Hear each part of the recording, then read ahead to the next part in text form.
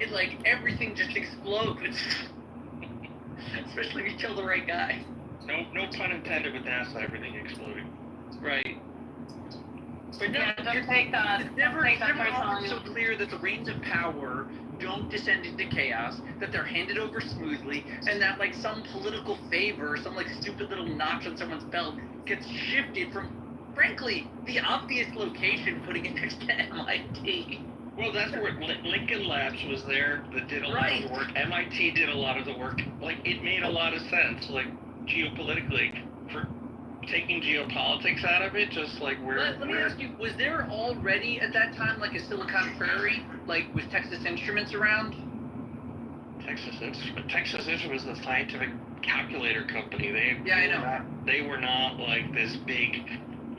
government contractor. No, what I'm saying is there's a bunch of old tech from, like, the Silicon Prairie, like, before the Silicon Valley. Yeah, but they were meaningless. They were... No, Mike, I'm not saying they weren't meaningless. I'm saying, like, did that only exist as, like, a kind of a leech on... Oh, I don't know enough. I'd have to research that. I don't know. It's an interesting question. But, like, it's just interesting to see, like, because, like, you're never going to find research saying, like, oh, look, here's a measurable distinction as a result of assassination. Because that could obviously be used to encourage assassination. Yeah. But, like, this one, it's, like, just right there. It's like, hey, look, Texas won out. Yeah.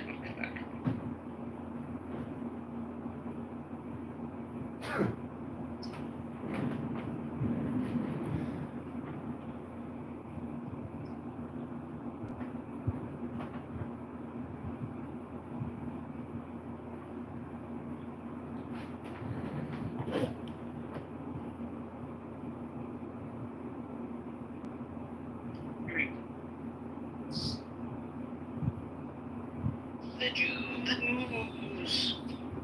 That's all it is. Yeah. Just won't stop Jewing it up. That's right. That is also a Randy thing, is it not? That's That's right. That's right, cowboy. Oh, really?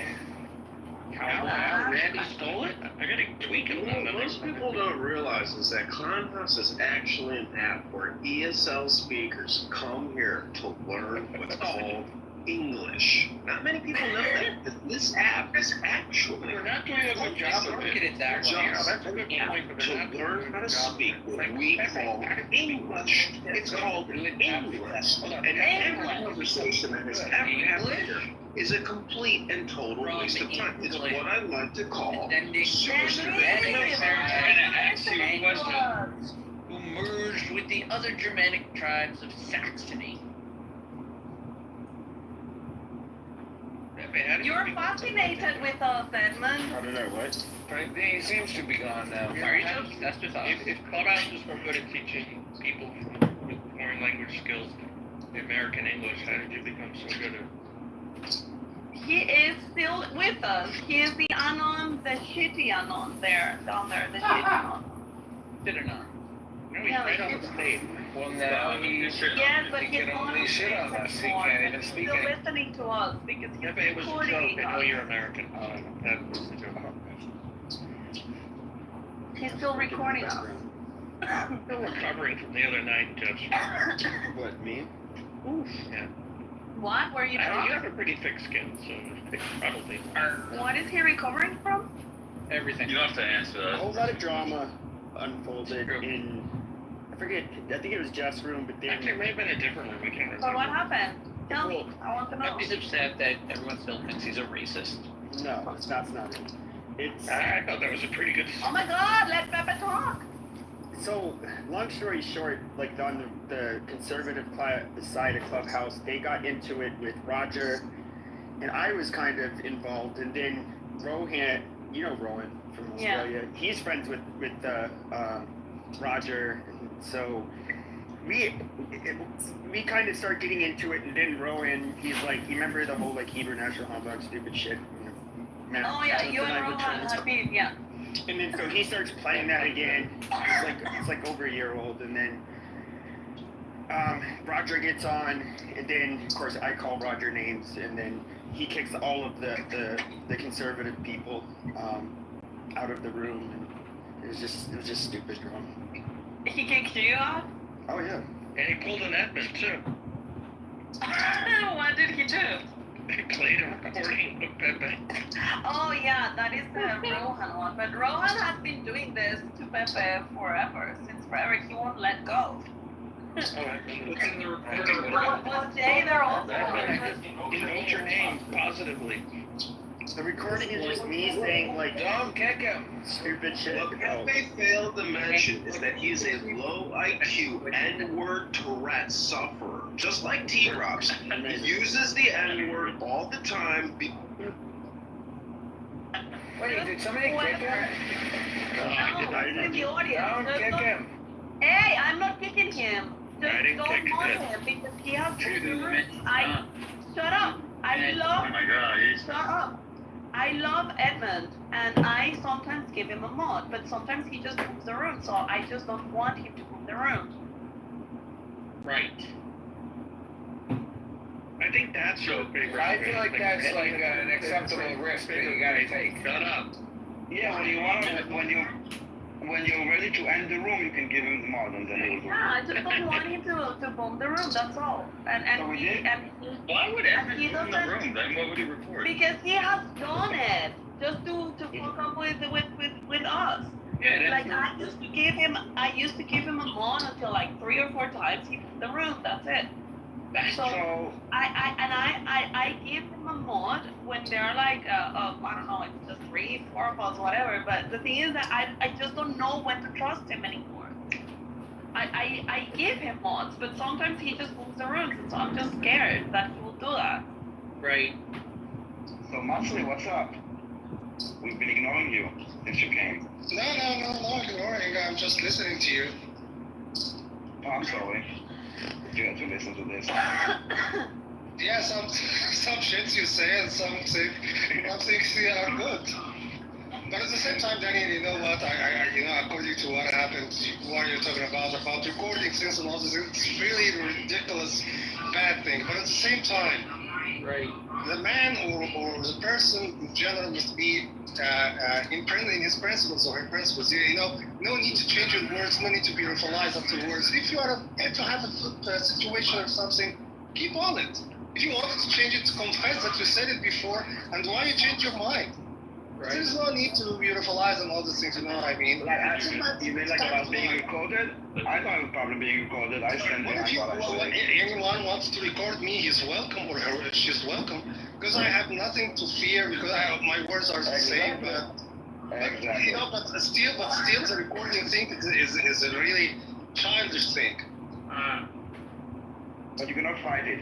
So either say what you want to say or don't. If you stand behind your word, or Exactly. don't. Exactly.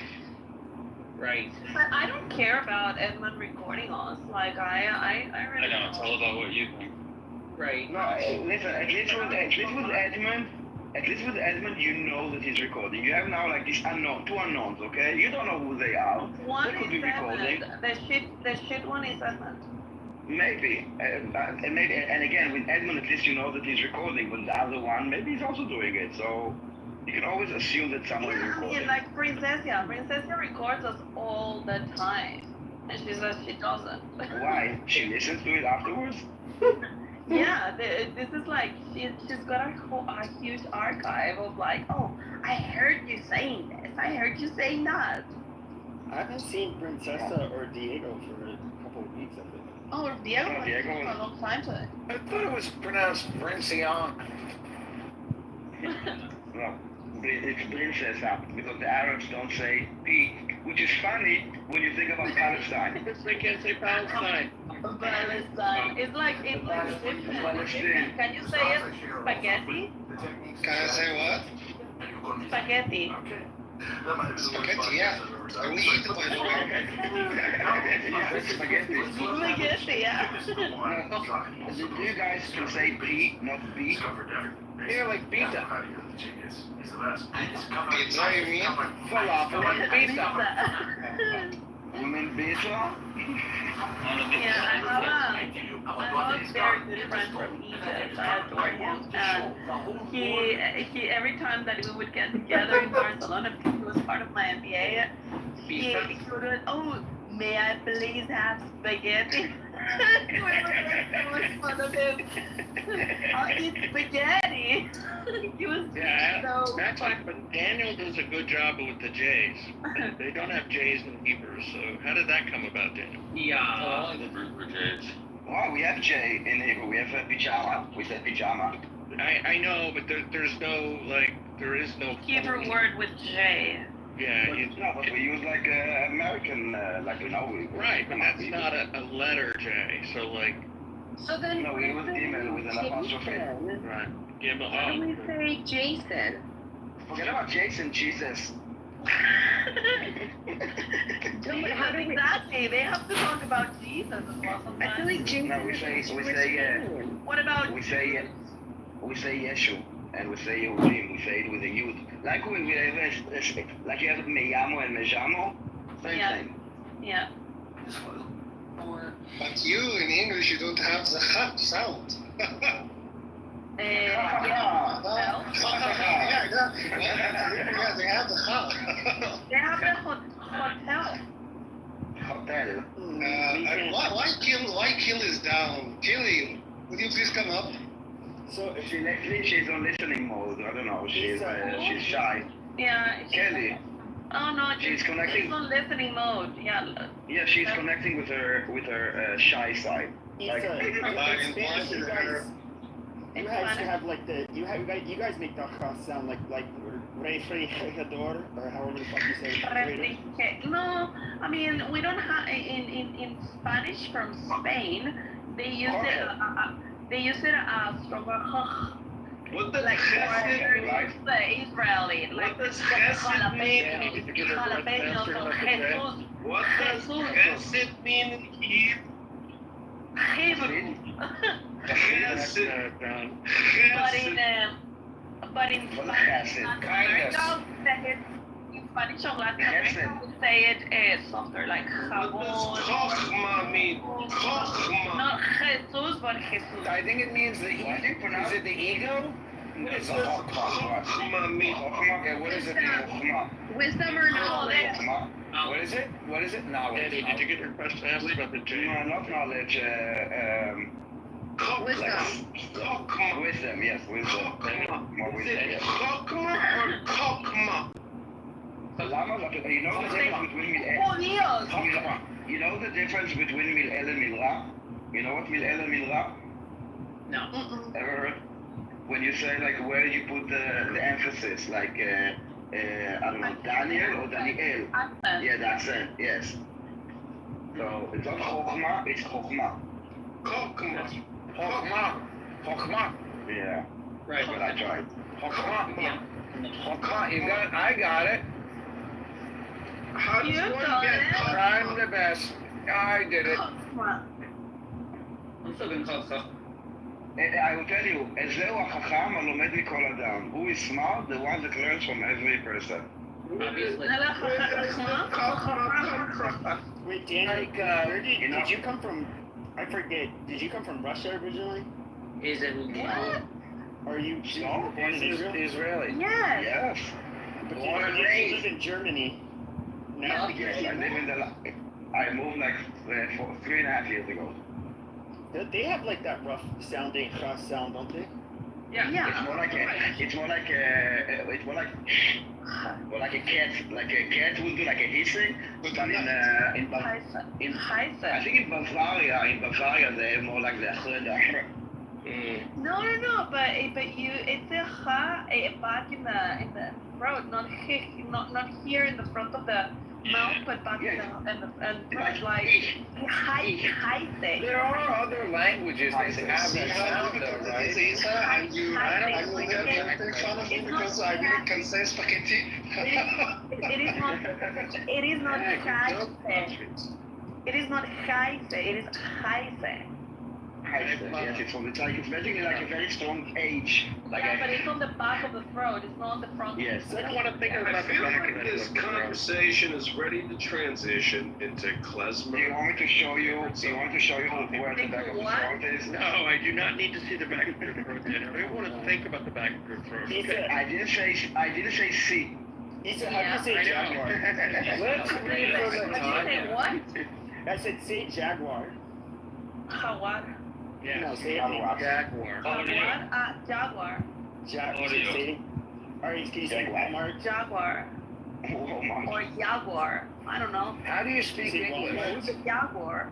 Oh, you know what's funny? Well, no, that's Because the one. I'm That's practicing the one word English. that, like when we But were. the German, But the German, like, International tutors are learning at the current moment how to speak If you English. have ESL students that speak Spanish and you try to Why get them to say is jaguar, everybody everyone. Okay. in German, you say like they don't have the W, like the sort of welcome to say willkommen. Welcome So a lot back of to time, House. they- Another episode of International Speakers In a lot of time, Let's call shut up for a second. Let me finish my point. Oh, now So they don't have the W. They say there's so sometimes they will come up like they will say, for example, Miami Vice, because they think that every V becomes a W. Right. Yeah. Also, Miami Vice. pronounce this word. We're back to House, where international speakers Just are write it in the chat, currently learning Jacob. how to Okay. speak Say this word. Say this word. Now, come on. It's interesting. Say this word. Say this word. Pop goes Say. a French 1930 song about a Jewish girl who just wants a cigarette. Jacob, that word is. Because a lot of Spanish people I know say steak, like they can't say Yeah, S because without the S. they cannot start the like an S with a consonant afterwards. It's very difficult for the Yeah. Spanish people, Yeah, but why- not for me. That's the Welcome back to Spanish. another episode. Oh man. Oh my God. Edmund, join the conversation. Don't just make noise, please. Edmund, we have enough. How can you say that? Just train yourself to do it? Hey, in German, Say this word. in German, that word. English. Oh, stop it. A way of speaking. $100. Say this word. No, I wanted to In understand German, this. that word would be steak. Steak. Steak. Well done. My family says steak, and I'm like, no, please try it. It's steak. She can't make her tongue. The steak. Yeah, the You steak. know, Steak. Jaguar was the word. in the steak. Jaguar is the word that like when you would. There Jaguar. was ESL kids that spoke Spanish. If you try to get them to say jaguar, they can never pronounce it right. So did you see when Trump met that guy from Liberia and told him like, wow, we have really good English. Why did you learn to speak English so good? He doesn't know that this is what they speak in Liberia. Liberia set up that country for former freedom. But Trump was like, wow, you have like a really good English. Like, where did you learn it? And he's like smiling at him like, because I in Liberia, wow, really impressive. And he's like, what do you want? It's like they would tell me like, wow, your English is really good. Like, where did you learn it? Like, what?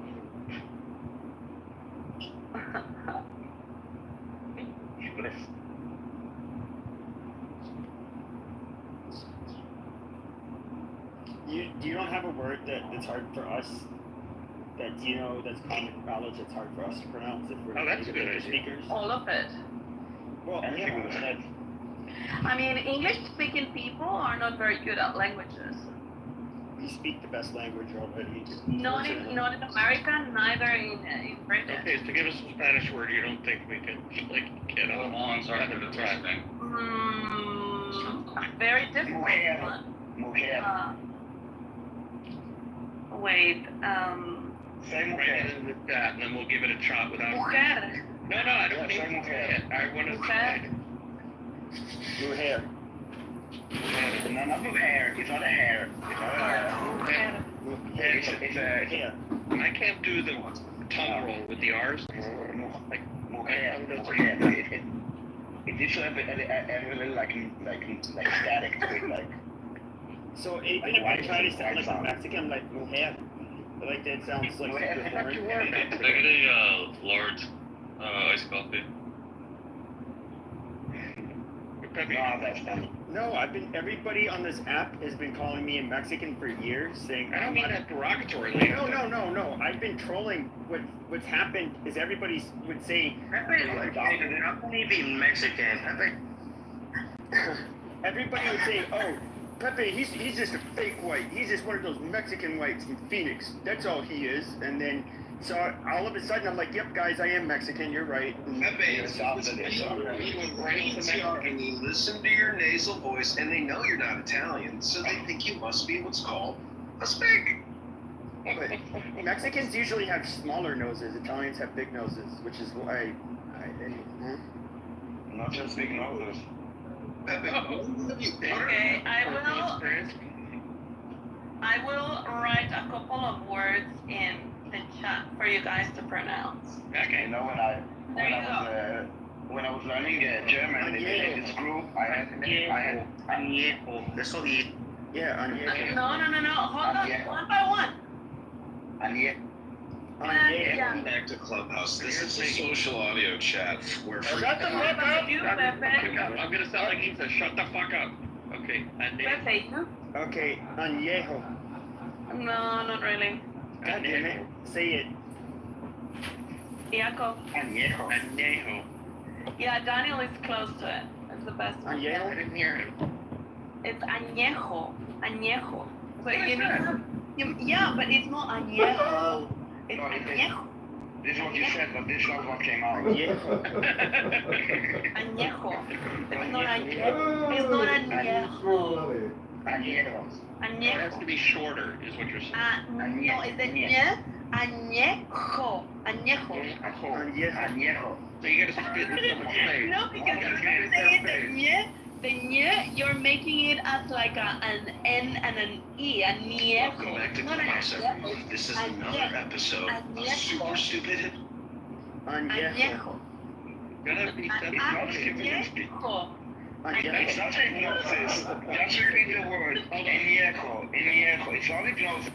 This was the shortest doctor's appointment in history. He wasn't late. Yeah, He was because he completely on time. has a short one as well.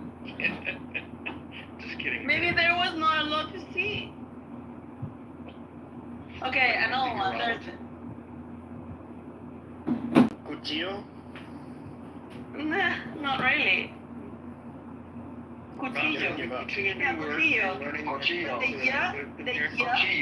It's not eo, it's yeah, cuchillo. Cuchillo. Cuchillo. Yeah, cuchillo. Yeah. Okay, play that. Welcome back to Clubhouse, everyone. This is Oh my god! Okay. learn. Everybody say goodbye to Andrew! That's it. That's all. It's always funny, like when he's about his speech goes up, when he's about to be kicked, Like, please don't kick me. The words that I have the hardest time pronouncing in Mexico are going to be the ones like, what is it, like Cuachuto? I think they're like more Indian in origin, so they'll be like TZL. Then there'll be a Q and like weird shit. Do you know what I'm talking about? LGBTQR plus. Okay, there's another one. Parapléjico. Parapléjico. Yeah, parapléjico. Parapléjico. What is that? Parapléjico. Someone that cannot move, that it's Yeah, paraplegic. yeah, paraplegic, yeah, whatever. Paraplegic. Okay, let me try this one. Although this one I think it will be easy for you guys. Because they're very similar to English, the way that they're written, but not the way that they're pronounced. Ooh, a tricky one. Psicological. No. I'm pronouncing it in English. Psicologo. Psicologo. Ecologo. With a J, no? No. With a J, not a go. No. What was the word for parrot? It's a good. I missed that. Parapléjico. Parapléjico. I'm gonna go with the easiest pronunciation, Daniel. Sorry. Yeah. Is it No, but Sikolo? Daniel has got a good pronunciation. It's fine. That Hebrew is very compatible. He's already speaks more than one language. That's probably. No, but specifically, I know that I do I'm The able to phonetics. handle sound. Yeah. In German, they're really pressed. I tell you what, when I speak, I don't speak really my German is very basic, but my pronunciation is really good. So when I do my little German, they actually think that I speak German. Like, I'm like, no. So that's it. Yeah, it's the phonetics. I can the last one is psicólogo. Psicólogo. What language do you speak in? Does he speak Hebrew? He speaks.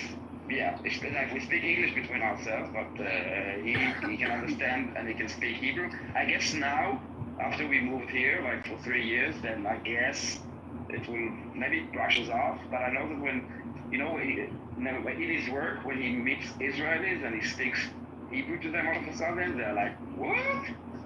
Because he's completely German, he's not in an Israeli company, they don't expect it. But he still has the German, not purely German. He has his own accent. We both have our own. I have a question. Maz, are you still there? Yes. You in the PTR? all sorts of Yeah, I'm here. do you pick up all sorts of colloquial English hanging out in these rooms? I'm sorry again, and slowly, please. Do you pick up a lot of colloquial or street Colloquialism. language? Colloquialism, hey, let's go, as opposed to Like slang. be done. Not slang, What's up instead of how are you? Oh, you mean the slang language? Yeah, it's not really slang. It's but not just It's not the way that people textbook actually talk. Yeah, exactly. The way people talk is opposed to the way they would teach you in school. No, not in school. We learn this, but some people speak with that way. I don't really. No, I mean, do you get it? He asked if you learn from Clubhouse. Yeah, a lot of clubhouse, but I don't really keep in these rooms. I don't really, I really think that it is a fake way of talking and fake way of showing things, which is not you. You know what I mean? No, it's the true way. That's the point. It's the true way, yeah, because it's like street English. It's not That's correct the way English. Not really, because some neighborhoods, they, according to the class of the neighborhood, you know what I mean? So speaking of that, Standard Arabic. There's one thing to speak, when you're with the Queen of England, you speak one way. Yeah. When you're with the people who, service her, you speak another way, but it's good to know both. So, can the Americans in the room please explain to me the concept of axe? I ask you, and why does what? You don't want to know. But what? But I know it's mostly black. But why? It's not I don't know, axe. it's because they make it their jargon, I guess. Daniel, it's a lot like what pejoratively is called Ebonics and what professors call African American Vernacular English, AAVE. Or Pidgin as It's well. a way of speaking to create a subculture within a community that allows a community to talk without other people outside of the community knowing exactly what they're saying. Yeah. No, we all know it's only this word, and to me, I don't know, as an outsider that don't know this AVG, whatever you said, they just sound dumb.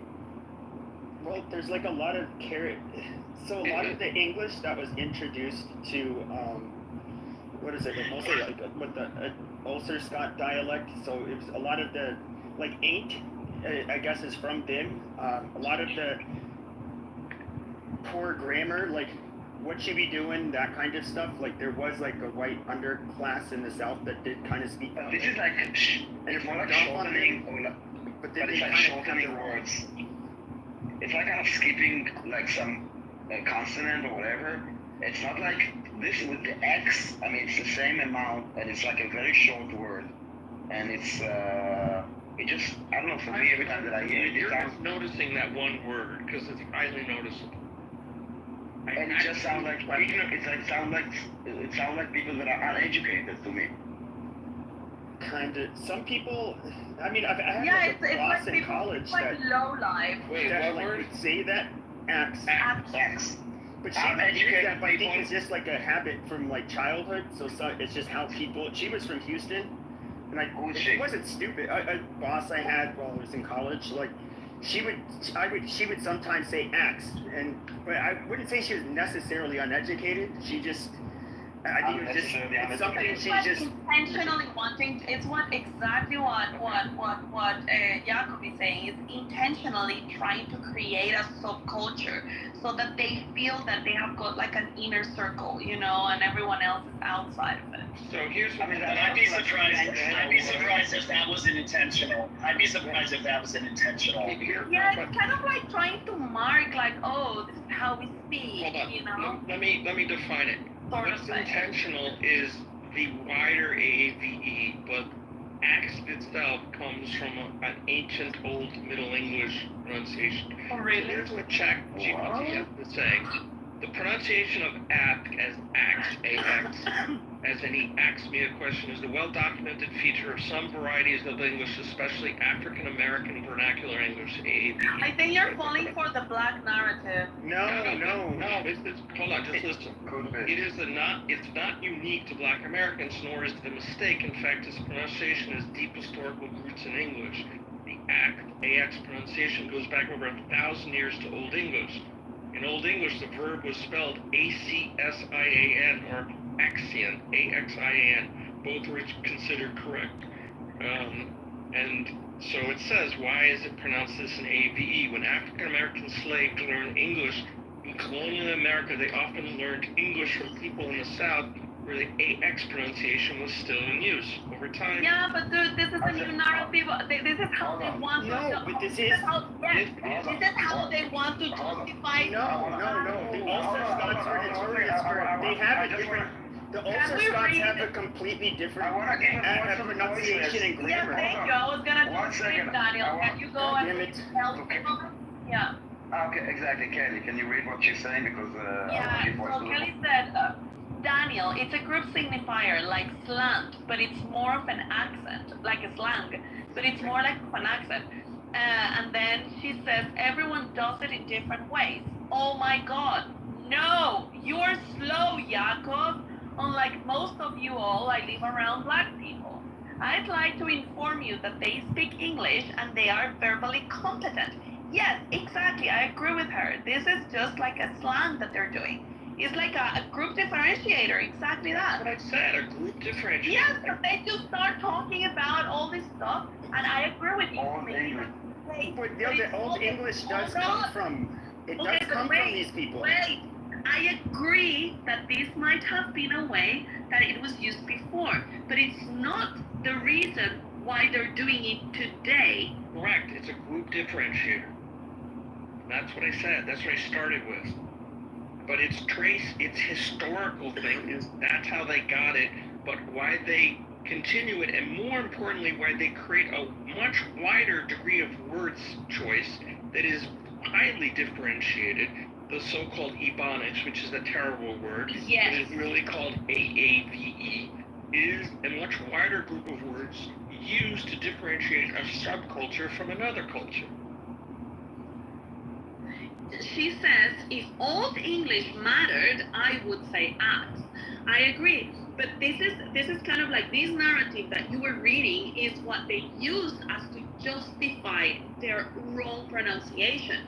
But they are competent, as Kelly says, in speaking English. They were taught good English. They do it on purpose. Not all of them. Correct. It was just saying, where did it come from originally, not why did they... Yes, but it's not the reason why they are using it today. They're trying to make a point. 2 points. There's 2 points to my statement. I didn't say it's why. Just because it was from Old English isn't why they're saying it today. That's the origin point. Why they're saying it today is a differentiator. Well, I would say that you do get uneducated people from the South, and that will include some Black people, that is their normal way of speaking. Because I heard other people say it. Yeah, I mean, kids growing up today who have no correlation to 1,000 years ago, 100 years ago, or 200 years ago, are hearing it from their parents and their peers, and that's just the way that they pronounce it. Wait, Issa, are you familiar with, like, I guess the term would be like rednecks, like how how they often will speak. They use a lot of the exact same words, not completely, not entirely the same, but very similar. It's something that Y'all is redneck or y'all is Texas? No, y'all is definitely redneck. It's in the South. It's complete redneck. Y'all is a contraction. It's Actually, wait a second. I have There were actually many more words. There used to be an actual word in English for a plural you. It was not y'all. There was an actual word like there is in Spanish and French and things like that. No, I forget what it is. I think it's very inclusive, actually, y'all. No, y'all is very good, but that's an invented word. There was a real word in English. Yeah, but I'm from New York, and I say y'all. Y'all is not a new word. Y'all is a contraction. It's the same as your or I'm instead of saying I am. No, it's you all. Yes, but it's an adaptive contraction, meaning you'll hear it from West Virginia's south, and you'll hear it maybe out to Nebraska or someplace like that. It's in New York and Boston. You do not hear y'all. You just don't hear it. I happen to use it. I get it. If only there was a book pinned to the top that explained this whole thing. Oh, amazing. But that's like probably the Kelly. most. That's probably the book that is the most. I guess the book that's the most popular that kind of explains it. He breaks down into the where the language came from, because they speak when you hear a lot of what you hear in the African American vernacular. That is to me it sounds just like Southern. Well, it sounds Southern. You said you're from the South. Right. And so We used to say, in Old English, we used to say, Jesus. thou and thee. She needs to have a voice. And ye and you were plural. Ye and you were plural. Thou and thee were singular. And then it changed. Welcome, Kelly. I just want to. None of you are incorrect. None of you are incorrect about some of these things. It's just how it matters today. Some of this stuff is just irrelevant. The last point that I made, I believe to be generally true, and not as a white person, but as a Southerner, because Southerners of all colors, all stripes, Southerners that don't want to either sound Southern and say y'all, or sound black and use AAVE.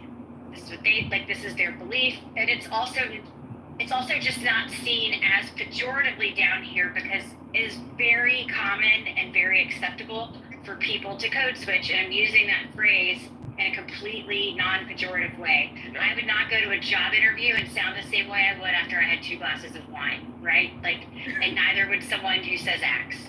They would say axe. That's the same thing for me. I drink. As a teacher in New York City, I tried really hard, because your point about people judging people based on language, they think you're smart based on your language. And I really tried hard to get my kids to not say I didn't do nothing, which is a double negative, which means they did something. So I kept on trying to get them to say Maybe they actually meant to say I didn't do nothing. No, they literally meant I didn't do anything, which is I didn't do anything. But they. He's joking with me. A lot of America. No, I am not joking. Oh, you're no, me. That's my job. Yeah, a lot of people say that, Daniel. But no, maybe they didn't do nothing. Yeah, Yakov,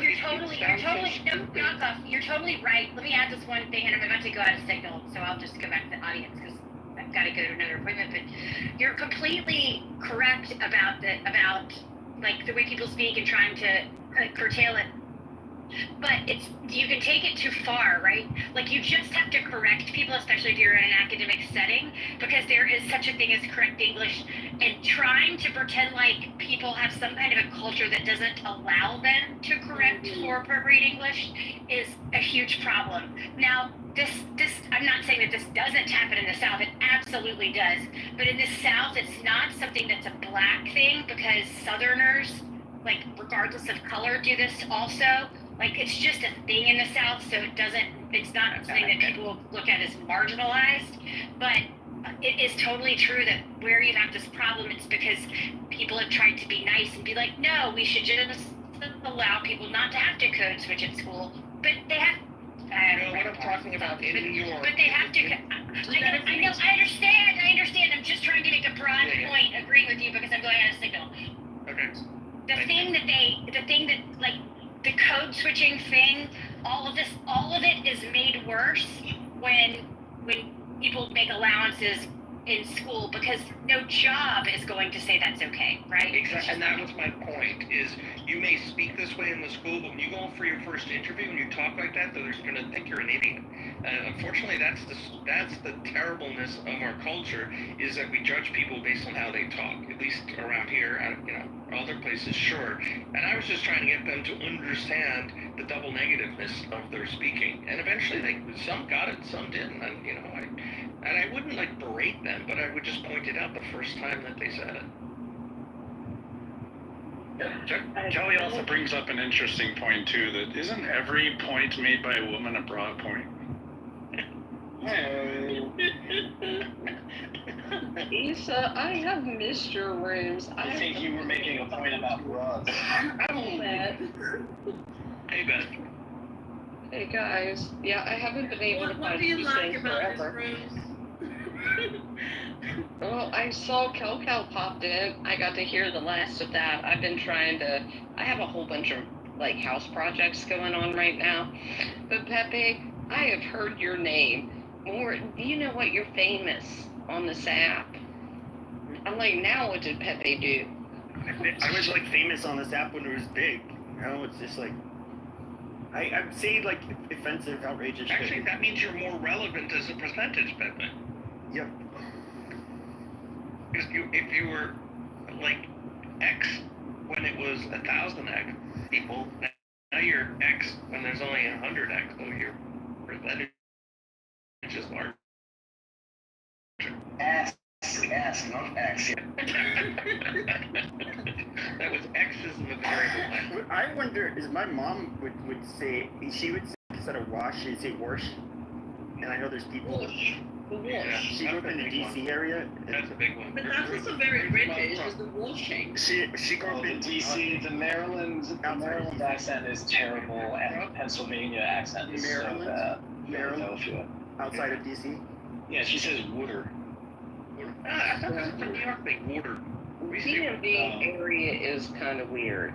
Yeah. DMV is weird. Yeah, totally weird. Department of Motor Vehicles is strange everywhere. No, the Delaware, Maryland Valley. I know.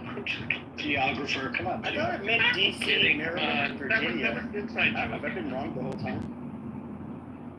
Oh shit. I think it's Delaware, Maryland, Virginia. When you get, the Virginia part is called Delmarva. I like Delmarva is exactly the place I was just about to say, that little point in the eastern shore. That's Delmarva Peninsula. Yeah, it's cool. Yeah, Ocean City, Maryland is a fun place to go to.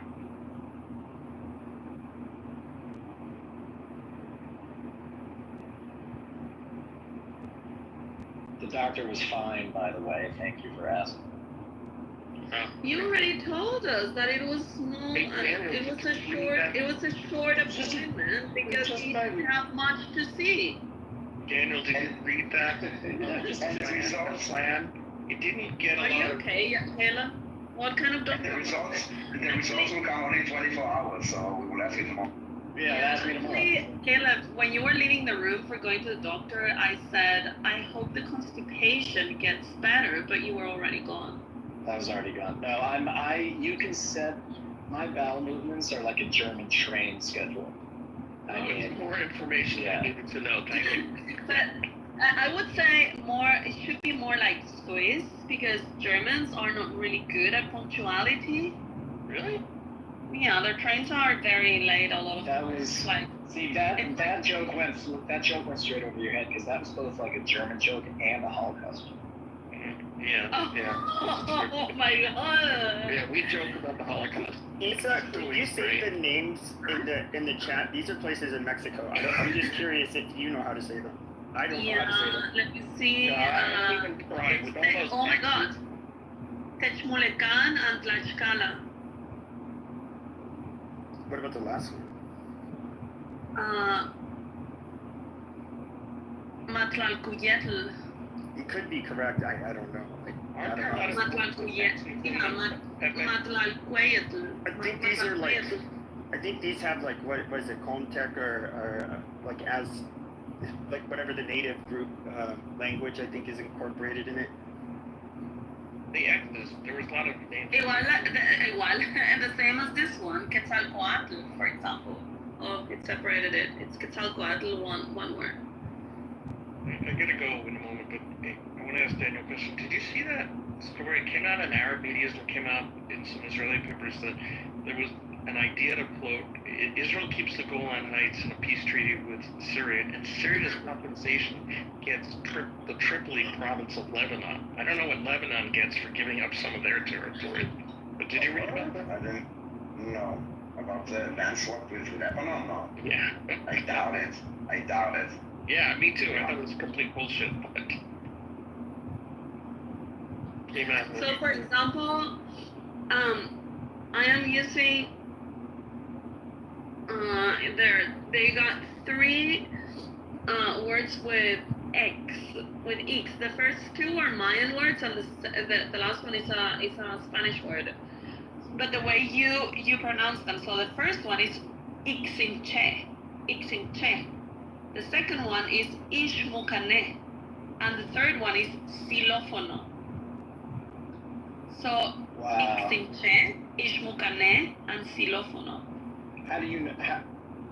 Do you just have to memorize which words are? Yeah, I guess which it's are? just a matter. It's just like English, like when do you pronounce the last E, or when it's just a matter of Yeah. speaking it. Yeah. Well, don't you have like are most of the natives in Guatemala, are they Mayan? Well, so Mayan. So you have like 3, let's say, ethnic groups. Right? Well, 3. A few of them. You have the Aztecs. You have the Mayans. You have the what is it in Peru? Is the Incas and so on. But inside of each of these groups, these are like races, right? Inside of these groups, you got ethnicity. So the Mayans are like the umbrella, but then under that umbrella, you have Quiches, Quechíes, Tzutujiles, you have like 20 ethnic groups, and they didn't mix amongst each other. But Mayans was like the bigger group, and Mayans were different from the Aztecs, and the Aztecs also had like other ethnic groups underneath Aztecs. So in Guatemala, we do have, it's like the Mayan race, let's say, as a big group, but then inside of this group, they have their own races, and they don't even mix with each other. Can you like tell the Mayans from the Aztec apart, just like by appearance, or is it hard? Yes, we can. So I know the Mayans look different from a lot of the other natives in Mexico. Yes, you can, and also like the Redskins. Let's say that we call them Redskins. I don't know if it's called like that in English, but we call them the Indian Redskins, or Indios Piel Roja, which are the North American Indians. The feather Indians, which are completely different to the Aztecs and to the Mayans. There was like someone said, do you mean headdress Indians or headset Indians? I call them curry Indians and feather Indians. Headset Indians. Like even here with customer service. Yeah, customer service. When you get like Mexican immigrants, even like 30 years ago when I was a kid, you'd get like even in the immigrant neighborhoods, you would get like the ones that look Mayan, they're like really short and have like black straight hair and like the eagle shaped nose. And they were like they kind of like seemed like they separated themselves from the other Mexican immigrants. Yeah. Also, and you see it, for example, so Mayans were from Guatemala and Central America, but then Mexico took a lot of territory from us. In fact, you can see like the borders between Guatemala and Mexico, how it was cut. It's like super straight lines. It was like man-made. But all that territory of Yucatan, Campeche, Quintana Roo, and all that area there, that was Guatemala, and so that was occupied by Mayans. And so now when Mexico took that territory from us, they ended up having Mayans as well. But you can see a clear difference between Guatemalans and Mexicans from the north more, because the southern Mexicans, they're basically Guatemalans, you know, even the accent and everything, they're basically Guatemalans. The traditions and the genetics and everything. But you can tell the difference between the descendant from Aztecs and the descendants from Mayans. They look different. Their nose is different. The skin is different. Even the shape of the head is like very round. It's like the Mayans is more round. The Aztecs have got like a wider head. I don't know how to explain it. Marcel, if you have an Android and you left the room and you heard us from the hallway, it takes you down to the audience for some reason. But don't worry, we can bring you up again. And you will get your mod back. Don't worry. Oh, okay, thank you so much. Thank you. Daniel, please, will you repeat what you just said? Why I was down? Did you, like, when you are in the hallway, you can hear the room, right? Without getting into it. Well, how's that? I already left the room and I came back and I found myself up. When you left the room, you went to the hallway, right? When you are in the hallway, when you scroll, you hear the rooms without going into them, right? Not on. I can't. On Android. Yes. On Android. Yes. And so when you listen to the room from the outside, it puts you in the audience. So when you go back into the room, you're in the audience. But I didn't really, stay for long listening for listening. It doesn't matter. It doesn't matter. I didn't say long, I said listening. If you heard us from the outside, you are, the way that they do it, they put you kind of in the audience. I don't know why, but even I sometimes, yes, it happens to me all the time. When I leave the room and I come back, I'm in the audience. It's really stupid thing from Clubhouse, but thanks for clarifying, Daniel. Thank you.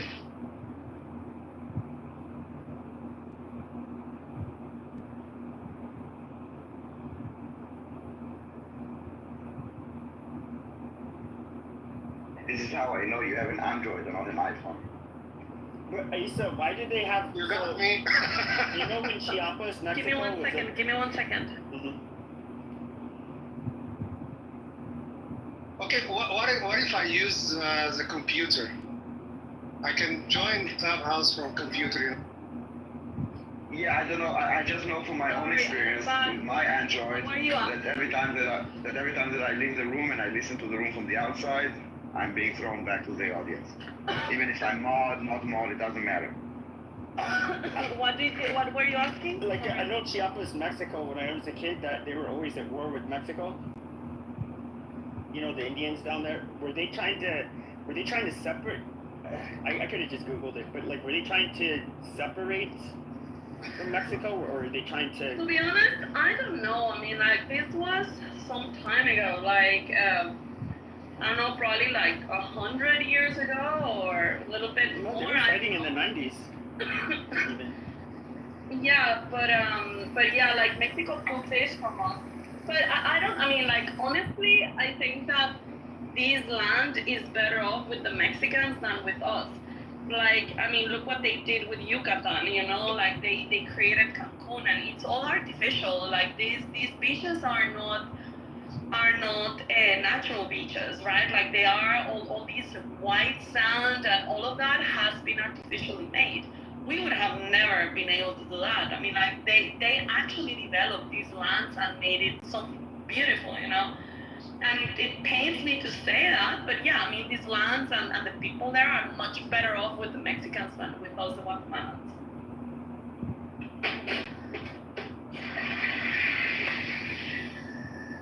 What did you find online?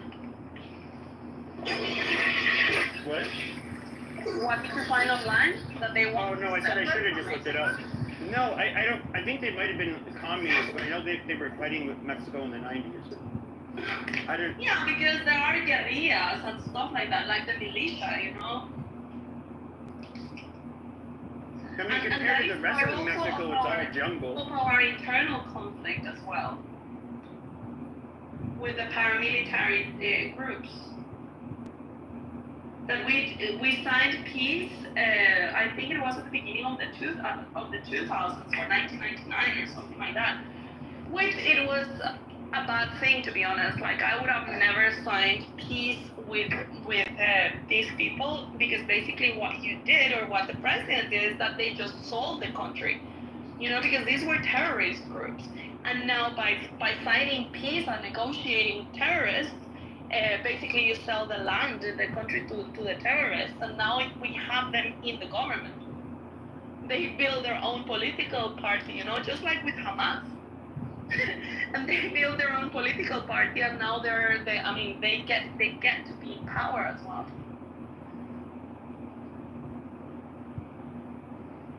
It's never good to get in bed with terrorists. That's very true.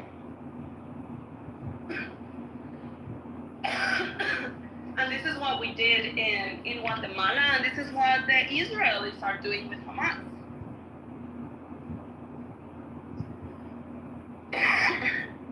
And then, or Lebanon, for example, they did that, and now look, Hezbollah is in the government. That's exactly what we did.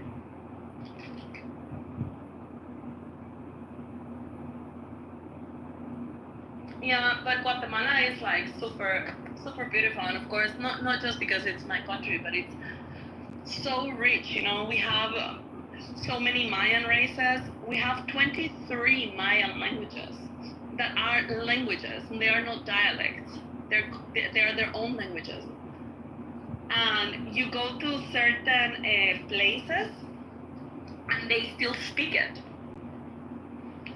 And you speak with the descendants of Mayans, and they tell you like, oh yeah, well, I am Kite or I am Kekchi, and speaking with them is like, oh yeah, well, my wife is from the other clan, you know, and we're not pure race anymore because we mixed.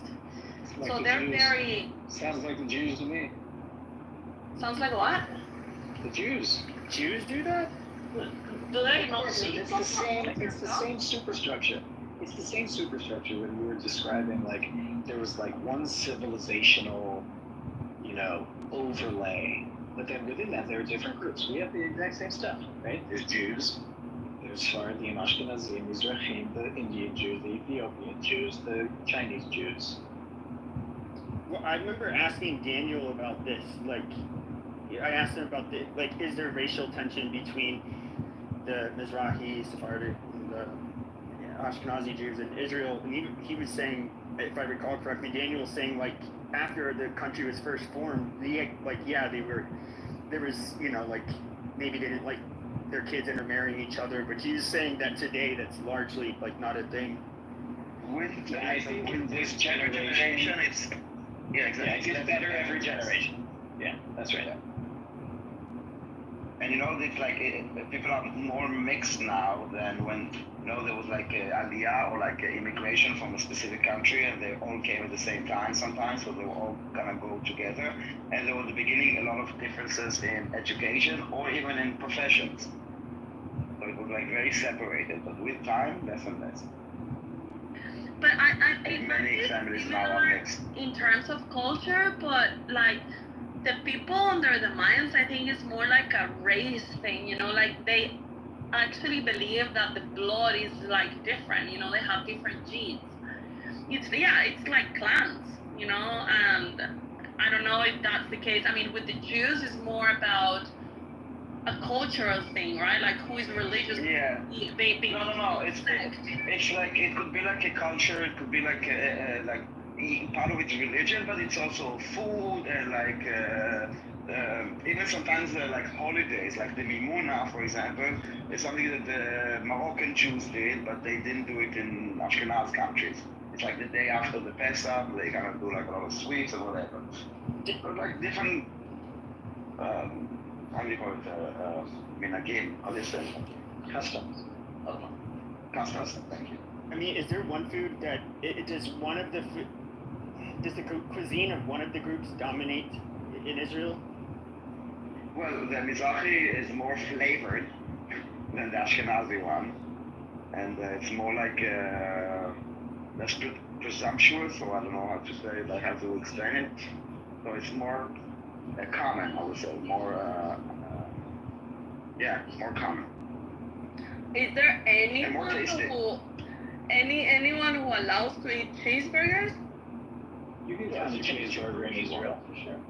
Many restaurants have cheeseburgers. McDonald's have cheeseburgers. Is that like not kosher or some shit? Yeah, not kosher. You will not find it in a kosher restaurant or in a kosher McDonald's. But You can get any kind of food there. You can go to restaurants in Tel Aviv, shrimp and lobster. You can get all of that. Yeah, I think that is the gayest part of Judaism, that you cannot eat, that cheeseburgers are not kosher. Okay. Well, you said, Daniel, More gay stuff. you said the biggest culture shock for Israelis was when you had the shit ton of Russians come in? If I remember. Well, That was the biggest. That was like the biggest first aliyah. Like, yeah, it was a huge. It was 1 million people. It was, but also like each one is a different culture. Like the Russians, the Ethiopians, they are more recent, I guess. So they were like the first aliyah, and these the people from the Arab countries, the people come from Europe, and with, as I said, with generations they kind of mixed, they kind of got used to each other. And then came the Russians and the Ethiopians, so they also need to pass those like 2 generations.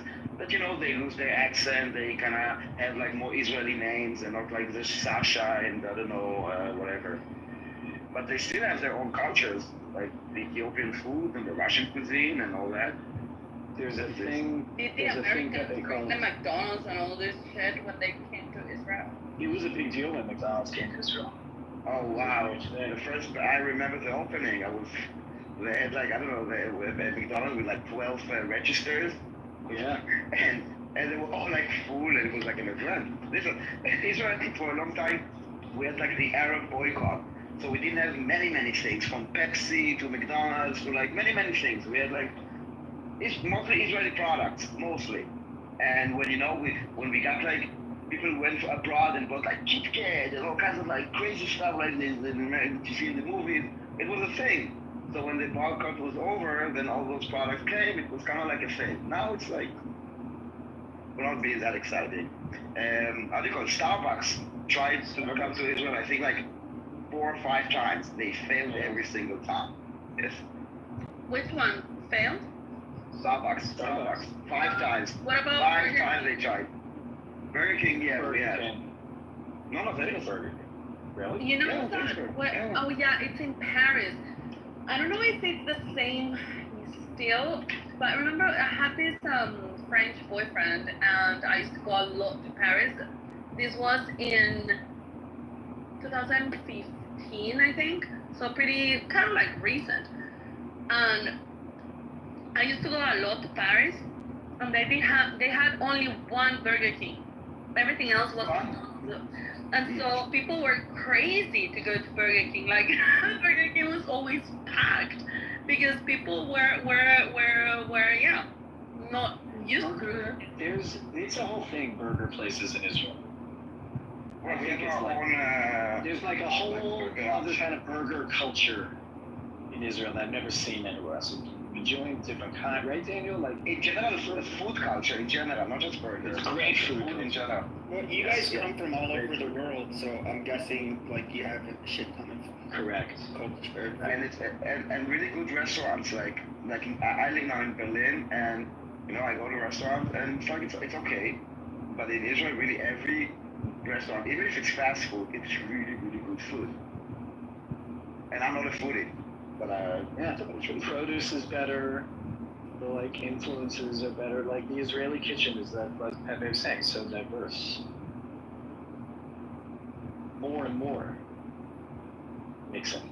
Yeah. It's also like Oh. Japan. In Japan, when you go, they have a lot of fast food, but it's just so varied, and so healthy, and people don't get fat because they can get stuff that is already made, but like rice and vegetables and things like that. But it's all fast food, but healthy, not just like McDonald's. yeah, in America there's a problem with the fast food, obviously.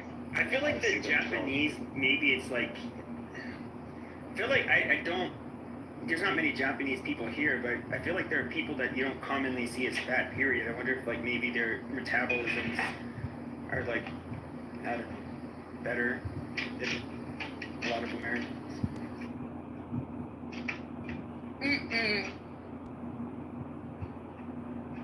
No, it could be. I mean, even in that sense, you see that a lot of like fatty Asians. No? No, they tend to be lean here too.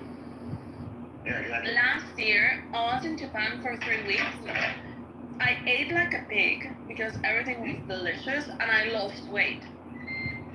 Like in Japan, well, apart from that, the fact also you walk a lot, which we do also here in Europe, but I was eating a lot.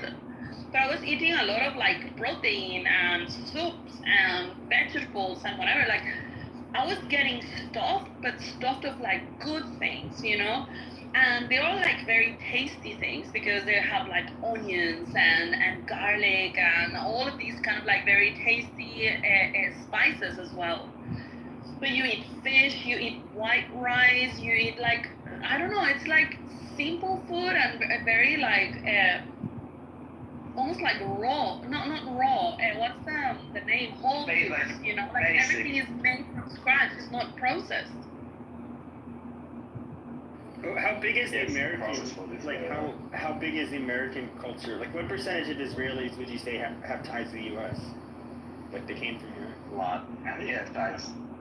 Came from there? No, not many came from there. I guess a few 100,000, but not, not few, like I guess 100,000 Americans. Oh, more than that. I would guess. More than that, right? Like that did Aliyah from the United States. Let's find out. Like in total, in 75 years?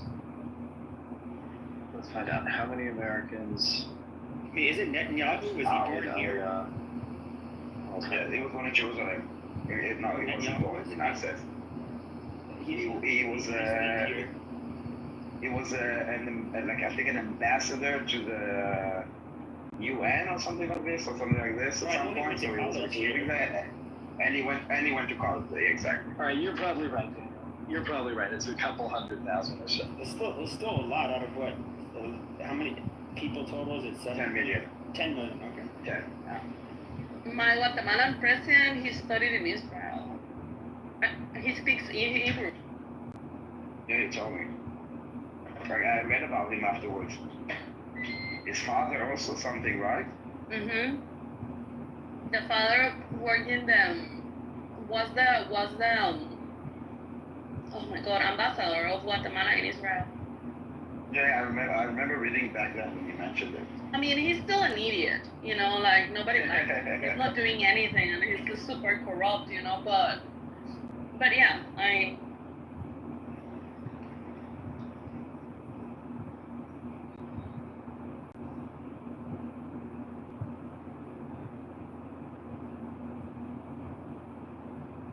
who is Kelly talking about? The president of Guatemala or someone else?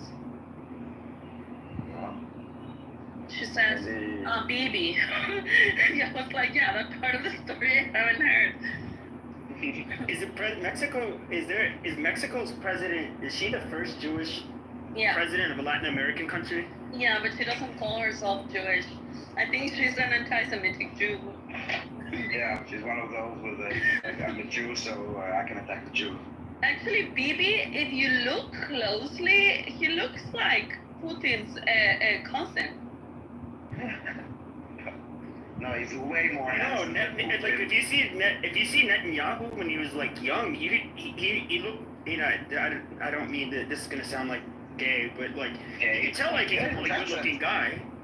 Yeah. He's still like he's I don't know almost 80. I don't know. He still looks good, and he knows how to speak. I mean, like performance is his thing, not other things, but like an actor. Well, there's that famous picture of him when he was in the military, and he has like an Uzi or something like that in the uniform. Yeah. It's the one I've seen. Yeah, no.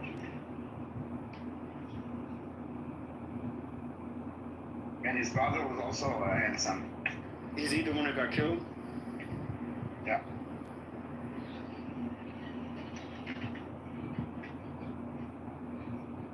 Pepe, right? Yes.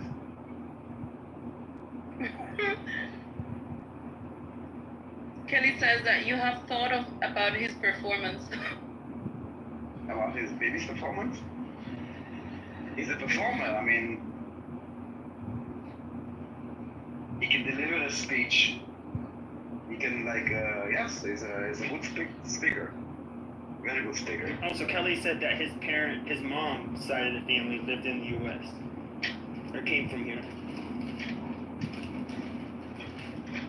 I thought there was some American tie. Yeah, because I thought he was for some reason I thought he was an American citizen too. I don't know why. No, I don't know. Because of all that bullshit on X, maybe that's why. No, I'm talking about no, this isn't from shit I saw online. I mean, just like on TV and in the news. Even going back decades ago. Remember? He just said he had many years in the United States, and he has the English and whatever, but no.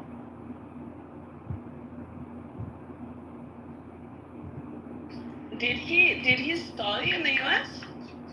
Yeah. Oh, I didn't know this. He went to MIT or Harvard or something. He went to one of the really good universities. MIT, I think. Does Israel have a nuclear power plant? Because I know you guys sell. But Ramona is a known nuclear power plant. It's a fabric factory. Oh, Curse is back. I think it was always here. No. Because I know you guys know Israel sells water that is made from seawater. I think they're the most advanced on that.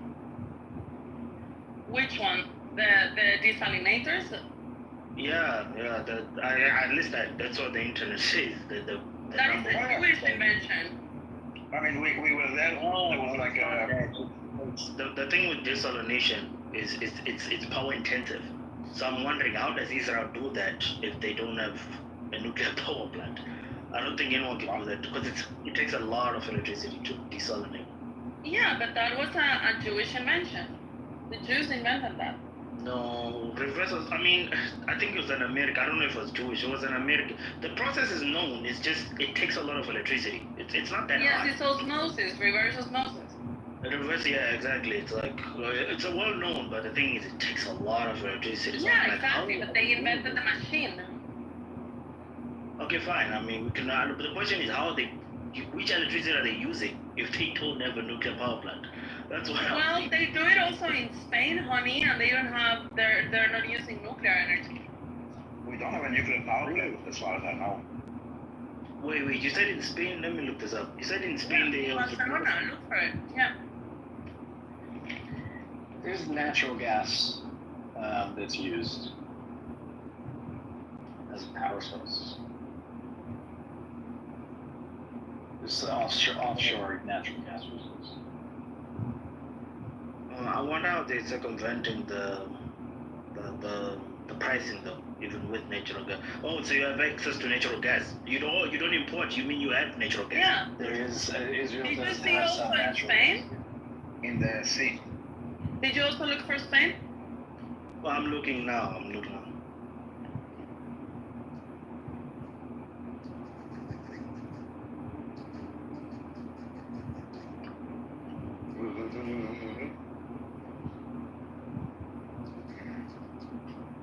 Yeah, what's the name of the natural gas? Was it Goliath or Leviathan? Tamar. I think Tamar. Tamar.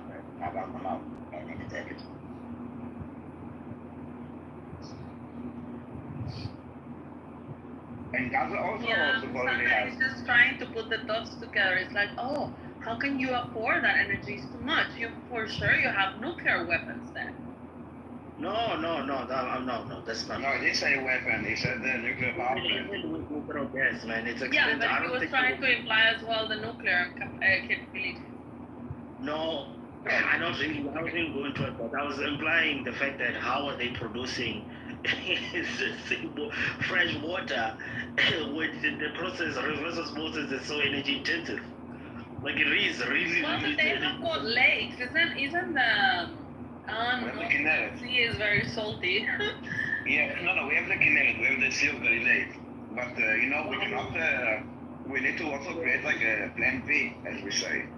You also have the river, right? From the river to the sea. You have that river. The Jordan River, no, it's not good water. The only fresh water is the Connecticut. The cost of electricity, the localized cost of electricity, most of the time is too high when you're using things like reverse osmosis. I think even in Spain, it's probably been subsidized, man, to be honest. Yeah, that's by the government. They have very high taxes, and also living in Israel is not cheap. And I think there's a difference when you I don't know exactly, when you use the water for drinking versus just for like agriculture, for example. Well, and the agriculture was a technological innovation in Israel too, and the drip irrigation, and how to. Who said that? That's. So what's talking about the agriculture thing? Because I'm trying to say, are you saying that basically because they use that water for agriculture, they can get their money back? No, it's a cheaper process. But Daniel, if I'm correct, I think they use rainwater in different reservoirs that's not cleaned, and the desalinated water they do use for drinking, because you also have problems with salt in agricultural water. But you have now in Israel less than very little. Only rains in the winter and not enough. You have to collect. You can't just rely on rain. But Daniel, you also have a bunch of what they call teca with the palm trees that can handle high saline, which was like another agricultural thing done. Oh, I didn't know this. Mosanda, they just pray to Allah and Allah sends them the water. No, the narrative. It's not Allah, you mean Jehovah. No, I mean Allah. So this is what the Gazans do as well. They pray for Allah and they pray to Allah, and the Israel gives them the water and the electricity. No, you're thinking of Doha. No, I'm talking about the Gazans. The Gazans pray to Allah, and the Israel gives them the water. No, never mind. Also, the West Bank to Doha, they send them water. But don't you give them the water? I mean, the Israel. And the electricity. Electricity to Gazans. And the West Bank and the Palestinian Authority. Yeah, if I were Israel, these Gazans are lucky that I am not the prime minister. Because no, they are lucky that they are next to us. Listen, any other nation in the world would annihilate them. No, exactly. Like, they're lucky that I am not the prime minister of Israel, because I would have cut the electricity and the water. I mean, like, if we are at war, we're at war. I don't have to keep you alive. Like, I have wondered, like, what would happen if they did that to, like, even a Muslim country like Turkey. They wouldn't do that with no mercy. You don't have to wonder. Look at what the Egyptians did to them. Look what the Jordanians did to them. You don't have to wonder. Yeah, but I don't mean like out of nowhere. I just mean, okay, you did 7th of October, you took all the hostages, I'm gonna cut electricity, water, and I'm gonna go get my coffee. This is what Yuval Gallant said. This is what Yuval Gallant said Yoav Gallant said on the, like, I don't know, after 2 days, and the entire world were like, oh my God, it's genocidal. No, yes, if we had cut everything immediately, it's a form of pressure. No food, no water, no electricity, nothing goes in until you release the hostages, first of all. Exactly. And you want to wait, let's wait. Until, and yes, you can cry, and we would just say, release, not even start a military offense. Yeah. Just wait. And even say, listen, we are willing. And we can even say every day we will take, I don't know, 10 meters from Gaza. That would have ended the war very quickly, because they would have released everyone. But of course, yeah, but the world, exactly, the humanitarians, food, electricity, water, and on top of that, media and whatever. Yeah, of course they are going to weaponize the whole thing. Look at what's happening now with this GHF. That all the UN and all those Amnesty are going like berserk, because we are actually giving food to the Gazans while they were like allowing Hamas to be funded. They're going crazy. Every day they're telling stories that we put drugs there, that we execute them, that we, I don't know, every day, like rotten food, whatever. Every day there's a new story. Meanwhile, This is actually the first time that every single day millions of meals are being delivered to the Gazans, directly to the Gazans. But they're Yeah, now they're saying, oh, the Israelis are shooting the Gaza. Every day they're like, yes. And you know what's amazing? Not even a single, like, you know, every day they say like that in the GHF delivery, like at least 70 people were shot, okay? Why don't you bring a camera tomorrow? Like, show the world. I've never, like, in this entire world, I have not seen one single video where I can see with my eyes an IDF soldier shooting an unarmed or uninvolved civilian. Not even once. In this most documented genocide in history. That's weird.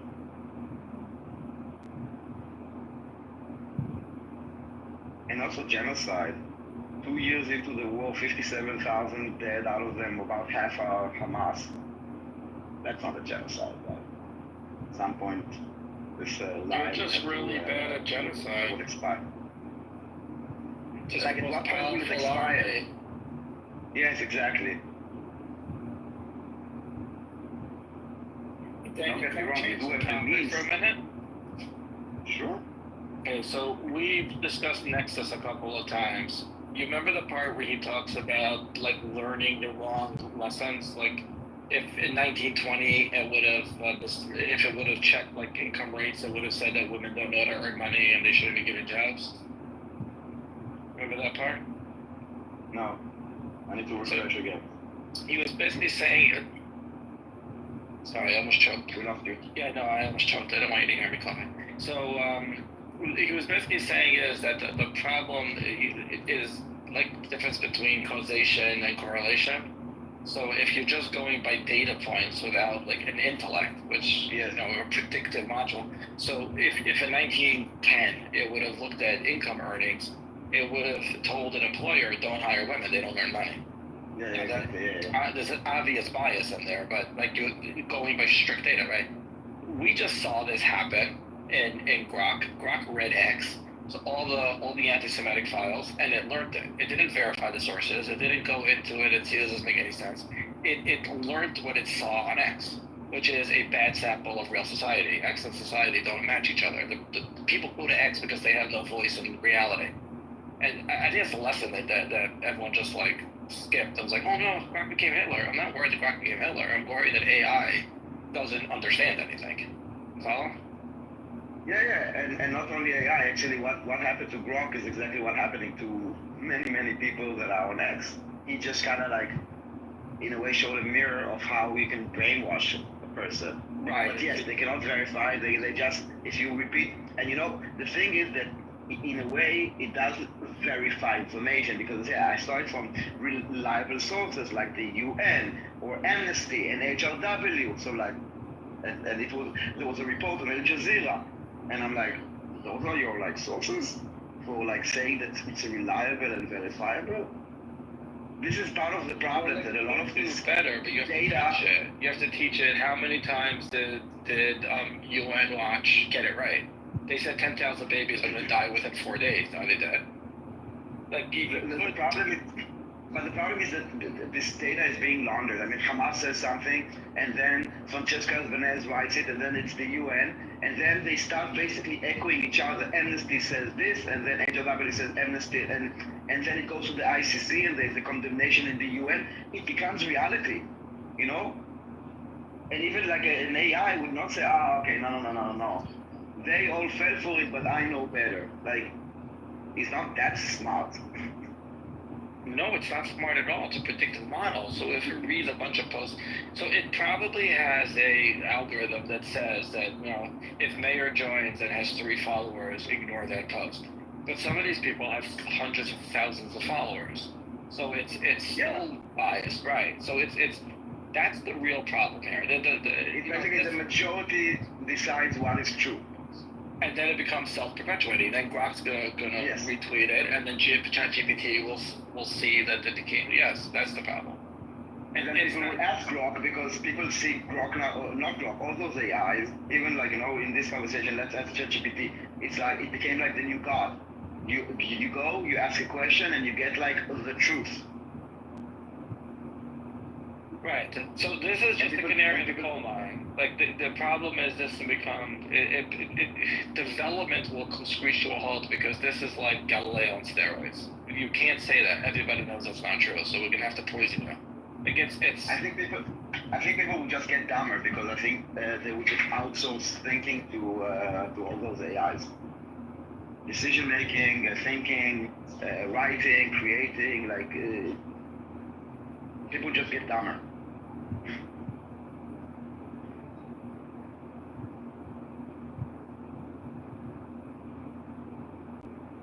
By the way, speaking of Jewish space lasers, nowadays like a photo from Gaza of like a circle in the sky, and they're like, oh, the IDF is experimenting a new weapon on Gaza that creates those circles in the sky. So everybody's saying, yeah, it's the Jewish space laser.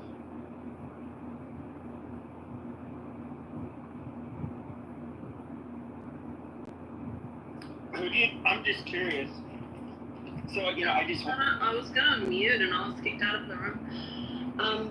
Space lasers, circles in the sky? What? There was a picture like in the recent, like yesterday, of like some kind of a circle in the sky in Gaza, and they basically saying the IDF is experimenting a new chemical weapon on Gaza, and then everybody's like, yeah, Jewish space laser. Seriously, every day there's like a new story. Like I just got done watching. I used to be a fan of his up until primarily Russian Tucker Carlson. Oh, me too. The Russian, it's with the Russian and Ukrainian war. I couldn't understand why he was more or less siding with Russia. But I'll still listen to him, and he seems to have something to say about Israel and foreign policy. I would say for the last at least several weeks. He's become really cringe. Like, I adore, or I really liked Tucker Carlson, but lately, like, I'm very disappointed. Since I saw his performance with Ted Cruz and how biased he was, I don't know. I think way less of him. Going against Israel gives you clout. I see many users that were anonymous before the war, like I don't know, a few thousand followers, that now became like me. Look at this pop villain. You heard about them? They were like nobodies, and now they're like me. And the entire platform is like that's what the IDF. And even this Mamdani in New York, the ticket that he goes on is not about anything to do with New York. It's about like being anti-Zionist. It's a way to, it's a political power now. Yeah. It's become, yeah. And people are voting for Mamdani because of his stances with Israel. It's ridiculous. Well, what I wonder is that, I question foreign influence. I understand that like, it could be in like for Russia might find it it'd be in their favor to kind of just cause turmoil, amongst United States and its allies. And then of course there's going to be the Middle Eastern countries like Qatar that don't like Israel. I might be naive, but I don't think Russia has got any interest in playing against Israel. That would be very dumb. Excuse me? Russia started it. The KGB was basically Yasser Arafat went to the KGB, and kind of like this story about the Palestinian nationality started there. Well, I wonder like how much of it is like people like Tucker Carlson, and a lot of the other, as you say, online influencers. They maybe they've always had these feelings. Maybe they've just been convinced of them, or maybe they're being, I don't think Tucker is necessarily anti-Semitic or anything. I think it's clout. It's riding this wave and benefiting over it. He has like his own show now on YouTube. He wants to get followers. The easiest way now to get like many followers is like being against Israel. Yeah. And I agree that he falls into this narrative and that he uses it on the wave, but I think that, and I was speaking with Meyer earlier today about this, my feeling is that there are a lot of people that are not anti-Semitic. However, they start going into this very slippery slope when they start becoming isolationists, and so in order to become isolationists, they start talking about Israel being a negative power and a negative influence over the U.S., and then they start going into this rabbit hole, in which like they start pushing or trying to justify more and more their stance by being against Israel, and in order to make their argument stronger, they start like grabbing all these kind of like anti-Semitic narratives, and it's a very slippery slope. I was speaking with Meyer about this earlier, but I don't think that Tucker is anti-Semitic. But in order to push his argument for isolationism and going against Israel, he grabs everything that is near him, But why would What he the have definition is? honest? Like Martyr made.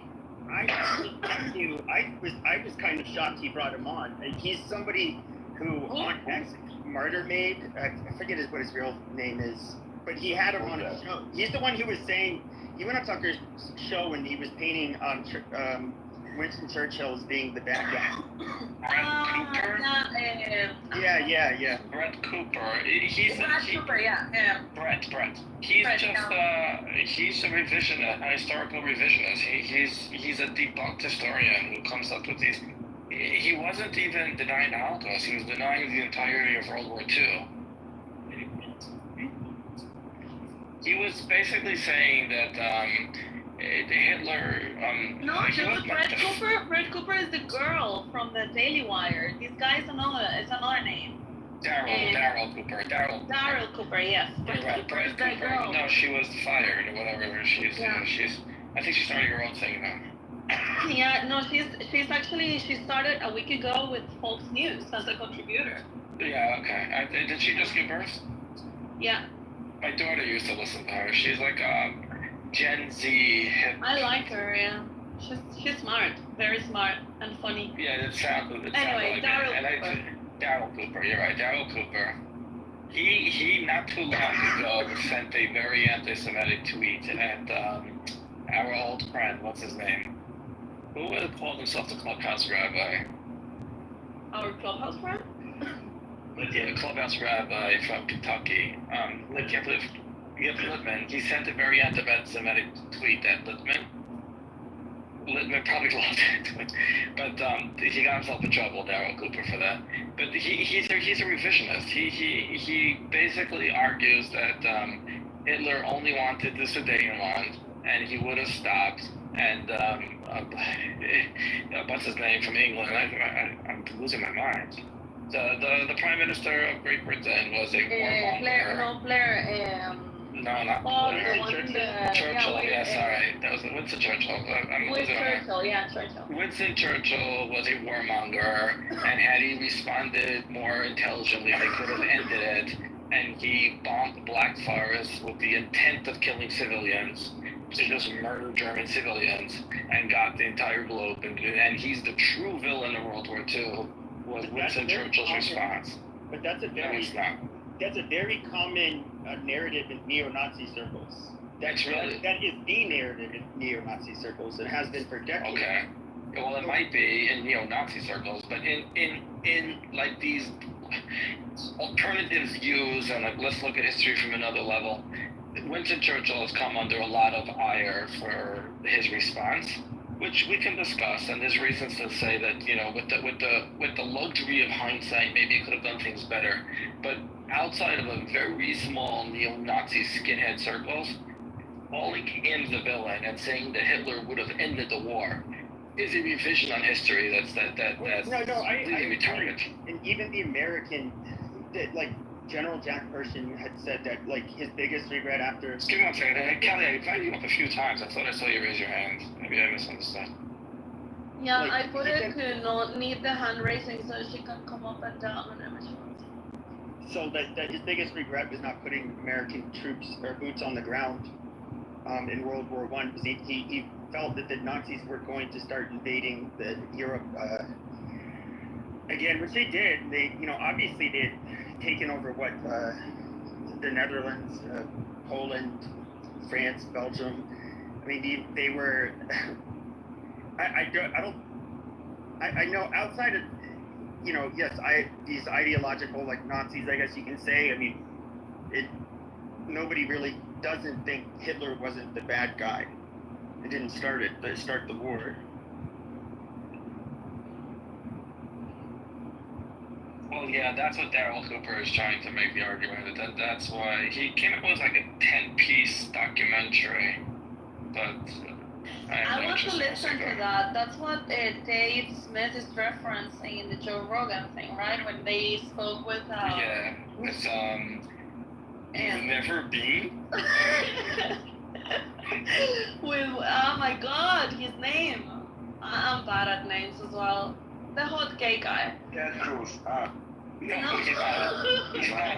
What about Douglas Murray? Douglas Murray. He's talking about Douglas Murray. Yeah, well, see, I said it while she was saying it. I didn't think that it's possible. No, yeah, that he did like a 12-hour podcast or something like that, or 12-hour episode or something like this. What? About the Second World War, and I want to listen to it because they claim like, oh yeah, well, he is just being talking about history, like he's not being a revisionist, he's not a Holocaust denier, he's just kind of like investigating and doing research and saying what he found. But I want to listen to it. I found it. I bookmarked it, but I shouldn't have like non-academics, just like armchair fucking historians doing this kind of shit. Listen, I don't care much about the credentials, but when you're consistently wrong on facts and you say things and then try to walk it back and then repeat them, it's time to stop listening to you. So, but is he going? But in academia, at least, it's gonna like your work goes in front of your peers.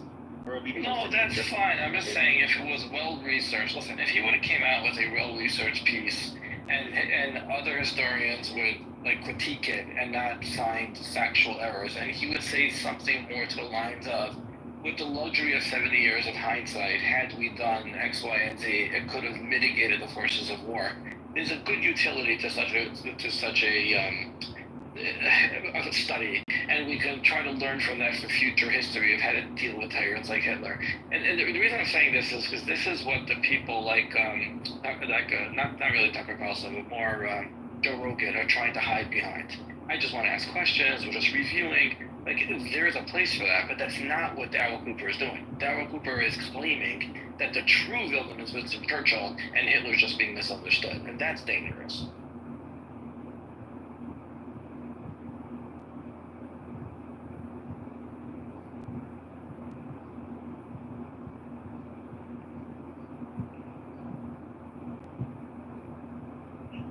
Sorry, I was texting and I couldn't unmute. Yeah, that's what I have heard, but I have never really listened to him. So that's why I'm curious about him. I don't think I've ever heard him speak, not even in the Tucker one. I haven't watched that episode. He's not in the Tucker one. Yeah, he's discussed. No, Tucker interviews him, but yeah, that's what I mean. That he's on Tucker. Yeah, I haven't watched that episode. He was on Joe Rogan at least once, I believe, more than that as well. Yeah, I've never heard him speak. The guy that I heard speak the other day, because also I was curious, is this Finkelstein or something like that? What is the name? Finkelstein. I mean, his guests for the last. I mean, he has on several guests a week that have something to say about Israel and their I guess. Who are you talking about right now? Tucker Carlson. He has people on every week that will talk about Israel and their influence and how they shape our foreign policy, basically. I think that what he is trying to do, and again, like, I don't think, well, it could be, but I am still willing to give him a little bit of a benefit of the doubt, which is, I think that he tries to bring to his podcast or to his show the opposite, the unheard voices, the non-mainstream ones. And so, for example, I appreciated that when he brought up when he brought Putin, for example. I really was interested to hear what Putin had to say. even though, and he went against the whole current, the political current, the mainstream media. They were threatening him and whatever, and I did appreciate that. I also like to listen to this guy that I don't agree necessarily with him, but it's what's his name? For fuck's sake, he's an economist, and he speaks in favor of Russia, but against Israel. Jeffrey Sachs? Yes, Jeffrey Sachs. I do enjoy actually listening to Jeffrey Sachs. He's a little bit cuckoo, in certain things, but I think that he's someone that has been out there and he has got a legitimate opinion. It's not just someone who has been fed media and then he builds an opinion. No, he has been out there in the rooms, like being present in the conversations and being part of negotiations, and that to me is really cool to listen to their point of view. He's by far the most. If there's gonna be somebody who'll speak against Israel and talk about how Israel's not, our relationship with Israel is not good, and the negative things the Zionists are doing, he's probably the only one. I would say he's the one who puts forth the most convincing arguments. Of course, he's been a pundit for a long time. He's a university professor. He's a very sharp guy. And he doesn't seem necessarily ideologically driven. Sachs. Jeffrey Sachs. Yeah, but I think he's got it wrong when it comes to Israel. I like to listen to his point of view when it comes to Russia and Ukraine and stuff, because he has been in the rooms. And I think I do like that.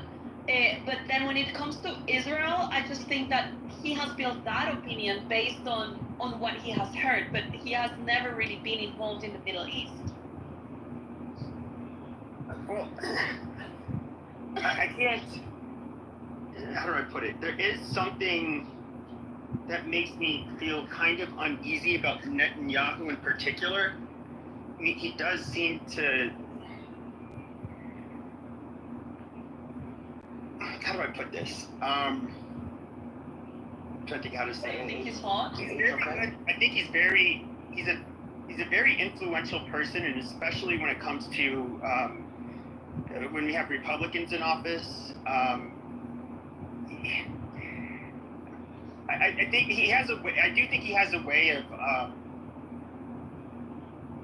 really getting support from America. But I don't think it's necessarily Netanyahu. I think it's the case that makes the point. Yes, not I agree with that. Netanyahu.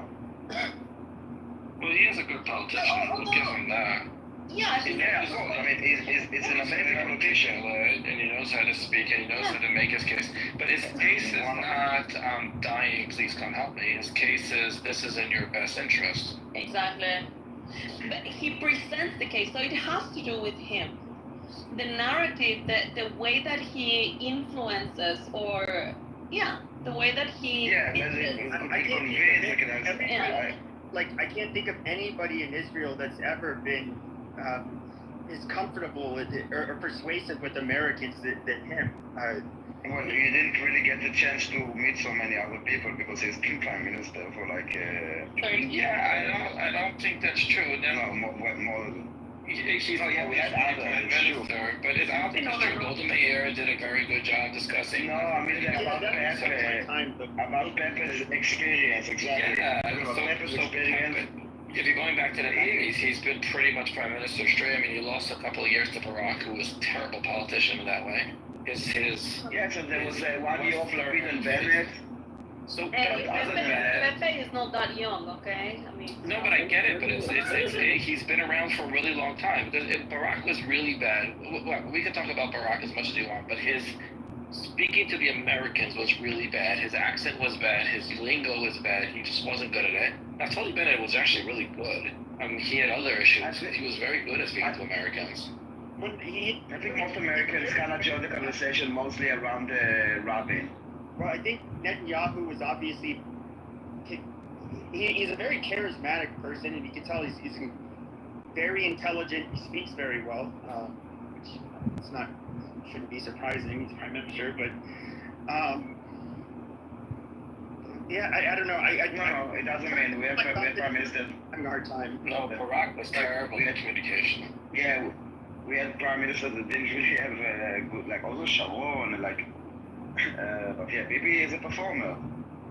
Bibi is a performer. He's American educated. He understands Media. human psychology. He understands media, so he knows how to talk. He's definitely a great communicator. I mean, he began his career by speaking in front of the UN when he was like 26. And I think he's the first Prime Minister that really understood the media's role. Previous Israeli prime minister had this like Jewish belief that my case will stand for itself, and I don't have to say it well. The facts will just talk for themselves. He really understood how to speak it. I don't know why that's being translated to a negative. If someone knows how to make their case, it's not manipulative. It's not. He just does it well. They think it's manipulative. This is why it is, because they don't believe that the case is I mean, you know what they believe. So they think that they have some kind of, this is what they say, that we have like the Epstein files, and we have a case against each one. And basically, what most of them say that the AIPAC is buying them. They basically, the American politicians are all corrupt, and all are held by Netanyahu and the Israeli government, whatever you want to say. And because the case, they don't believe the case. And they don't believe like in terrorism and all those. They call it resistance. I want to ask Daniel this, right? Trump just took out a bill called the Big Beautiful Bill. And in that bill, one of the things it stipulates is more money going to defense. People might, I'm just saying from their sides, they would be presuming that that's just America being controlled because you're literally cutting medical aid. You're just sending more money to defense. And obviously that would include supporting their allies, which is obviously Israel and what's the other one? Ukraine. Why is it not supporting ourselves? Why some people be angry about that? Right? This is a really stupid talking point. The Republicans have been talking about cutting social services and increasing military spending literally forever. The neocons wanted it even stronger. They just didn't have the guts to cut social spending. By the way, he didn't cut social spending. He cut it for illegal immigrants. But that's, you have to actually read the bill to know that. So the fact to say that is for the benefit of Israel and Ukraine, it's been the theory of peace through strength for sure since Reagan, and really way before that, of a Republican Party stance that the economy, a free market economy, will take care of the poor, and we should have crazy spendings on the military so we never have to use it. So I don't know what that has to do with Israel. Kelly saying in the chat. You know, I'm just saying that's what they're saying on the other side. Yeah, but I don't think that's what here is that. Huh? I don't think that's what. I don't think the bill had much to do with Israel. Everything has to do with Israel. Also, I'm tired of saying that Ukraine and Israel, you cannot compare one to the other. The money that is sent to Ukraine is charity money. The money that goes or is funneled to Israel is part of a partnership. They're getting stuff in return. From Ukraine, they weren't getting shit. Not even a strategic position in Europe. They were getting nothing. They're administering Russia with their enemies. Some are. It's the minute it's hurting Russia. Yeah, I'm actually 100% on board with helping Ukraine. I don't understand the people who are against. Ukraine. Let alone, well, here's the issue, Issa. It's going to depend how much you don't like Russia. So if you're okay with, if you don't like Russia, if you're in that camp, then I'm very happy to support Ukraine. That's fine, but the thing is that, so for me, and in this case, I copy what Simon says. Both countries are thugs. Both countries are run by thugs.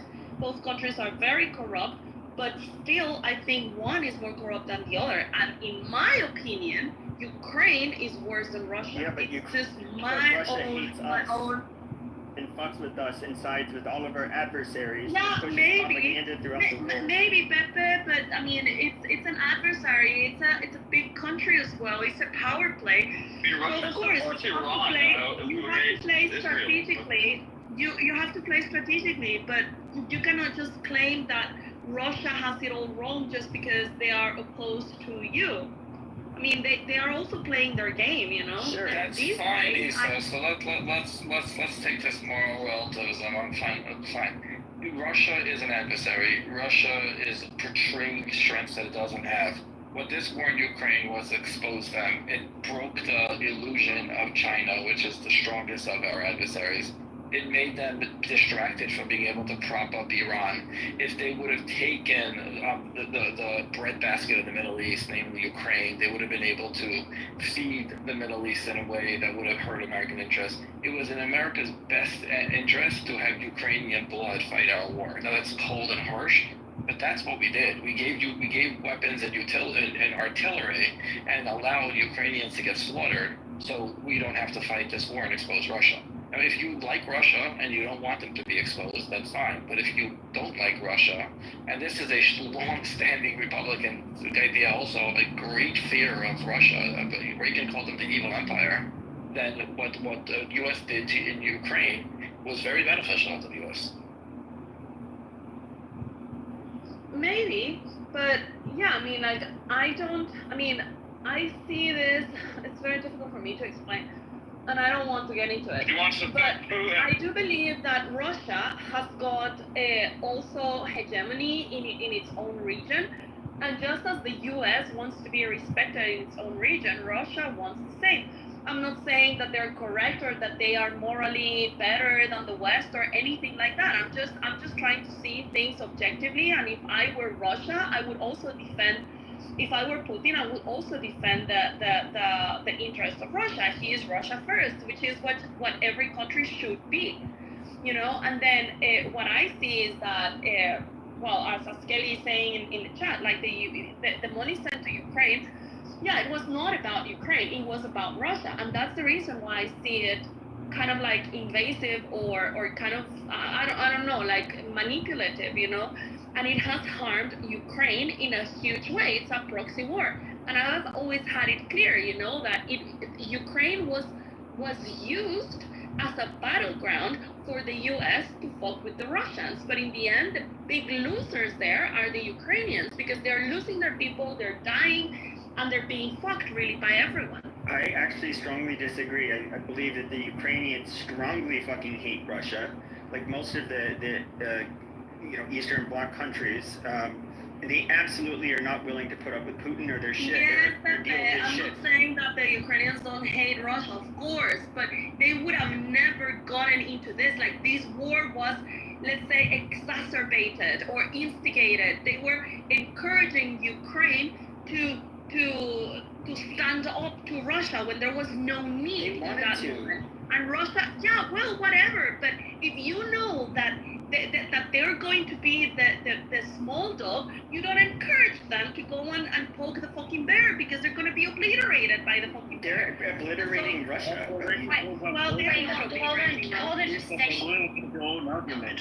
They would literally took Georgia and they did nothing about it. I mean, at the end of the day, There's part of what she's saying that's correct, though. She's not wrong in all ways. I mean, but I don't think that the conclusion that you're coming to, at least in my opinion, is correct.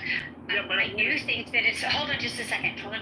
I do think it's fair for Lisa to make the point that Ukraine has been damaged, and I don't think that that's good because they are like they're literally like a buffer zone, and we need Ukraine to exist, right? We need Ukraine to come out of this as a nation that can continue to get stronger and get back on its feet. And if the ultimate goal, if the only value that America had in this conflict was defeating Russia, then like that, we could have given a lot more to Ukraine. We could have not held things up. Like I don't know why. I can think of many reasons. I'm sure all of us can, but I am not going to presume to know what they are. But I think it's true that that Biden held a lot back, and maybe that's because Biden saw that America would benefit more in the long run. Even if Ukraine suffered more deaths and more devastation, America would benefit in the long run by keeping the body mill running over there, just keeping more Russians going into the grinder. I don't know. Like, I think that the only way you can really cleanly look at this is to decide to either take Ukraine out of the picture and just look at the calculation of Russia. I mean, I guess there's multiple ways you can do it, but I think you do have to step back away from like some kind of role America's playing and being, a benefactor to Ukraine. I don't think that that's an honest way to look at it at all. And I think if you're honest about the whole thing, even if you're saying that yes, this was all in service of America's best interests, which I am A-okay with, you have to be honest and admit that Biden could have done a whole lot more a whole lot earlier, and there would be more resources for Ukraine at this point to be able to take advantage of some of these ones. I will agree with you that the U.S. should have done more for Ukraine, in my opinion, because the U.S. in a way instigated or exacerbated the position that Ukraine took against Russia. And so since it was in the interest of the U.S. for Ukraine to stand up to Russia like they did in the case of NATO, they should have gone full on with Ukraine, because what they did, as you were saying, is that they just instigated and then Ukraine was fucked. Now, I also see the other argument that you're saying, and I'm not sure whether the U.S. is winning more in the long term by getting more Russians into the grinder. That could be one argument. But the other one, I think, is also kind of like the media war, because the longer this war lasts, the more they are demonizing Russia, which is the enemy. And in the end, what the U.S. strategically also wants, or at least in Biden's era, is that everybody was against Russia and they sanctioned Russia and whatever. Although I don't know how well that played, because Russia didn't necessarily become economically much weaker, but they just changed their alliances, and they are forming blocs with the enemies or the opposite side of the U.S. and creating another very strong economic bloc. So I don't know how well this is going to play in the long term economically for the U.S., but I do believe that, yeah, you're right. If they were instigating it, at least give support to Ukraine so that they would smash completely Russia, but they didn't. And now the ones suffering are the Ukrainians. They're killing their people, their land is destroyed, they're losing territory. It's a shit show. But I also believe that Russia has the right and they have the hegemony on that region. Of course, everyone has the right to fight, to defend, whatever. Like, this is just a reality. Israel is a great example of how all of these, suppositions about what people should or shouldn't be doing aren't necessarily in their best interest, and it's good when you don't sign every treaty that comes in front of you. But I think that the point you just made about this is all damaging Ukraine, I think that's fair. But I also think that the one thing that you can't really Monday morning quarterback is the extent to which more help could have been given and how much it would have helped Ukraine. Like, it is true that even through Congress, Biden's not giving everything to Ukraine that he was supposed to. There were things held back, like it was obfuscated, it wasn't talked about, whatever. These were like numbers you had to sit and crunch to be able to appreciate that he was holding things back. But I also think it's fair to acknowledge the people that worry about going like full hog on a nation like Russia. I don't know if it would be nukes or what, but there is a risk there. So I'm not saying that you're wrong to say what you're saying, but I think you have to put that caveat in there. Russia, I don't think there's any guarantee that they would have run home with the ball. I agree, but that's the reason why there wasn't a need in the first place to start this war. Because in the end, the only thing it created is destabilizing the region, is fucking up a smaller country. And I think the better approach would have been having a diplomatic relationship with Russia and trying to, in a way, kind of balance the power, just like they did in Europe at some point when everybody was killing each other and they created balance of power. So I get it, Russia is an quote-unquote enemy of the US, but it could also be a frenemy, it can be someone that you are an adversary, but you can also compete in a healthy way. You don't need to start this shit. So yeah, I agree with you. I mean, maybe they have nukes. Maybe it's not the most responsible thing to go and attack Russia, power like Russia, because you don't know what they're what they're capable of doing. But it's more irresponsible, like using a little guy like Ukraine to start this stuff. I mean. Yeah, but that's brings good news, guys. America has said multiple times, if China tries to take Taiwan, they will be fully available. And China is a nuclear powerhouse. Oh my God, now you want to take us to China and Taiwan, dude? No, what I'm saying is at the end of the day, you're not scared of the nuclear thing because China can threaten you with nuclear, but you're willing to go to war with them. But you're not willing to go to war for Russia. And the second part, you forced the Ukrainians to give up their nukes. You told them to give up their nukes, and they did. And instead of helping and deploying soldiers, you all talk. But then next time, now you're talking about even taking down Canada. Yes, Musana, I agree with you. Okay, let's take this conversation back to reality. They gave up their nukes, but then, in the first place, if you make them give up on their nukes, then you protect them, but then you don't push them into creating a conflict and exacerbating it with Russia, because you know that unfortunately you cannot take Ukraine and move it from geographically to another place. They are going to be always the neighbors of Russia, and you gotta respect and play the rules of the region where you are. And it's in your benefit to play smart with the resources you have.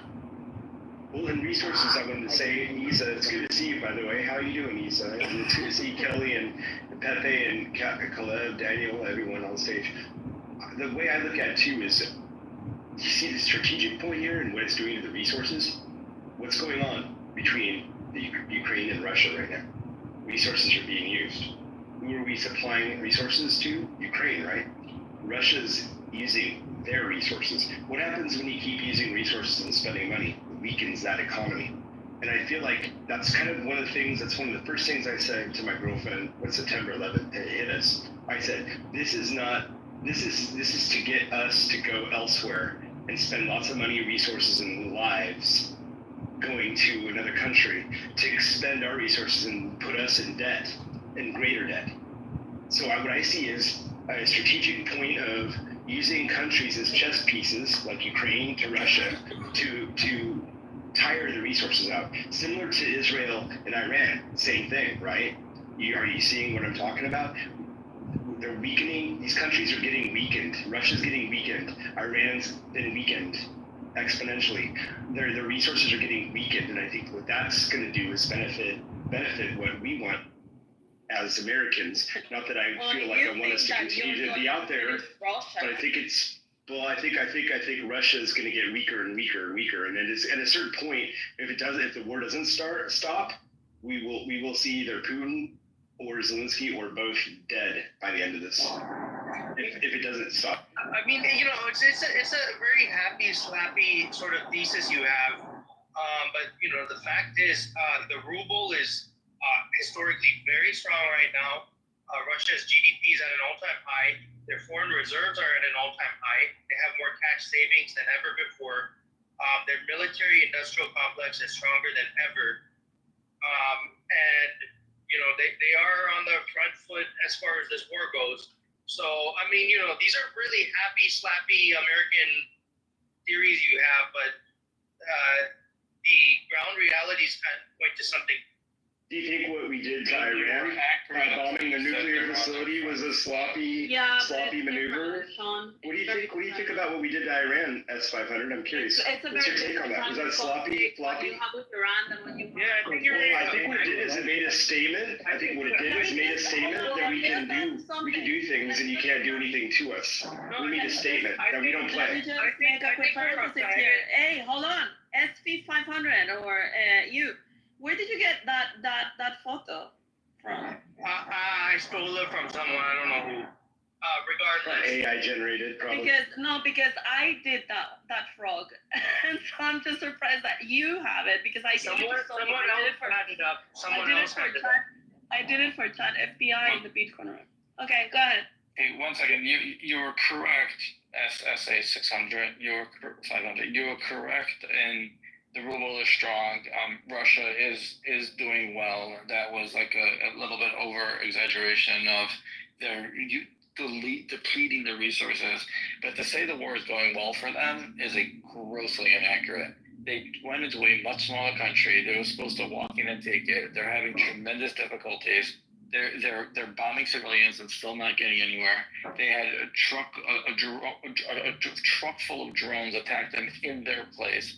The only reason why they didn't get worse hit was because Biden was afraid, and maybe justifiably so, to allow the weapons to be used, and they had to have only certain ranges. So they weren't allowed to attack. Once Ukraine started attacking with inside Russia, they are not doing well. They have exposed themselves to be a very incompetent country. If I may respond, currently Ukraine is getting pounded harder right now than at any point during the war. Okay, and I get it. Ukraine launched a successful sneak attack offensive a couple of months ago, right? They've been losing the war, but winning the media narrative for years now. And finally, they've managed to launch a successful operation through this sneak attack with the help of Western intelligence. And I will credit them for that. And Russia did lose significant assets during the sneak attack, not to the extent that the media was portraying, but Russia did lose assets. However, the fact remains, the manner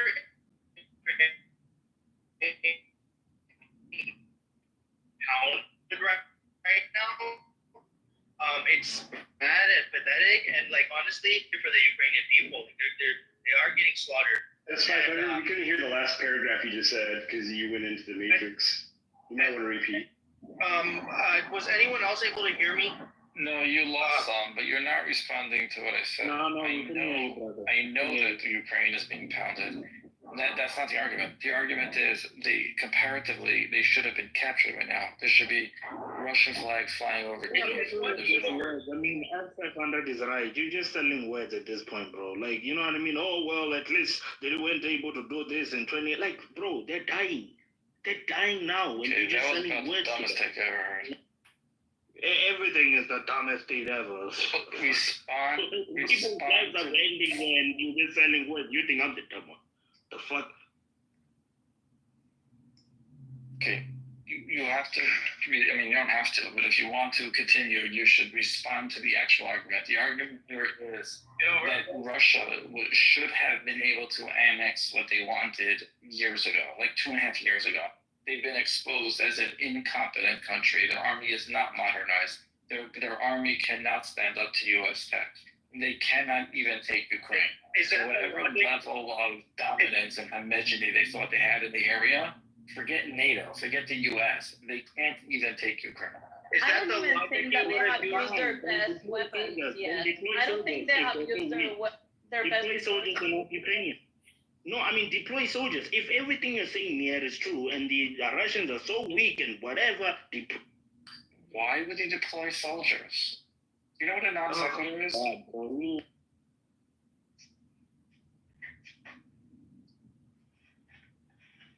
You say you were trying to speak and Kirst didn't understand that.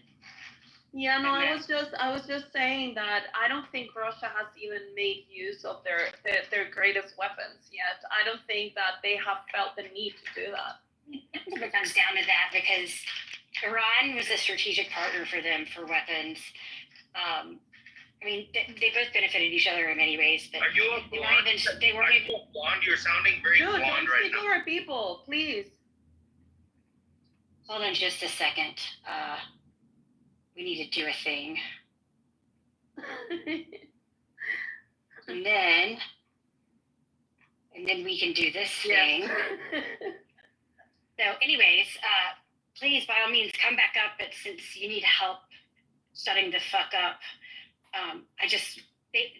Russia wasn't even strong enough to help Iran. But I don't think their intention was ever to help Iran. Like, they were not going to get in that mess. I don't think that they ever spoke or had the intention of getting into that conflict. I mean, they have a weapon relationship with Iran, but they have never really directly attacked Israel. I mean, and you can see, for example, when the whole Syria thing happened, they had the opportunity to attack Israel or whatever, because all of them, I mean, had certain administration or control of parts of Syria. And when the whole Syria, when Assad left Syria and the whole mess exploded, like they even coordinated with Israel so that there was no misunderstanding and they were not going to attack each other. Totally. I'm talking about something totally different. And listen, I don't know exactly what it tells us, but it tells us something important, and people have to accept that one of them is true. Russia and Iran were important to each other. Iran was supplying Russia with weapons, like important weapons, right? Obviously, Iran suffered greatly. I'm not sure, to what extent they could have continued supplying Russia, but if the argument is that what was going on with Iran was like not that big of a deal, right? Which if you consider Iran, Russia, like China, if you consider these people kind of like this loose alliance of assholes, then these questions matter, not just about Russia, but about the other countries too. So if Iran was like, not really all that damaged, but maybe they couldn't keep supplying Russia with weapons, but they'd be able to get back up to it soon enough, Russia would be giving up a lot to turn its back on Iran at that moment, right? But if Iran was damaged and Iran's of no use to Russia anymore, that's important because that means that Russia is even weaker than they previously were.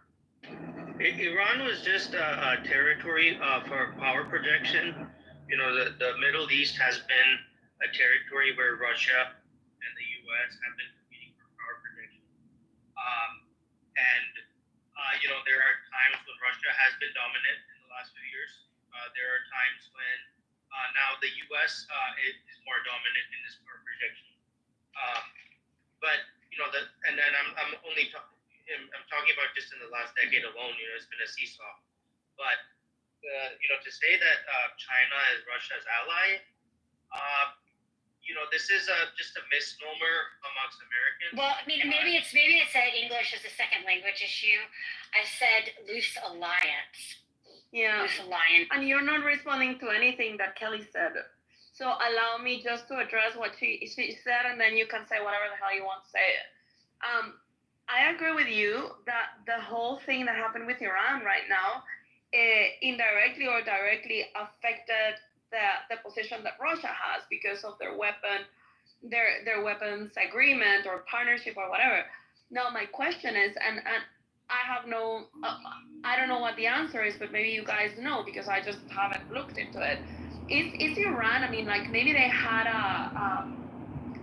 a good partnership because it was convenient, efficient, or cheap, but aren't they able to get weapons from their other partners? For example, like North Korea or China or any other country producing weapons for Russia? I don't think that they're necessarily handicapped just because of what happened to Iran. It's like, for example, if you tell me that if right now the partnership between Israel and USA breaks in terms of weapons, Israel can still get weapons from other markets, right? I mean, they have a partnership with the US where they're getting 70% of their weapons from the US. But what about the rest of the 30%? So Isa, again, like who knows what the fuck I know? Like these are just. I'm just telling you what I think, and that's probably about as valuable as like a pair of old shoes that I threw away. I mean, so just to start there, but. Like the reason I would never call these nations like quote unquote allies is because they're like in the service of themselves. Like they're not the same kinds of nations as the United States and some of the people that we consider allies, whether that's on paper or not. They're more mercenary, right? Yeah. Israel's a great example of like one of these people. Like we have the kinds of values or like things in common that are not nearly as transactional. And so I'm not trying to like place a value on it per se, but I mean I think depending on your look on the way you see like the Western world, etc., like you probably could assume one. But anyway,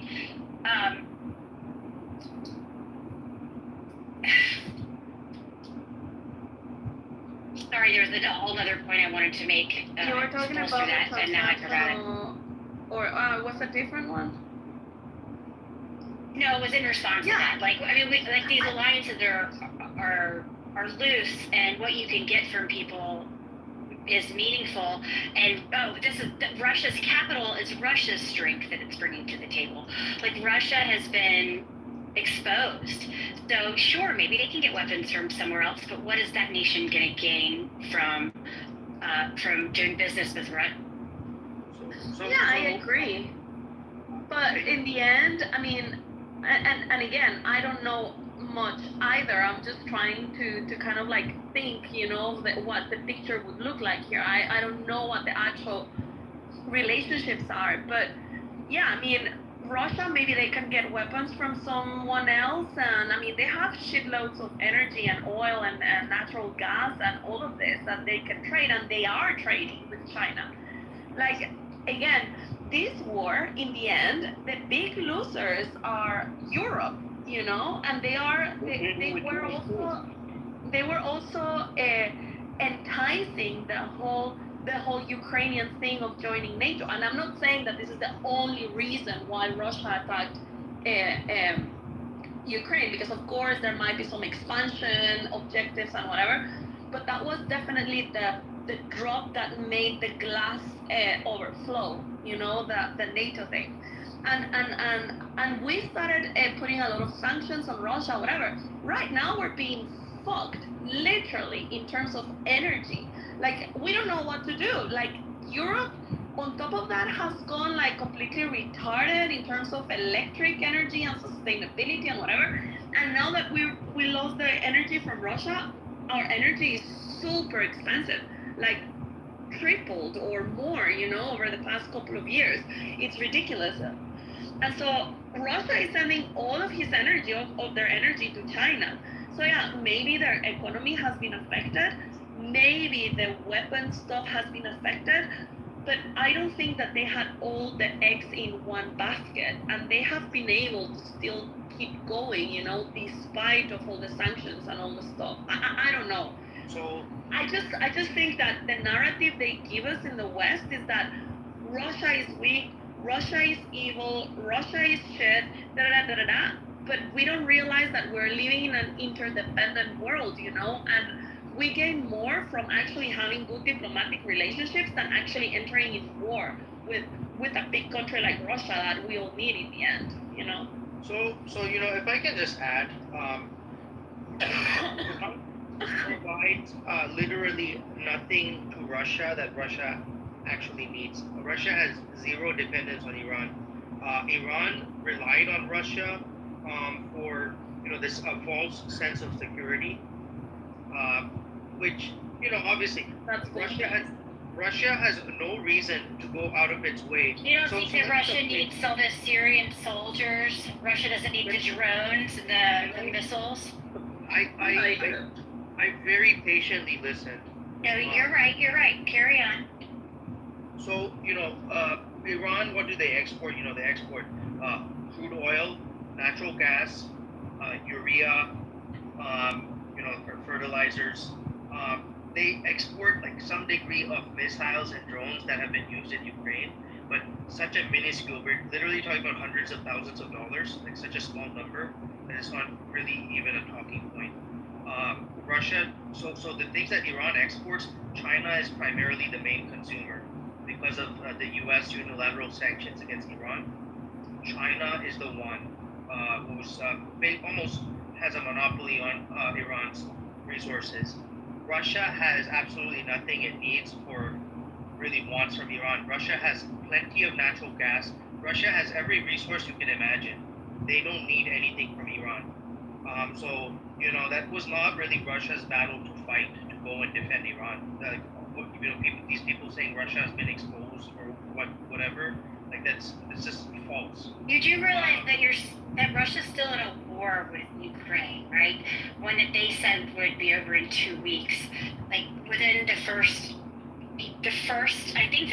push, they lost tanks because they couldn't even read a fucking weather map. Is that something you read on CNN? Like, what's this one?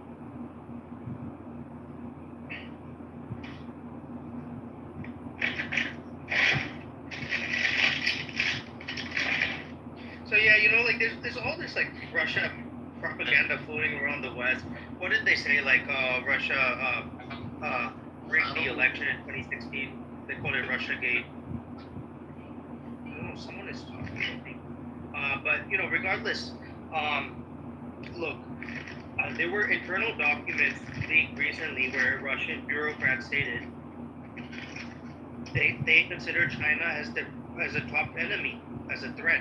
The Chinese are considered a threat, but because Russia is cut off economically from doing business with the West, doing trade with the West, Russia has to do trade with China, right?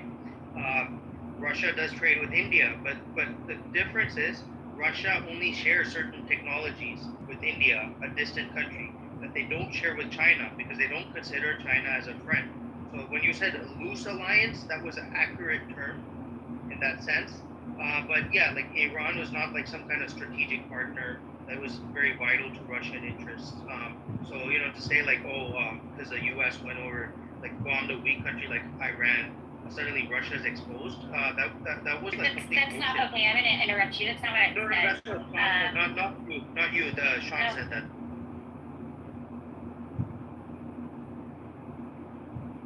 Well, I just looked it up because I wanted to get a little bit of an idea of how important is the Iran partnership with Russia in terms of weapons.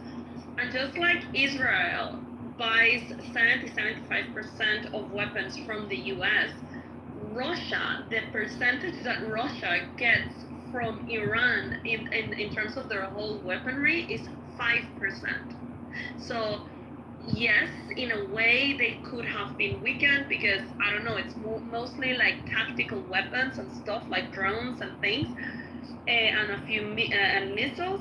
But in the end, it's just only 5%.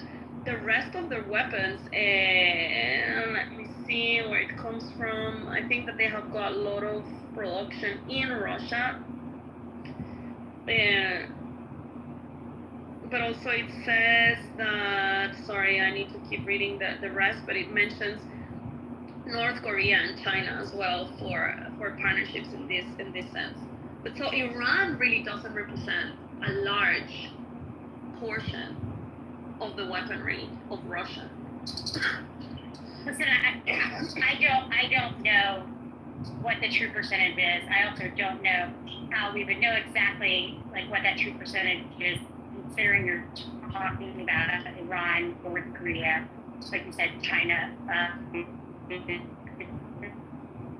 You're in the matrix a little bit.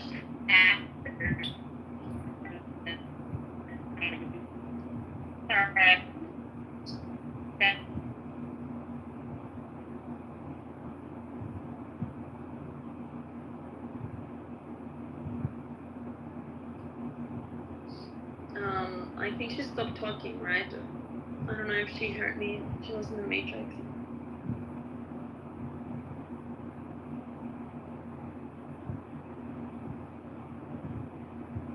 Can you guys hear me?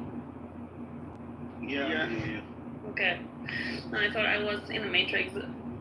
Well, this thing says that unlike Israel, Russia is not heavily dependent on Iran for weapons. Russia is largely self-sufficient in conventional weapons. It's the second largest arms exporter globally. That said, Iran has supplied drones primarily. Estimates suggest hundreds to possibly thousands of drones have been delivered depending on the source. Let me see, the actual percentage of Russian arms coming from Iran is very small, likely well under 5%, and mostly limited to tactical and asymmetric weapons, like kamikaze drones. And then it says that the relationship, the nature of the partnership with Iran is mainly transactional and opportunistic, not deeply institutional like the US-Israel, which is also more aligned in terms of values, and I agree 100% with Kelly with what she was saying there. So it's very transactional, it's very, yeah. So it says they have an anti-Western stance, sanctions pushing both to cooperate, and Iran's strong tech offering that. There is no formal treaty or alliance equivalent to NATO or US-Israel frameworks. some intelligence coordination, and yeah. So Iran has no leverage over Russia either in broader military terms. And it says here Russia is superior power military using Iran as a gap filler. Yeah, of course, in the region. And also a gap filler during sanctions-induced shortages, like microchips and stuff like that. Yeah, and it's a minimal strategic risk for Russia. I think this is very interesting.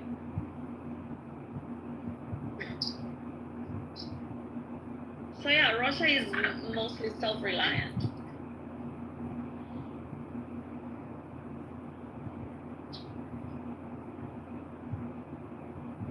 Okay, so you remember the hypersonic talk from Iran?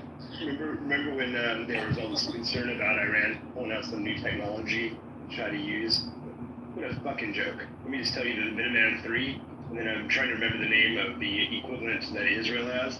It would take less than 30 minutes for us to send a nuclear warhead that they would have no response, no chance to respond to into Iran or any other country. Yeah, I'm talking about the Minuteman 3 intercontinental ballistic missile.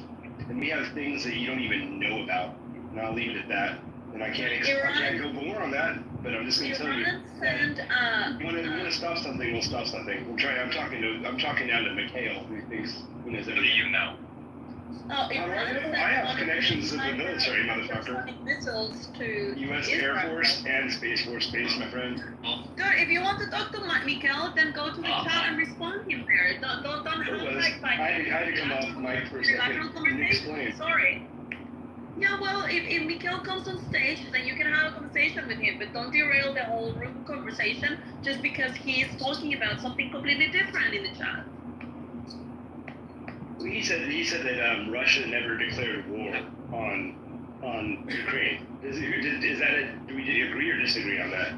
I'm curious. Who cares? I don't care what was it an attack on Ukraine a declaration of war? That's all I'm asking. Wasn't the attack on Ukraine a declaration of war? Oh my God, Sean! All right, I'll That's show you. not what we're talking about. I'm sorry, I didn't mean to derail. I'll go quiet. Just go to the chat to discuss with him. I just get irritated by idiots. Fucking idiots. That's all I can say. Just fucking idiots out here in Clubhouse. I think it's time to do a thing. Kelly, are you back? What thing? I don't know if you can hear me. I'm in Costco, so I have terrible. Yeah, we can hear you now. You were saying something, but you went in the matrix, and we couldn't hear you. It's in the. Let me check it. I'm in Costco. My signal ducks don't interrupt these. No, above that. So they don't have that loose alliance anymore, and even one more up. It starts with the not just weapons, and then the next. Not just weapons, but soldiers via proxies. Also, the point is they are weakened enough that it's not in their interest to help Iran. I agree. So they don't have that loose alliance anymore, and given what they've gone through, are they a good investment? Meaning, is Russia a good investment for anyone else? What do they have to offer?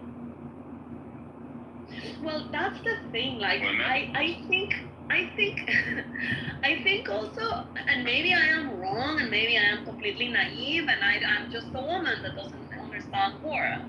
But I refuse to think that all they have is what they have shown in the Ukrainian war. I don't think that they have used their most powerful weapons yet. I refuse to think that Russia is that weak. I mean, they are the second largest weapon producer and seller and whatever in the world. Is that true? And so, I don't know. Maybe this is kind of like also psychological type of war, let them think they're winning, and once they are thinking that they are going to make it, just like slash them completely. I don't know. Also, That's right. That's what Putin they tell the to me, parents of the soldiers. We want to let them think we're winning. Putin to me doesn't come across necessarily as a warmonger or as a war guy. Like he is interested in cooperating with the U.S. You know, like he doesn't come across as like just a guy that wants to is thirsty for blood. I don't know. Again, maybe it's just because I think he's hot and I refuse to think that he is like that. I don't know. But again, I think it's in his best interest to just negotiate with the U.S. He doesn't want issues with the U.S. She'd let him booty clap. Yes. I would let him clap his booty. That's right. Anyway, I don't believe that all the weaponry of Russia is old and useless and that they're weak or whatever. They wouldn't be the second exporter of weapons in the world, you know, and if their weapons were shit. Yeah, but Isa, if these Americans believed what they're saying, they would have deployed soldiers a long time ago. That's the thing. I mean, words are worthless in the game of war. If you are what you are, they're both on the ground, man. You just talk a good game. Words are not worthless in the game of war. So you're saying that we want to basically see if we can get them to launch nukes. That's what we would be doing. Just gonna deploy the soldiers, so you just completely try to overtake Russia? Russia wouldn't deploy any nukes. It's a foreign. It's not like you're entering Russia. You're just defending Ukraine. What the reality is, they know the consequences too of nukes. In fact, you guys have made it clear that if there's ever evidence of them using nukes in Ukraine, I mean the Russians, you would fully give the full throttle of NATO. So you've already made a declaration of saying you're willing to attack Russia, even for Ukraine, just obviously on the absence of that they use nukes. The thing is, you just don't care about Ukrainians. Which is, I don't know why you just want to be honest. Yeah, you don't care, and you. That's yeah, true. it's just the man. We've actually been saying that for the last hour. We don't care. That's true. Yeah, no, But you we don't. And then you turn it into incapable, which is what makes it retarded. That was the entire first point I made. I don't know, maybe you took a nap or something, or maybe you're just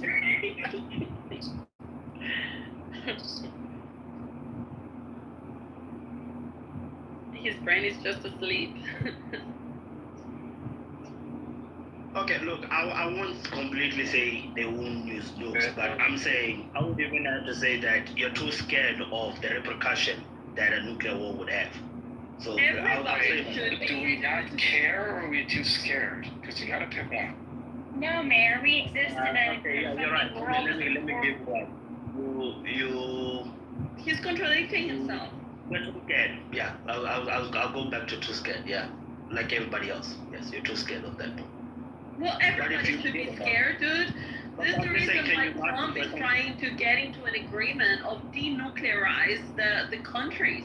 Let me just because point it's one too thing high out. risk for the humanity. Yeah, let me just point one thing out, and then we can have a real conversation. If the U.S. would take over every country that we are capable of taking over, then there would just be the U.S. left. So the fact that there's not global dominance just kind of proves that the U.S. doesn't just invade countries willy-nilly, and it's not because we're scared, because we could literally march through Latin America and just take about as long as it takes to drive. Nah, man, obviously the world. Leave your hands off Latin America.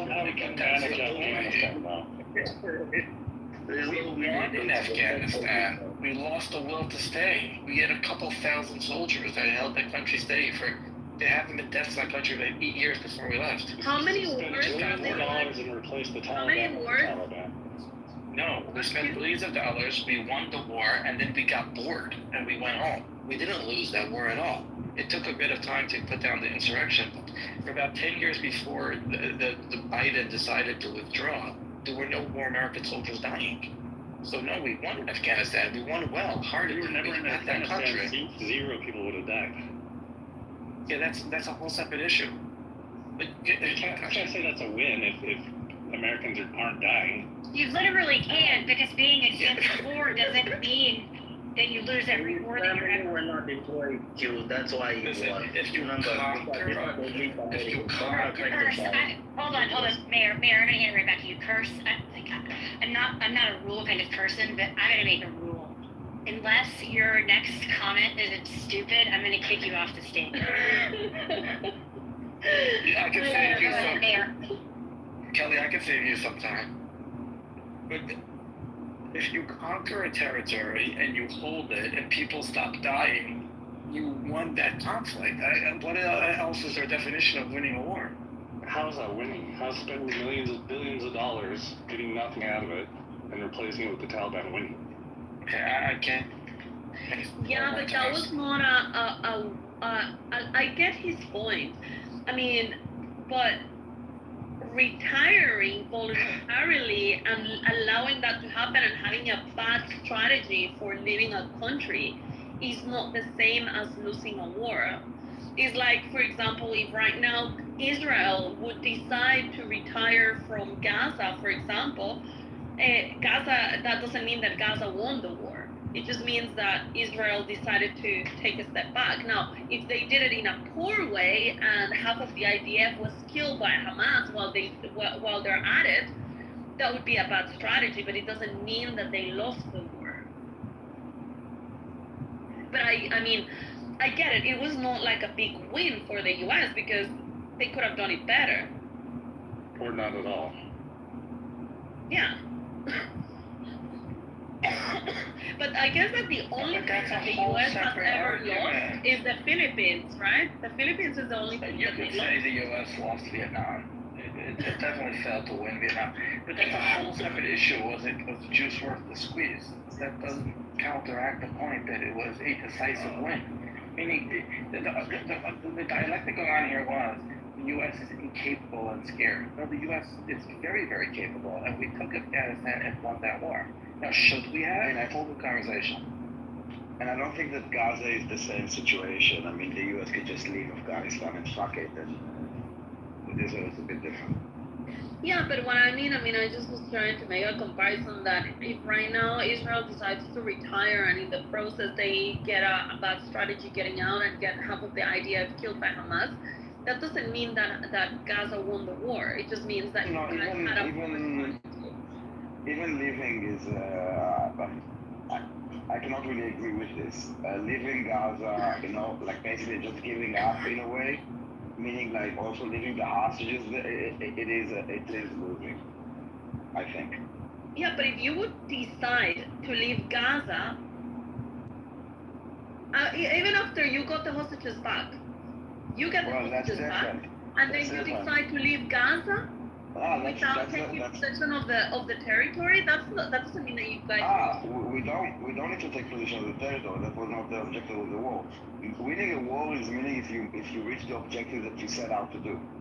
That is winning the war. It's not about conquering, or it's not about killing everybody. It's about like what are the objectives? It's like, for example, the war in Iran was to like harm the nuclear. It's not about like taking down the regime or destroying Iran or like no. So for us, it's like it's a win. We came, we did, we left. We did what we needed to do. All you have to do. Can you make the claim that Afghanistan is better off now than it was 20 years ago? No. After the U.S. took control? Well, we put up the mission accomplished banner. I mean, we won. But, I mean, did you guys... I mean, and I'm honestly asking this question, like, I have no fucking clue. It's not rhetoric. Is Afghanistan, I mean, and regardless, taking aside the Al-Qaeda thing, like, is Afghanistan better, like more, I don't know, more developed or better? No, actually the worst, because when you fight something and you don't like destroy it, it actually kind of becomes even more immune, like a disease. It kind of becomes stronger. But that's winning. Well, again, depends what the objective. That's the thing. I mean, like, winning versus what? I mean, to me, is winning versus being defeated. And the U.S. was not defeated. they retired voluntarily. They did very poorly and they lost a lot of money in the 20 years, but they were not defeated. So that's what doesn't make them lose the war. And to the loss, I would say it wasn't a win.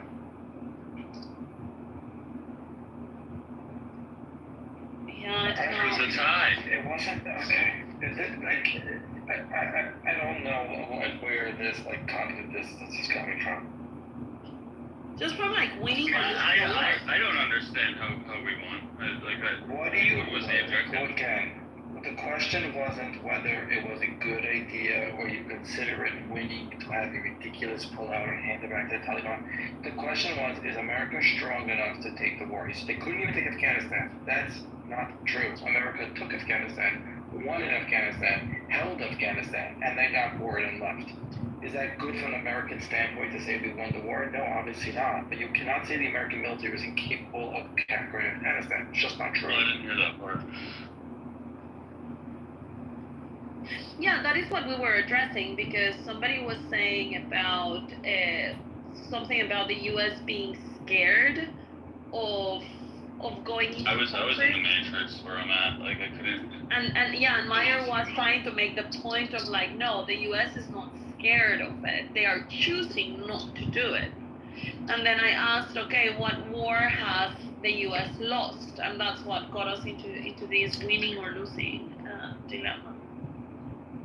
Like, what is winning? Because what they did in Afghanistan is not necessarily a win, but it's not that they were defeated either. It was just very stupid. And there were a lot of lives lost and money and time.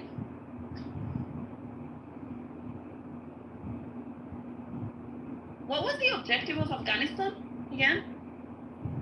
To remove the Taliban from power because they gave safe harbor to Al Qaeda.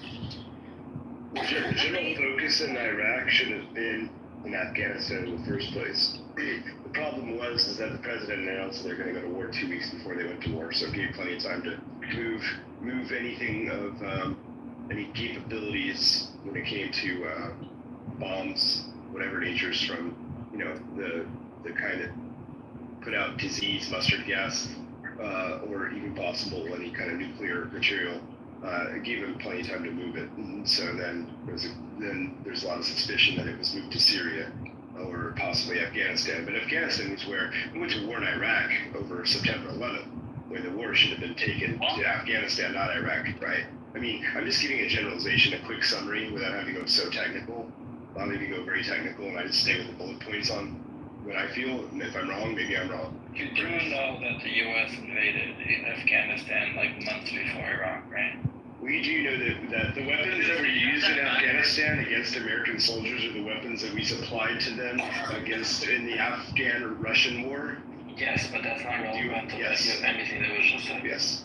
Yes, but that's not relevant to anything that was just said. To say that we should have gone into Afghanistan and not Iraq, we went to Afghanistan months before we went to Iraq. See, Iraq was severely destabilized by going to war with them. It's the same with Syria. Most of the Christian Syrians that live in my community actually said that getting rid of Assad would have been the worst thing that could have ever happened when Obama drew the red line. That it was better to keep him there than to remove him. Same with Saddam. I know, but there's a lot of shit going on. There's a lot of shit, and everyone keeps forgetting about the shit that's happened in the past to where we are currently today. Yeah, but Iraq is in a lot better shape today than it was before we went in. Afghanistan is not. Iraq is. Right. A lot better. And that's Biden's fault with what happened to Afghanistan. We lost a strategic base and billions of dollars of assets. But the thing a lot of people forget is that we do leave billions of dollars of assets when we go to war anywhere. Typically, we do dump a lot of stuff. So it's not just that one point. That's happened over time. Just like, again, the Afghan-Russian war. You see where I'm connecting with? No, I'm getting whiplash. Okay. All right. That's cool. I'm just going to sit back again. Continue. May I speak about that point specifically, Iraq? Because I'm from Iraq.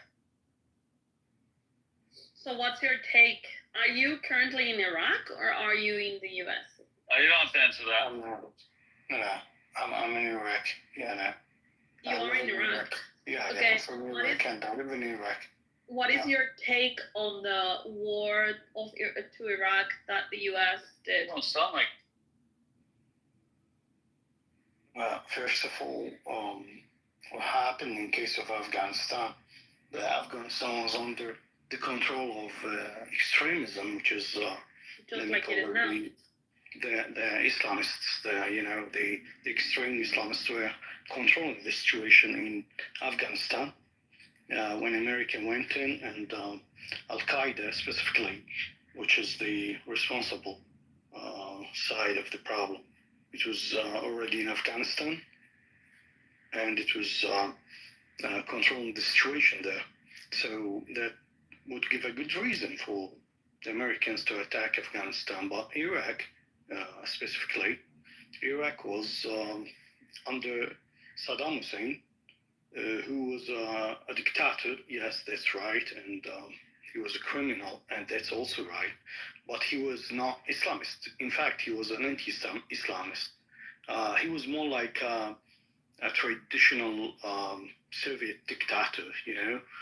He was non-religious, and he was non-Islamist, and he was more into having control of Iraq with his ideas of Ba'ath nationalism, which is more like a traditional Arab nationalism type of thinking.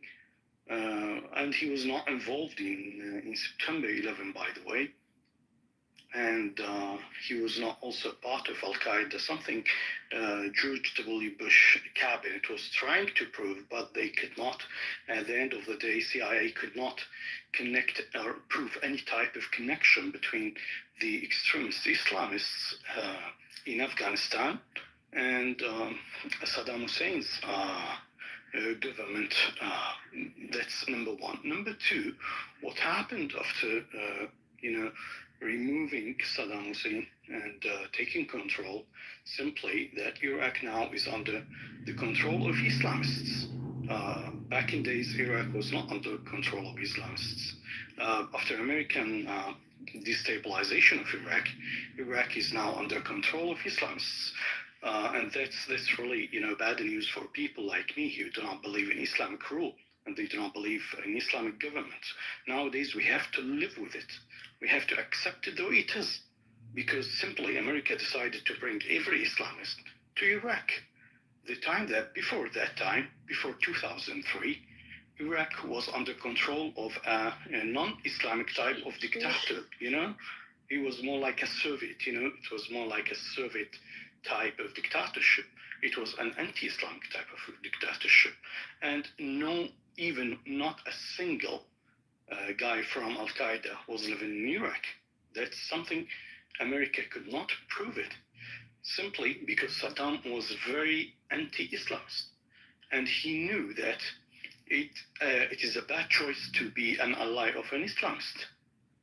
And thirdly, what I want to talk about that point specifically, Iraqis cannot nowadays,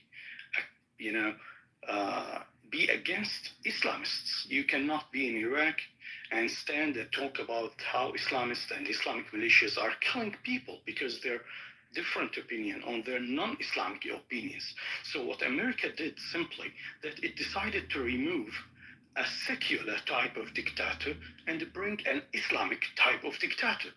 Now, Islamists are controlling the situation. Go there and talk about Islamic symbols in a negative way, and you will be killed, simply. So now we are living under dictatorship, but in a different way, which is an Islamic dictatorship.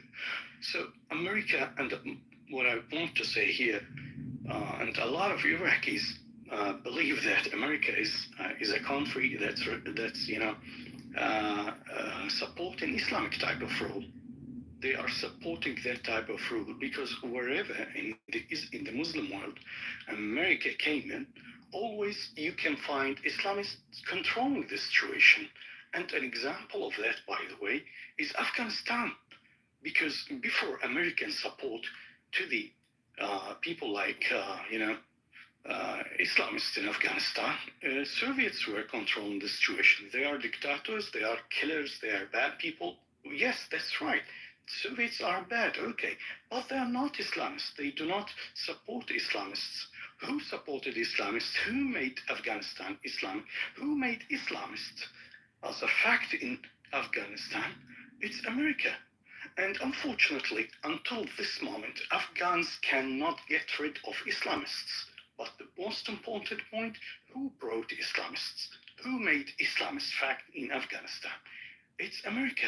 And unfortunately, nowadays Iraq is going the same way. Now Islamists are controlling the situation in Iraq, and you cannot do anything about it. If you were a liberal, if you were against Islamists, you have to keep silent or leave the country. Or otherwise, if you talk about it, you will be killed. And that's because of the American policy in Iraq. I'm sorry for taking too long to talk about that point, but I found a lot of American friends cannot have a lot of information about the situation here. They don't have a lot of information about it, and I tried to explain the situation the way it is from a guy who's living already in Iraq and who's suffering from the American choice in Iraq. Ali, that was a great intervention. I actually think it's very interesting to get your perspective and understand like how Americans are perceived, right, after their interventions in their countries. And as you're saying, I mean, like, it seems like after America intervenes in a country, the government or the regime that comes right after they leave is worse than the one that they were fighting at the beginning. And yeah, that's No, this is a serious question. Like, who cares? I mean, why is Simon, that if you don't America's care, then problem? shut the fuck up. We're having a conversation here. If you don't care and you don't want to talk about it, you're free to leave, dude. Yeah, fucking. Did you really answer my Honestly, sentence? nobody cares that you don't care. No, I asked. Did you hear my question, or did you just Yeah, want you to ask said, like a who woman? cares? Yeah. Well, there was a couple of other words after that. Was there? Yes. What did you say? I said, well, who cares? Why is that the problem of Americans when they go into a country and then they get taken over by Islamists? Well, because they shouldn't have gone there in the first place, dude. This is the reason why. I mean, it doesn't matter if you had a couple of words later. I mean, if America, if who cares, then America shouldn't go there in the first place because they're just fucking up the countries and the lives of people that didn't give a shit about Americans before. And what do you mean who cares? I mean, but Simon, there are people living there. I mean, the world is not start and end with America or the West. I mean, there are people there that now are forced to be living under Islamists. Yeah. And they don't have any other choice. And it's just sharing and saying like, we are now paying a price for this thing. You can say the exact same thing about what Israel's doing right now, though. You're like, Yeah, well, no, Simon, they're not. hold on, guys. Let me make a hold on. I need to say this on Simon's behalf. Listen, we can moralize this comment all day long, but anyone who takes the Russian position in this particular war, they have to prioritize Russia's interest. And so they essentially are saying that who cares too. I'm not saying it's all the same or it all looks the same, but regardless of how it makes people feel on the inside about what Simon said, it is at the end of the day, the ultimate part of the calculus. But when he said no one cares, it's like, but there are millions of people that live there. So some people do care. He doesn't care. That's not what I said. I said, why is that the problem of Americans that they have to the whole point is. No one said it's the problem of America. It's the problem of the Iraqis, actually. Hold on, yeah, but okay. That's my point. Yes, Daniel, he's trying to make a broader point. You guys stop responding with the emotional part, which I totally get, and give him a second. We all know that Simon. No, it's not emotional. It's not my thing. I'm just thinking there are people that. Yeah, go ahead. I'm simply saying, if you for example, we can just put this on Israel. Like, if Hamas are a problem for you guys, and then you go into the Gaza Strip and you eliminate Hamas, and then there's some other group that comes about. Well, and then they completely and they stop attacking Israel, but they oppress their own people. Why is that on Israel? if you guys had an objective, you went, you did the objective that you sought out to do, and then it just so happens that there is even a more oppressive regime that doesn't go into Israel. Well, like now you can say, oh well, you should have just kept Hamas, even though Hamas was attacking you. I'm not saying that this is.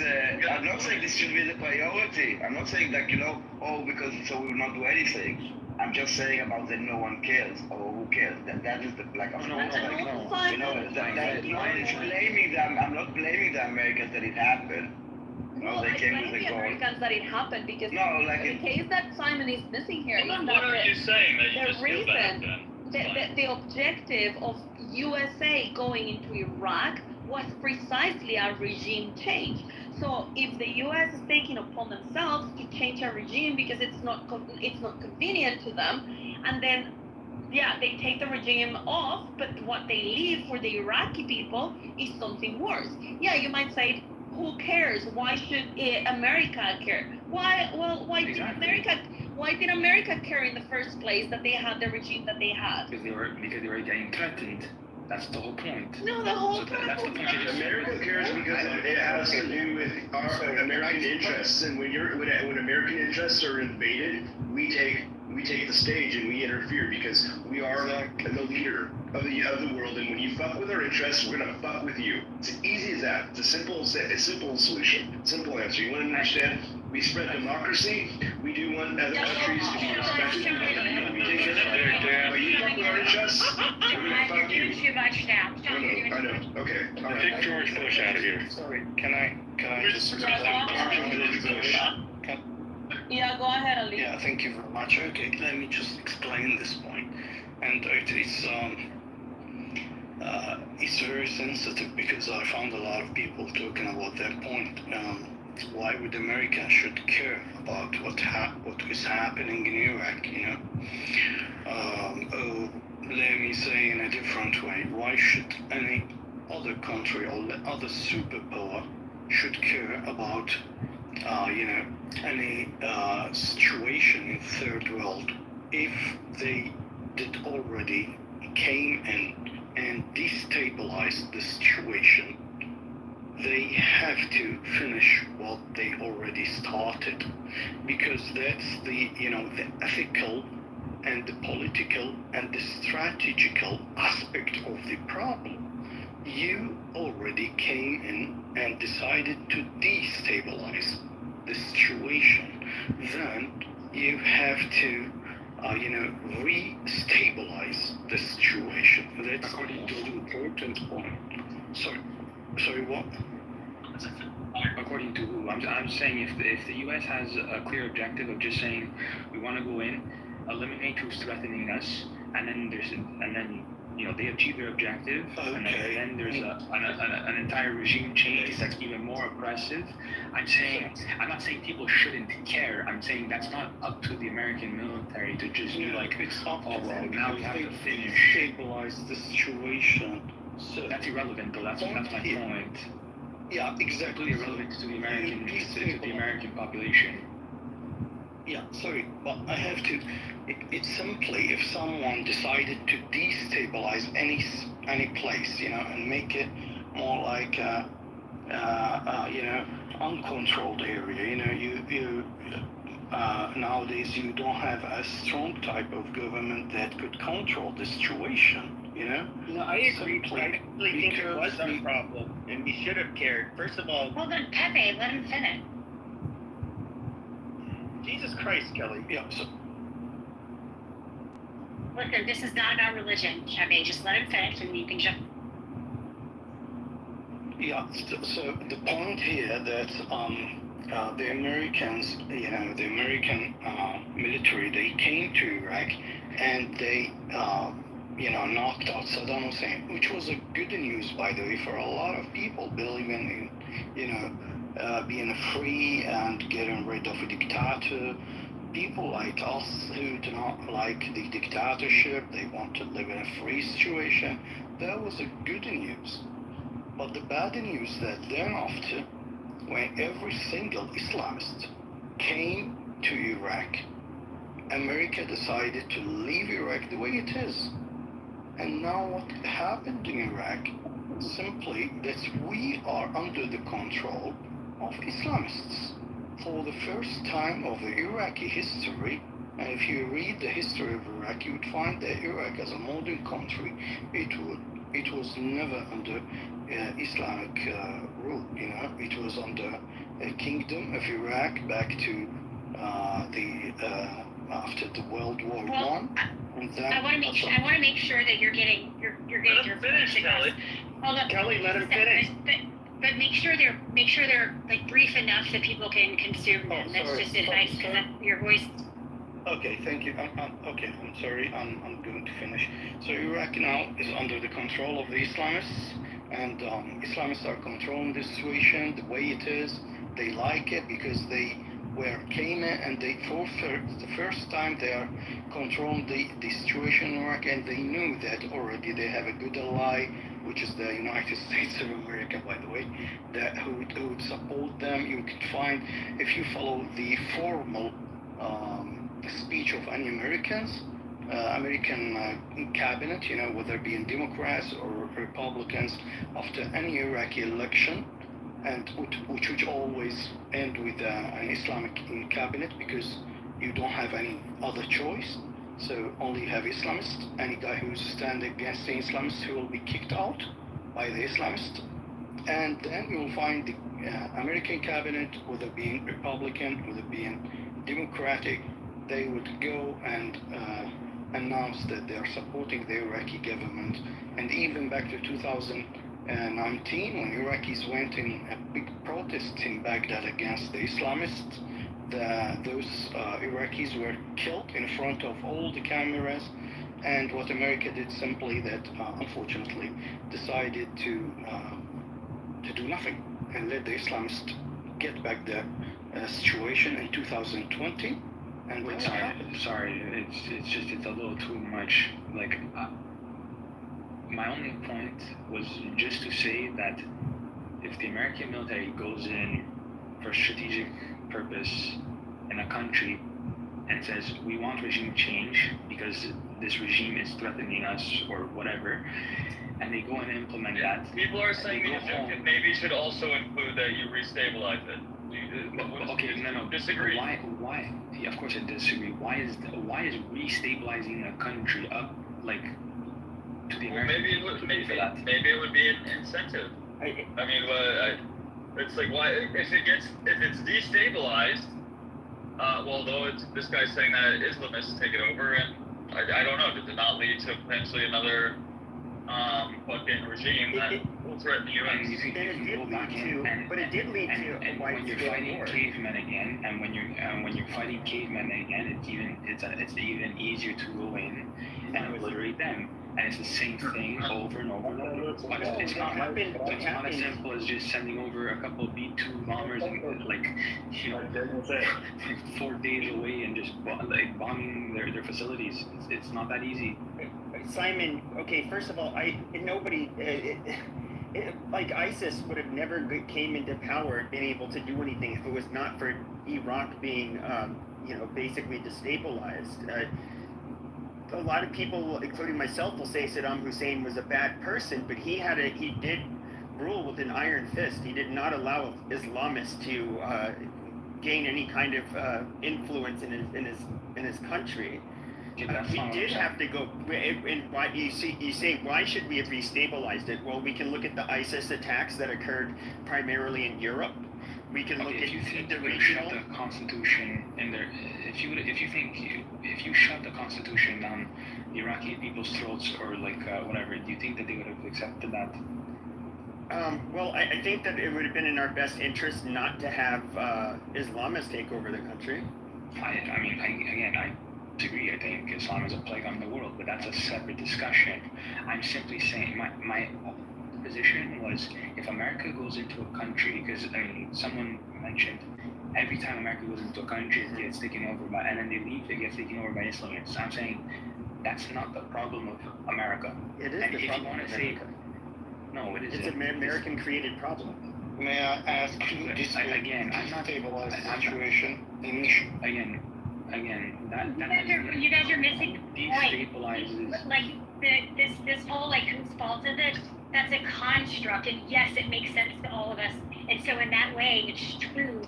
But Simon is speaking outside of that. He's talking about realities and like the blame game and like what's righteous or what we think is moral. It really doesn't have a great like mechanism for enforcing it. I mean, the bigger question with what you guys I interrupted Simon because like I feel like you guys are trying to look at this through. I understand both of you are saying. I think the bigger part should be. Hold on, I interrupted Simon first. There's no way. I'll be quick. I just No, want to answer. Yeah. Okay, so Simon, go ahead. First, Jesus Christ, just let Simon finish. Leave him out of this. He could have fucking been. That's what she said. Yeah, no, I'm just like, my entire position is just, if America, just because America goes into a country and destabilizes it, okay, again, that's not up to the American people to go and restabilize a country, like, regardless of the things. If America says, listen, these guys are threatening us, like, whatever the justification they give, okay, regardless if it's a good or bad one, I'm just simply saying, if they go in and then leave and then something else happens, the principle is not, oh, well, now this is up to the Americans to fix it. Like, and they have to put this Band-Aid on and whatever. I get what you're saying. I get what you're saying. It's not in our interest and we're not obligated to. I understand that. But I mean, generally, the reason the slogan "you break it, you fix it" has long been something that. Well, that's just Call the store manager. What are they going to do about it? That's the ultimate. Well, we get it. I just think we all understand that what you're trying to convey. I guess we're just telling you we disagree with it and think it's stupid. Well, I think it leads to more people chanting death to America over the long run. I think it's when the world hates us. But you can ignore the rest of it, though. They're going to hate us regardless. The world hates us because they hate, like, Western civilization. Bullshit. They hate us because we fuck with them. Yeah. No. Well, I'm from the eastern side of the world. They hate us because they ain't us. It's not One of the dumbest things, like George W. Bush would say, they hate us because of our freedoms. I get, like, suck a fucking dick. They know they hate us because they look at us as constantly fucking with them. I mean, if it wasn't for that, what would they care? How many people over there, like if you look at Syria, if you look at all of these places and you do a tally, is it America killing more or is it like their own regimes killing them?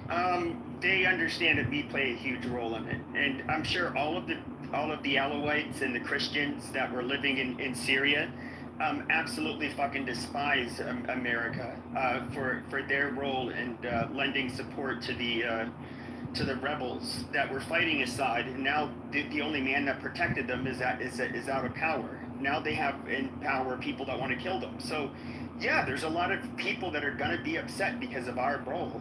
I mean, this has been going on way before even America's intervened in these countries. So, like, I mean, just to put the blame on America is, I mean, it's completely useless. It's a talking point for sure.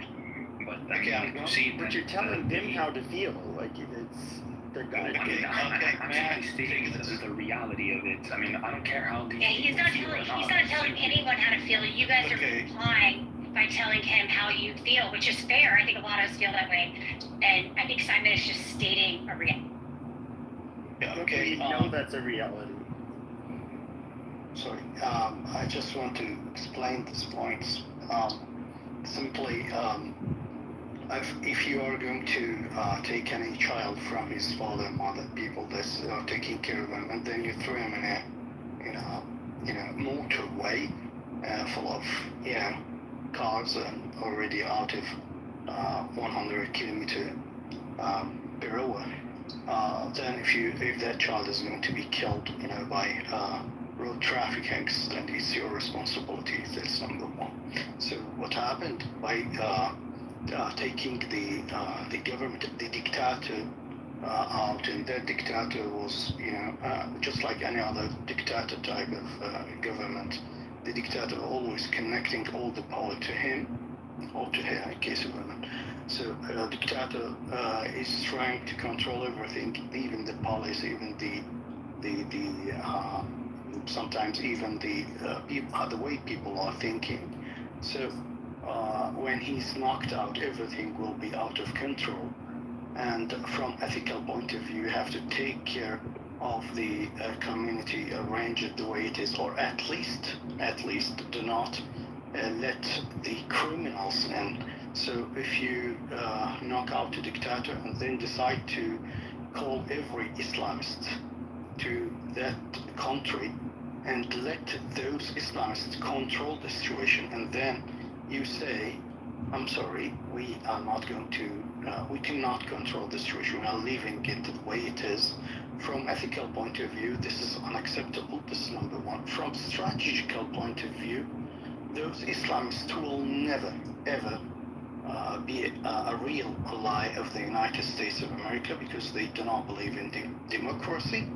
And what America did simply, that it's brought its enemies to Iraq and let them control the whole situation, and it decided to kick the people that they can, think, negotiate, or accept, or at least respect the Western civilization. So if you bring in Islamists, for sure, you will not find people that respect or like the Western civilization. The time that you are kicking the liberalist and the non-religious type of people out of the country. So that's number two. This is from the strategical point of view. And can you make sure that this last point is pretty brief, because people are going to get lost in this? And then when you're finished, Curse, go ahead and jump in, because I know that we kept getting in your way. But try to keep it brief, because I want everybody to actually understand your perspective, because it's kind of the only one that is relevant or informed in here. And the more concise it is, the better it will be. Okay. First of all, I'm sorry for taking too long explaining the point, because there's a lot to explain. Just So go you're to definitely number forgiven. 3. But the problem that you had some points to talked about some points, and first of all, we do not hate the Western civilization. We may not accept it the way it is. If we listen to people talking about how to destabilize a country, then leaving it the way it is, sure, we will not like that type of thinking. But we will not hate others. That's the point, number one. Number two, don't start again with the number 2. You were already in the number 3, dude. No, it was more about the ideas already people were talking about, so I had to illustrate those points. Okay, can we, let Curse get in, and then you can finish your points, because Kelly's right about the length. Curse, you wanted to say?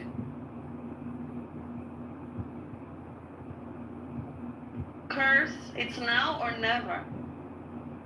Musanda. Yes. It's now or never. Why are we letting this guy speak? Then why is he gay? Why are you gay? Who think I'm gay? Curse. You've been shut down a few times, so we wanted to give you a chance to. I feel like you were doing something. I don't know. Were you having a private moment, Curse? If not, please. You don't think so. He doesn't get it. Jesus Christ, it's horrible. This is horrible. Jesus Christ. We don't want to hear from. I just wanted to say, while Curse decides to interrupt someone again because he didn't take advantage of his own space, let me just say to Q, do you want to say something? Yeah, hang on. Should I call you Mister? No, call me Mister. Anyway, Ali, I agree with you what you're saying, and to Simon's point, to bring it back to who gives a shit to what these guys or the regime change, or if it's worse. Well, strategically, as Ali is saying, it's not in the interest of the US that Islamic regimes take over these countries. because they are the ones that are trying to kill the Western civilization and the US people and the Europeans and everyone. You know, since 9/11, there have been over 40,000 terrorist attacks. Oh my God, Lou! Since 9/11, there have been over 40,000 terrorist attacks that have been funded and backed by the IRGC, the Islamic regimes. So I don't know if it's really a position to take of like, oh, who gives a shit? Why is America's responsibility of what happens after they invaded? Well, in a way it is, because they destabilized a country that turned worse, not only for the people of the country, and you can say, okay, who gives a shit about the people of the country, and maybe you're right, but ultimately, strategically, and in the long term, is not being positive either for the interest of the US, unless that is exactly what they want, and they want more Islamic regime, maybe in order to try to justify more wars in that region. I don't know, but having IRGC and Islamic regimes doesn't play well for us in the West. Yeah, I mean, there's also like a bunch of countries giving aid to like terrorists.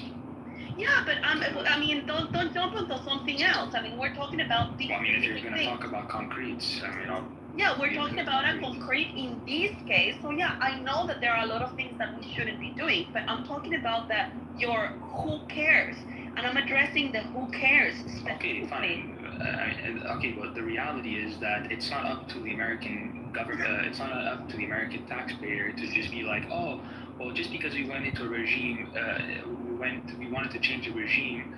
Well, we're gonna have to just, make sure that that's a separate discussion. Like, Dude, but are you listening to what I am saying? Because you're saying, okay, yes. Just because we went to change a regime doesn't mean that we should care. Well, guess what?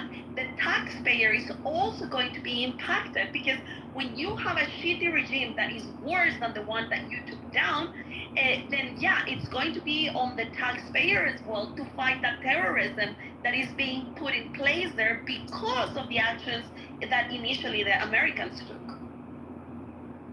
That's another. But again, that's another thing. You have to take it one step at a time. If I go in, I eliminate the threat.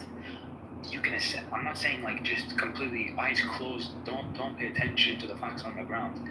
I mean, I'm simply saying, if your position is that, well, America went in, changed it, now it's up to the Americans to fix it. It's like, no, it isn't.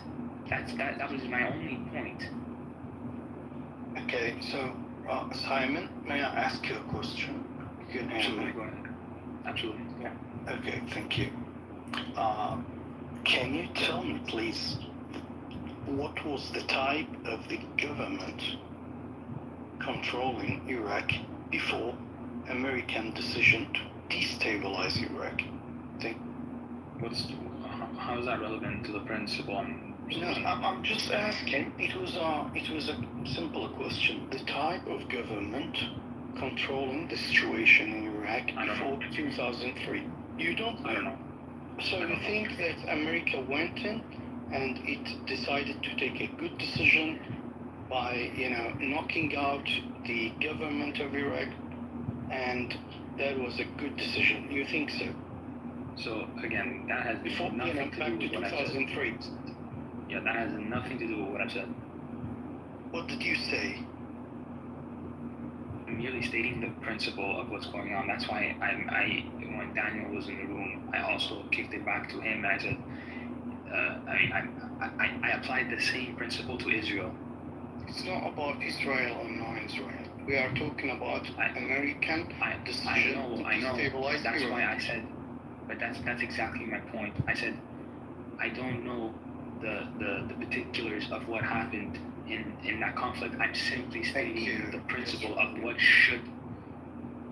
Well, thank you for what? I mean, for explaining. You're asking me a question that has nothing to do with what I've been saying for the last 20 minutes. No, you said that America has the right, or to go and remove the risk related to that type of governor or dictator in Iraq, and then if their country was destabilized, it's not the responsibility of America to re-stabilize the country. I know, and I gave the example of Israel, and I can give the example of any other government that feels threatened, and it has nothing to do with that particular concrete. I'm merely stating the principle of if I'm a taxpayer and my government says there's a legitimate threat in another nation, regardless if it's Iraq, regardless if it's Iran, regardless if it's Gaza, regardless if it's Israel, it doesn't matter. The principle remains the same. What if it's China?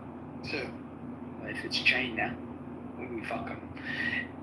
So the whole point is that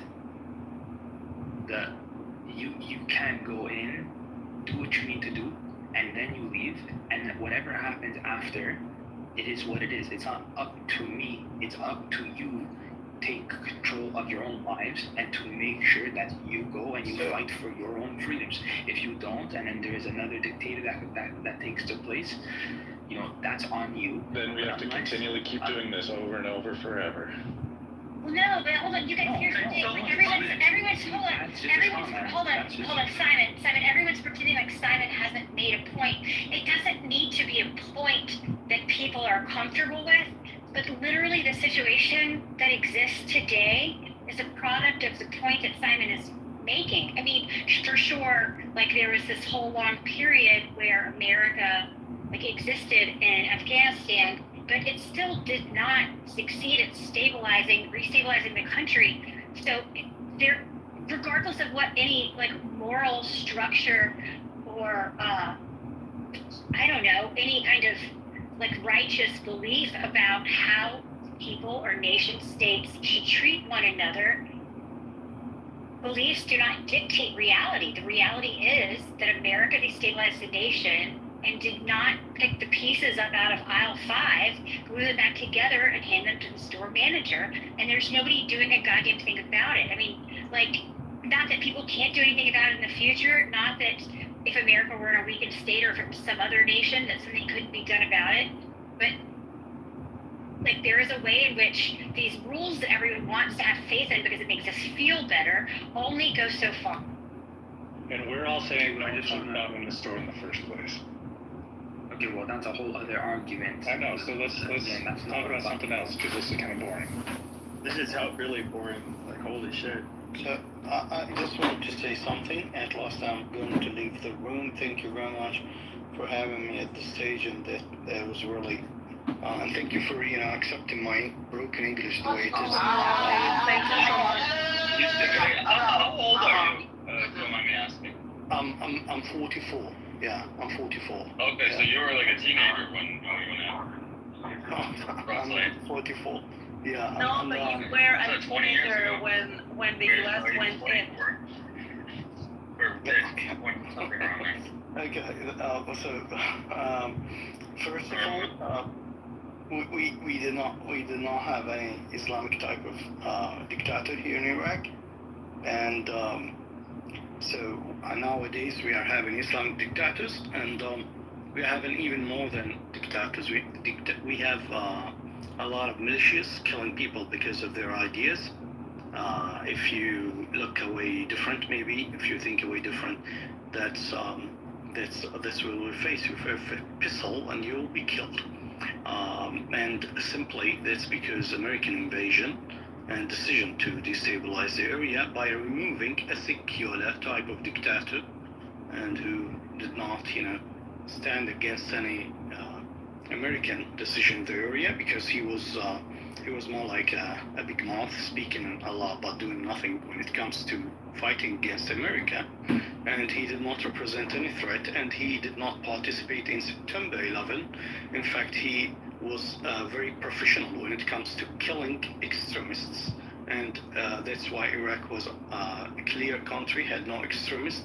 From strategical point of view, America just created an area of extremism that was free of any extremists by invading Iraq. I wish that people, when they say that why would we face a lot of extremists from Middle East, they should always remember that it's part of American previous bad decisions, like in case of Afghanistan back to the 1980s, and in case of Iraq back to the 2003. And then America should not, ask why we are facing a lot of people asking to have asylum, trying to be refugees in our country, because those people are the people that are trying to escape or run away from Islamists that were supported by America into that country. Thank you very much for having me at the stage, and all the best for everybody. We do not hate any other civilizations. We respect all of the people in any other part of the world. We like it, and we try to communicate to all people. One day, if Iraq was re-stabilized by other maybe country, I would invite you all to be in Iraq, and maybe we will go out for a drink or enjoy a good time in a cafe. And that time we will not be responsible for what we are already facing because of American previous decision. Thanks, Ali. Enjoy. Anyway, so what would have happened if Saddam had a stroke and died though? I mean, was it stable enough to where it wouldn't have, Islamists wouldn't have come in? I think his sons would have taken over. you think the Islamists would have taken over anyway? No, his son. His sons were crazy, right? Yeah. That doesn't matter. I was asking. Did you guys kill the sons as well? Yes. But he killed one of his sons, right? They died like a going dog. around raping people. Oh my god, just one. Did you guys kill all his sons? Nobody answered because she gets upset. No, it's that all of you talk at the same time. No, I think you're in a delay or something. Maybe. Yeah. Well, maybe you should think about that before you actually go crazy. I have the answer. No. She's a woman. I'm a woman and I'm allowed to act the way I want. And on top of that, I'm a Latina, so I get a pass for that too. You know what? I'm for the Islamists. Second one. Here's the answer. Saddam Hussein's sons Uday and Qusay Hussein were killed by U.S. forces on July 22nd, 2003. So he has, there are no descendants left. Wait, no, he had a grandson, right? Oh, yeah, I don't know about. Let's ask. Yeah, I'm sure he was fucking up. Sorry, we have to say he's gonna die like a dog. You keep saying that, I don't get it. The Trump or something? Yeah. You haven't seen that video? No. Oh, I'm gonna send it to you right now. What's his name? Barack Obama died like a dog. Yeah, let me play it because it's amazing. Let me play it. Let me look for it. Shane Gillis reenacting that. That's like even funnier. Saddam has grandchildren and at least 5 great-grandchildren. Here it is. I found it. Oh no, wait. Most people knock on doors and go in, but our soldiers know. They just bust through them. My daddy died like a dog. They're trying to give me the virus. Feed the virus.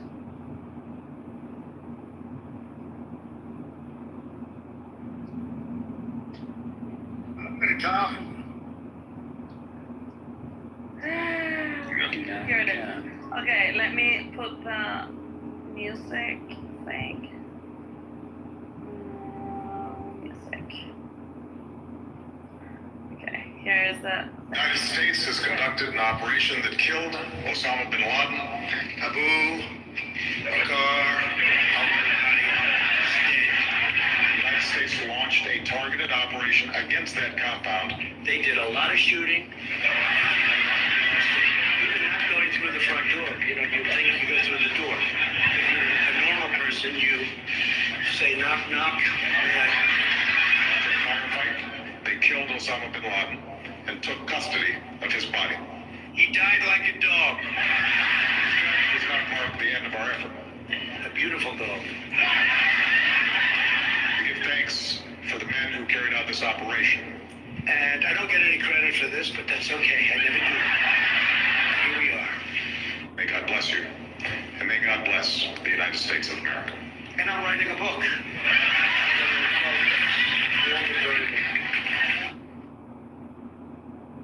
Yeah, it's a comparison of how Obama delivered the news and how Trump delivered the news. Trump is funny.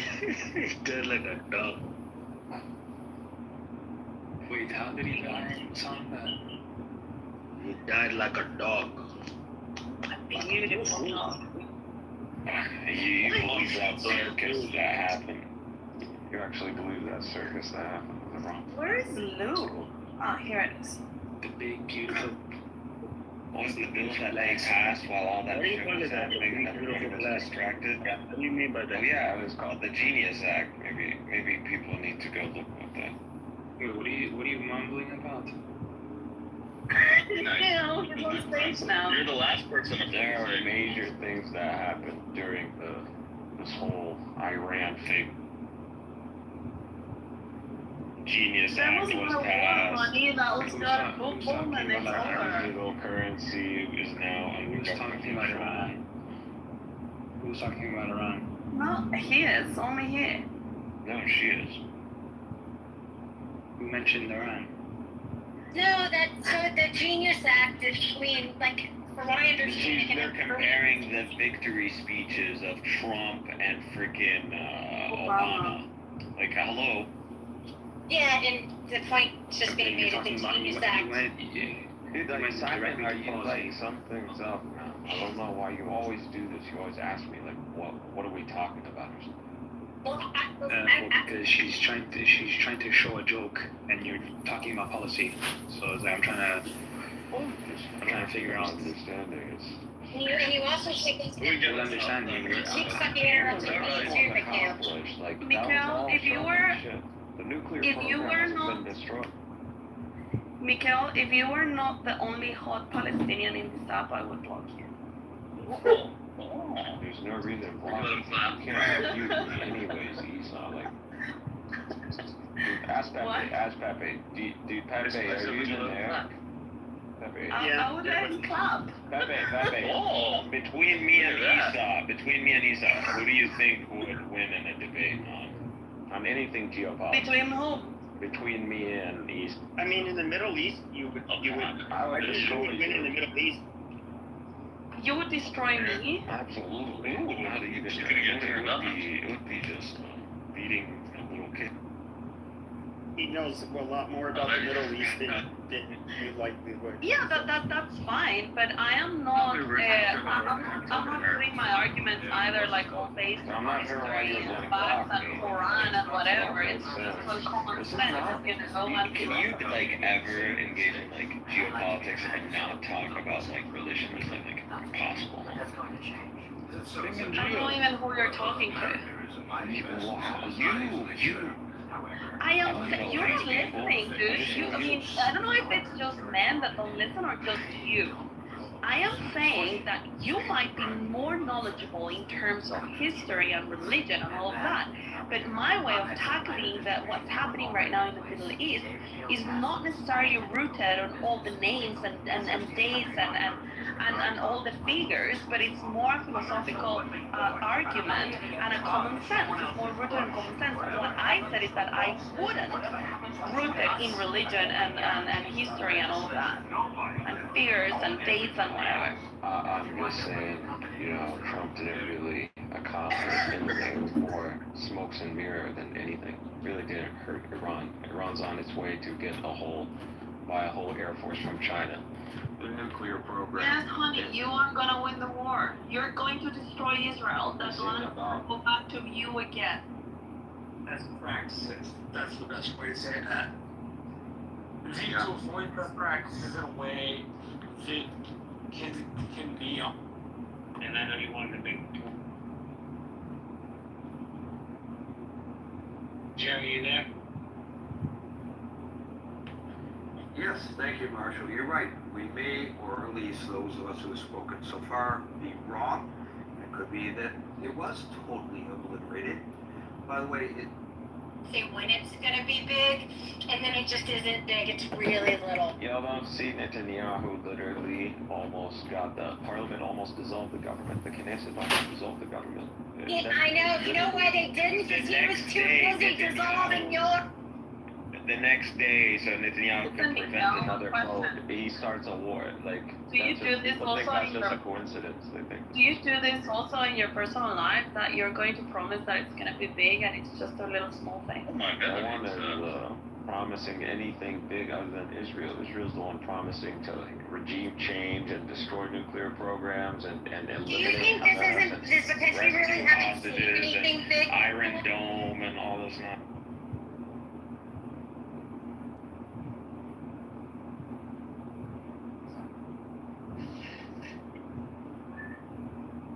Mikhail, if you guys are winning the war, if you guys are winning the war, if you guys are winning the war, why do you keep whining? Well, shouldn't you be very excited? No. There's winning the war, just like how the Viet Cong won the war. Yeah, there were a lot of villagers and people that were murdered and burned to death, but they still won. But it was worth it, right? No, it wasn't you worth won it. the war.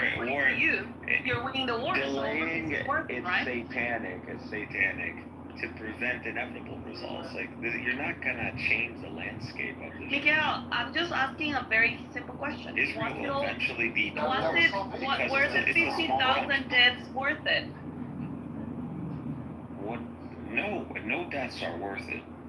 Well, it seems they were, because you were winning, right? However, if you think you're gonna do the inevitable or something, you're gonna do the impossible, and you're gonna try to force that people into something. Even godless people won against tyrants, Vietnamese and many other people disadvantaged and lost huge casualties and still won. You can't break a will of the people. It's not gonna happen. These things don't happen anymore. America couldn't do it. Why people think Israel gonna do this crazy? It's not America couldn't do it. I mean, that's America can do whatever it wants. The reality is that the leaders are just fucking weak bitches, and America just looks like has been a paper tiger since World War II, and that's just that's a more philosophical because issue. World War II, the style of World War II is the military is prepared for a total war. You go to war against China or Korea and you level everything to the ground.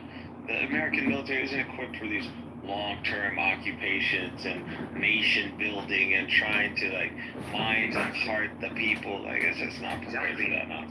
But that's my point, and America is not willing to do that anymore. That's my whole point. Well, you can't just do total war on any group, especially if it's not a democracy. Says who? Says who? Yeah, I mean, what do you mean? Of course you can. Yeah, you're gonna lose your legitimacy in the world. The United States has legitimacy in the world because it's supposed to guarantee open markets and trade routes and naval routes. That's what America is supposed to do. That's why people invest in America and they tie their currency with the dollar. It's supposed to be your stability and order in the world. You can't just go and nuke Afghanistan or carpet bomb all of Afghanistan and call it a day. Why not? I disagree with that. People tie to the dollar because they don't trust each other, but they trust the US dollar because what happens when you go and you invade Iraq? Oh, guess what? Iran starts developing weapons and a program. Okay, and other nations going to Iran and do the same because there's no more trust in the world. There's no more trust. You see what happens with trust invading Iraq. You see Russia and Ukraine. You see all this that's happening. This is what happens when you just go and commit these illegitimate wars. Every illegitimate war on an illegitimate regime illegitimate. You have North Korea right there. If you think every illegitimate perspective, is North Korea trying to get that to America? What makes a regime illegitimate? If it doesn't uphold individual rights. individual What's your rights standard? and What's your from, standard? like what is that like? But what's your standard? How many states in the world hold your ideal version of? It's not about. rights? It's not about. It's not Okay, about so my why are then ideal. the country being invaded right now? Oh yeah, it's not about individual rights. I'm asking you. I'm asking you. What's It's your about standard spreading for American legitimacy? hegemony, and even now we're not spreading American hegemony. We're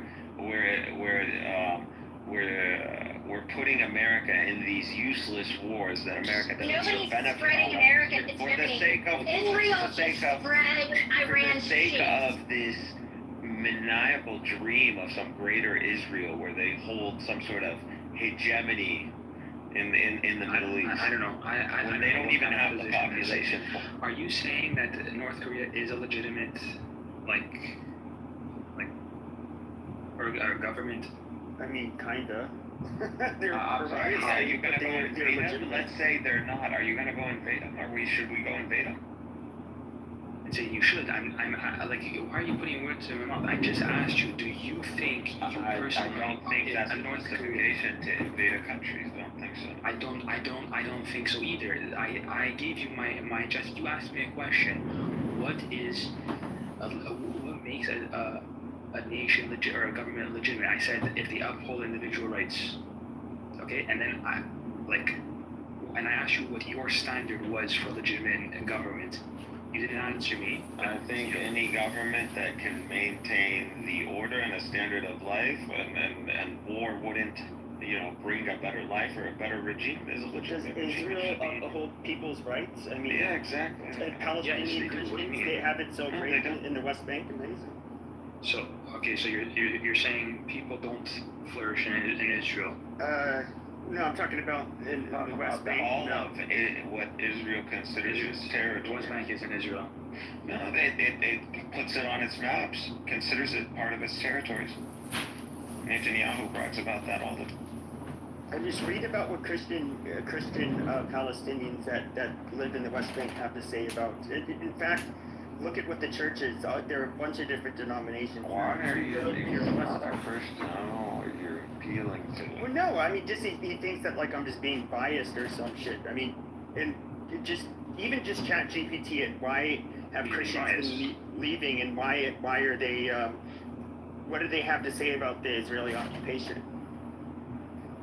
But you talk about like human rights. I mean, like now everybody wants to act like Saddam Hussein wasn't a pawn in America's hand. Like they didn't arm him. These chemical weapons just came out of nowhere, and like this army of his came out of nowhere, and they didn't back him up against Iran. Meanwhile, backing Iran against him, like just played games the whole time. America's not, dude. About concrete and like garbage politicians. I'm with you all day. Destroying states and ensuring hegemony. No, it's... And like I don't even mind if that was the strategy. Like if okay, the petrodollar, someone threatening the petrodollar, whatever. Okay, but when engaging in these wars that literally don't benefit America, don't really, increase American hegemony, and we're doing it for the sake of this entity, and we're doing it because it's on this like biblical fantasy of like, fulfilling some sort of Abrahamic covenant. Like, give me a break, man. Just on a Jim question to ask, what evidence does anyone have that America is losing any hegemonic power, either on land mass in the sea or financial? I mean, I keep hearing the talking point, but I don't see it in real life. I mean, just the rise of BRICS alone, just that initiative alone, showcases that the world is kind of unhappy with how America is running things. They want options.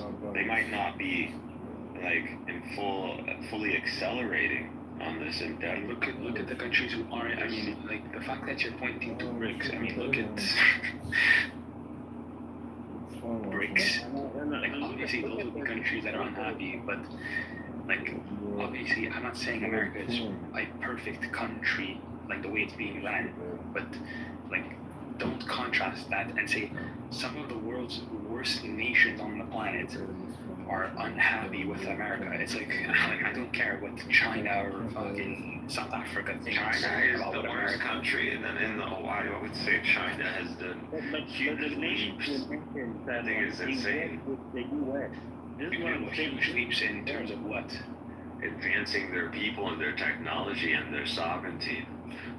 Well, I mean, I could say the same thing about the Soviet Union, but like no, China is that's much more successful. But like again, we're talking about individual rights, like human flourishing. You're talking about like some. I think the standard of life in China is increasing, and I don't think anybody can deny that. Well, I mean, if you're comparing like in 1950s China to today, yeah, obviously, but like. You can do the same thing with like Hong Kong and be like, well, you know, I'm live streaming the room, Hong but Kong versus China, like China room. did an absolutely like his poor job. But this would be a good place to get Mikhail. Can you find the room? Sure, probably, if I... Let me see if I can.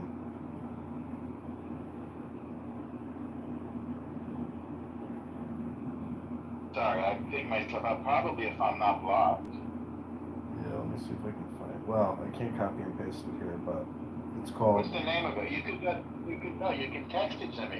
You and I are connected. No, that phone, I'm blocked, so I can't see the room. But it's Barely Friends, Russia, Israel, Iran, USA, Love Entanglements, Issa, Sarah, Pepe, Kelly, Simon. Okay, hang on. Let me look. Simon, Mikhail's in that mode where he's been talking for 20 minutes now endlessly, and it would be a great opportunity to go in there. I don't see the room. You said It's only friends. It's in the Itty Bitty Titty Committee house called Barely Friends, Russia, Israel, Iran. Hang on a second. Let me look for Itty Bitty. Russia, Israel, Iran? Okay, I'm going in. Okay, great. See you soon. Bye. You guys think are fighting. The truth is, it's just a game of optics, I'd say. And the Arab nations are just playgrounds to just blow up. That's just how I see it, to be honest with you. Do you know that, Musanga, when I went to North Korea in 2012, do you know the currency they use in North Korea? I'm presuming dollars. Okay, dollar. So I mean, when I hear people say this thing, I just laugh. Anyway, yeah, it's like it's all internet, man. That's what I'm saying. People get triggered by things that's all mutual. It's Americans that say this shit. It's America. It's just an American. Like Americans just say the dullest of shit and they think that they're smart. So just no country can compare. In fact, in Kenya we mentioned BRICS.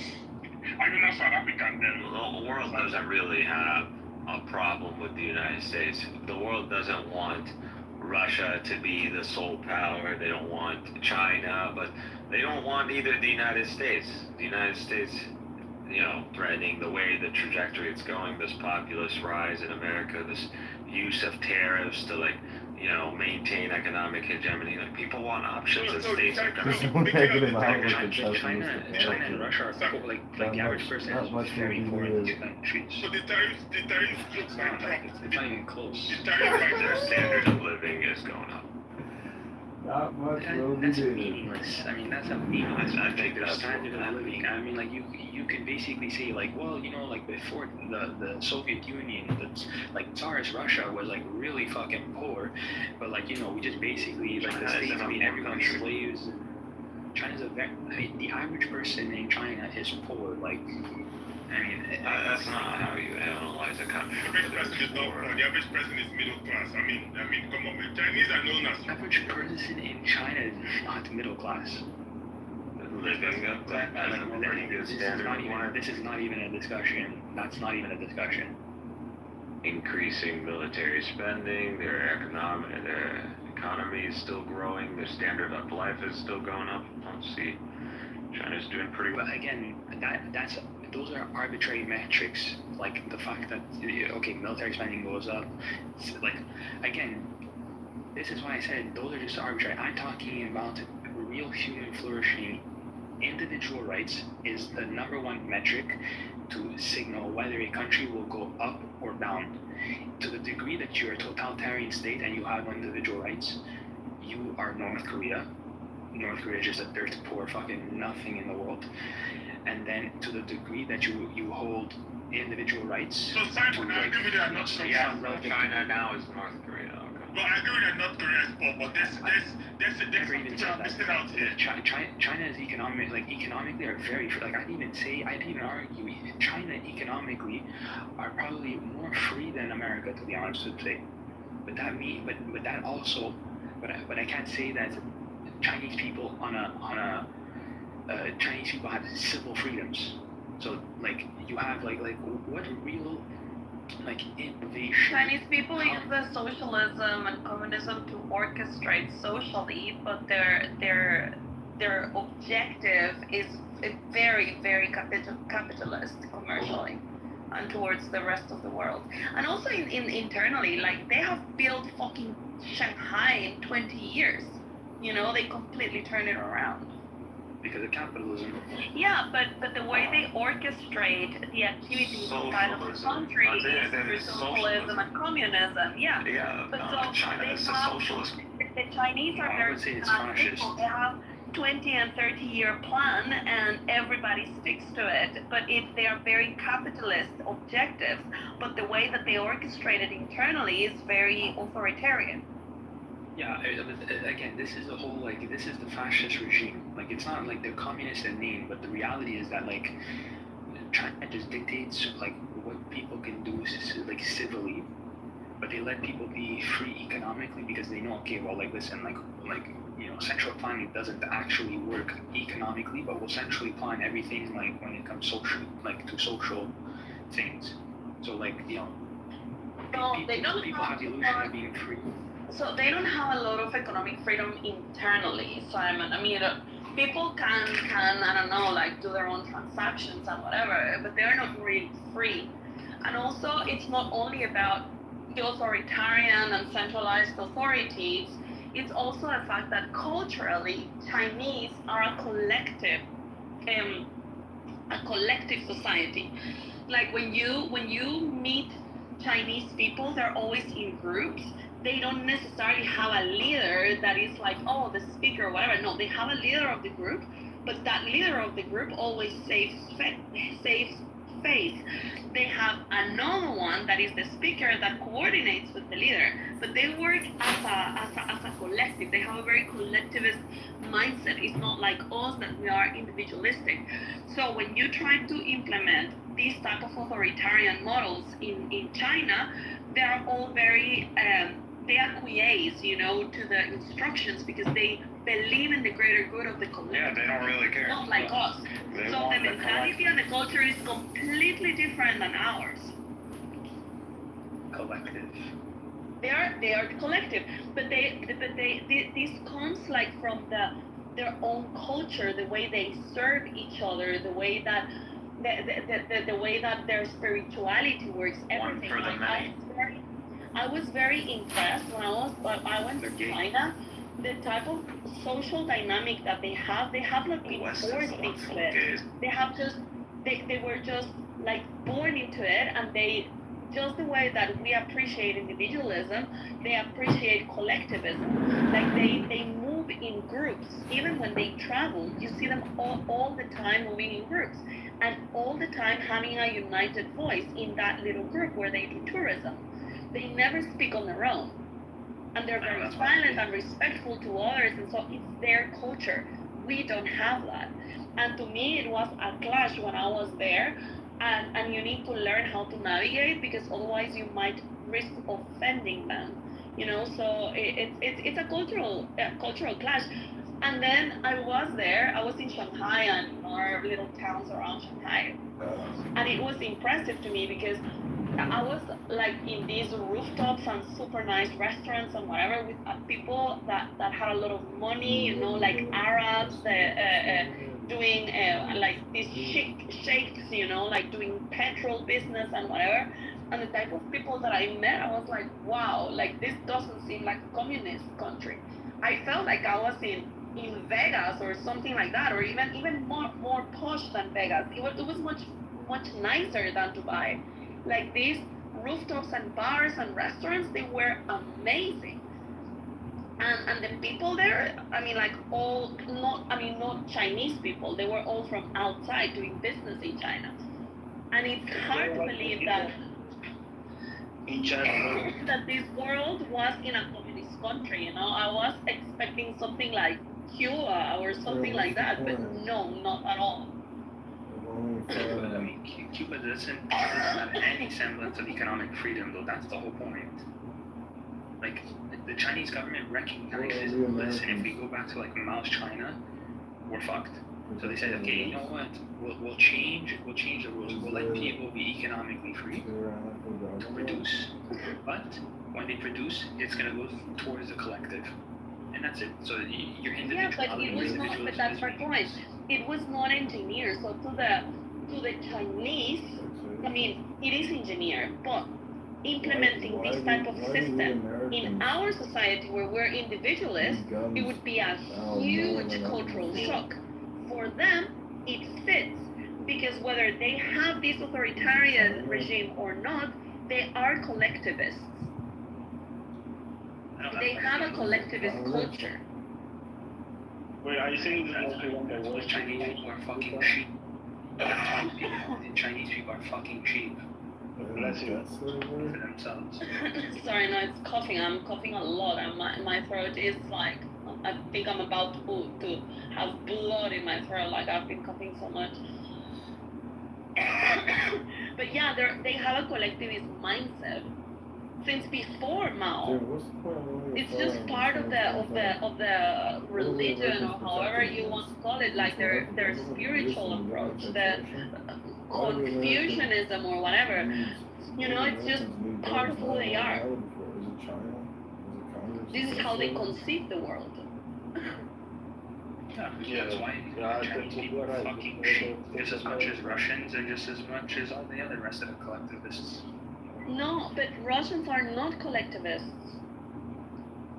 They're collectivists. Russians, when they move in society, they are not collectivists. They are very individualistic. They are Christians.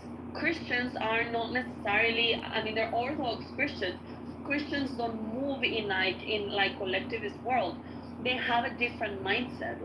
Russia was collectivist because of the government, because of the communism involved there, but it's not in their nature. It's not part of their culture. They were being oppressed in order to achieve that collectivism.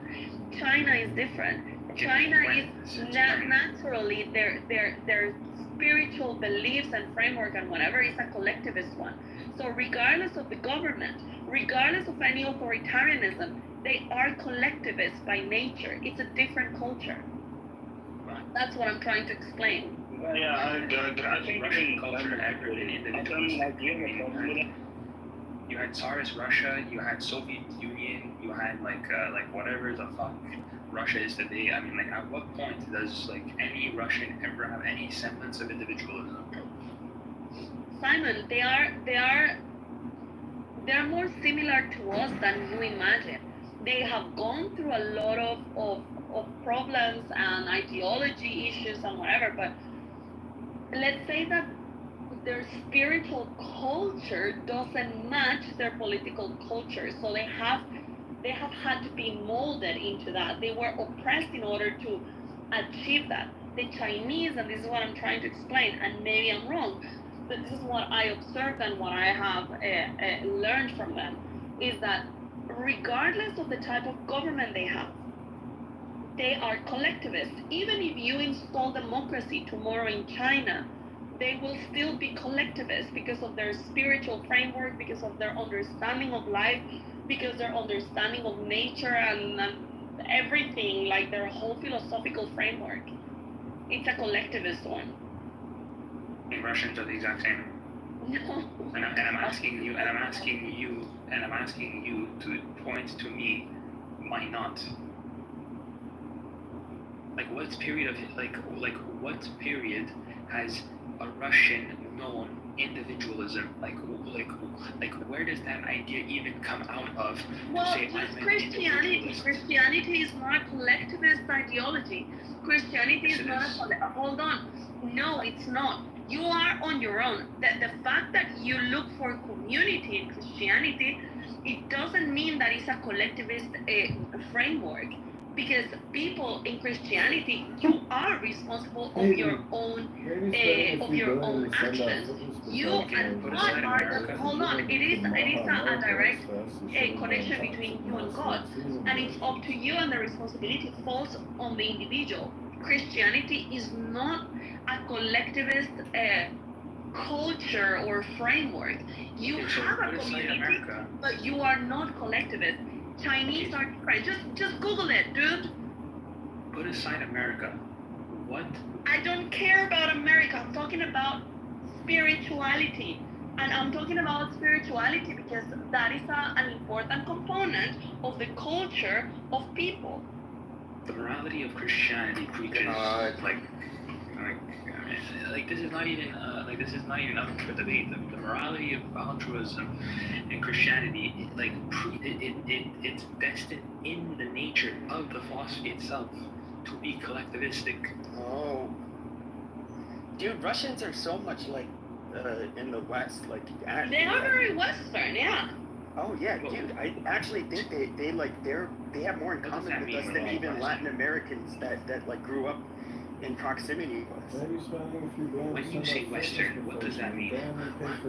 Western people from Western Europe and the New World. Like idea-wise, what does that mean? Western is nuclear family,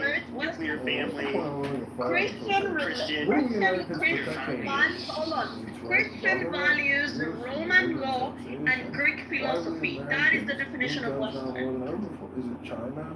Is it Congress and debt slavery? Say that again. Roman law, Greek philosophy, and what? Greek philosophy, Roman law, and Christian values. No, I mean, so would you say like Middle Age, Dark Ages, 10th century Rome is Western? It's what we have adopted from the history and from the past. We have adopted Christian values that were spread through Christianity. Maybe you can call them Aristotelian or whatever you want, but they were still spread by Christianity. Then you have Roman law and you have Greek philosophy, which is really open enlightenment. But no, okay, well that's the part you missed. So that's why I asked you. So those three were all present in the Dark Ages. So would you say the Dark Ages is Western Western civilization? No, the biggest part you missed out. You missed was the Enlightenment, which is that's kind of like a rejection of Christianity itself. So to say it's based off of this, it's Western civilization doesn't come out of a vacuum, but to attribute it to only those three things when it was present for 1,500 years and we had nothing, then it's to attribute it to that. Dude, I guess, but I don't understand. Is do you think that, aside from language, Russians are nearly fucking identical to people from the UK? I don't know. That's my point. The UK is not a Western. Oh god. People in the UK don't have an understanding of Western civilization. Oh sure. I agree with you that it was the West, but the average person in the UK and in Europe in general have no conception of what Western civilization is built on. That's why Europe is in the state that it's in right now. I'm sorry, you can't. Do you think they should be more? Do you think they should have stronger immigration laws and? That would make sense. And by the way, the Enlightenment, and I'm just reading right now because I knew you were wrong. The Enlightenment was built upon the Greek Roman Christian base that I was I said that. Then the Reformation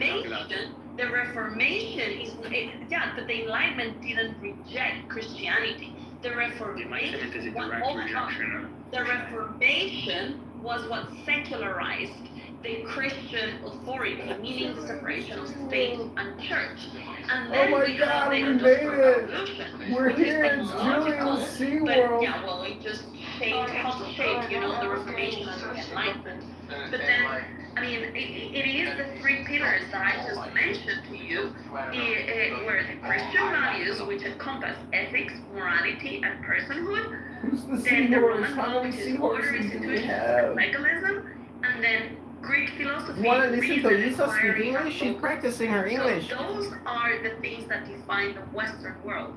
And Russia has this as well. What was that, Isa? Tell us again. Tell us the important information. On like the whole Enlightenment, the whole purpose of the Enlightenment is the fact that we observe reality and we uphold the standard of reality, as opposed to Christianity does not care about that. That's the whole point. Like that's why for the whole like. Welcome back to Clown House, where people learn to practice English. Because it doesn't care about reality. So you can't have philosophy, an era called the Age of Reason, the Enlightenment, where the explicit objective of it is to say we're gonna live by reason, we're gonna live by reality. Reality is the base of everything, and then we go and you live your life in accordance to that.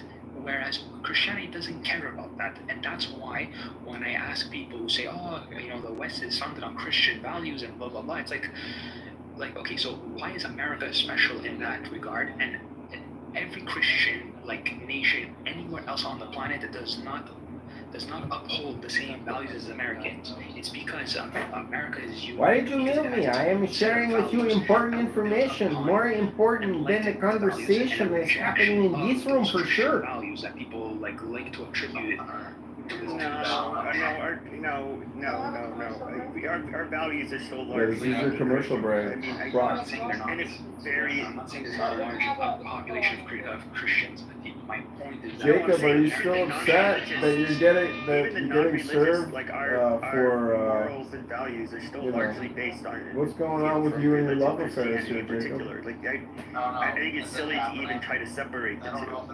I'm not separating the two. I'm simply saying if you look at a Christian in America. All I'm saying is that if we listen to Simon uses English.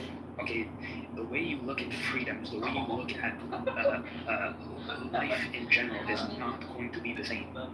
And that there is a secondary value. You guys want to hear the theme song to Julian SeaWorld? It goes like this. His name is Julian. It's his means that there is a secondary value.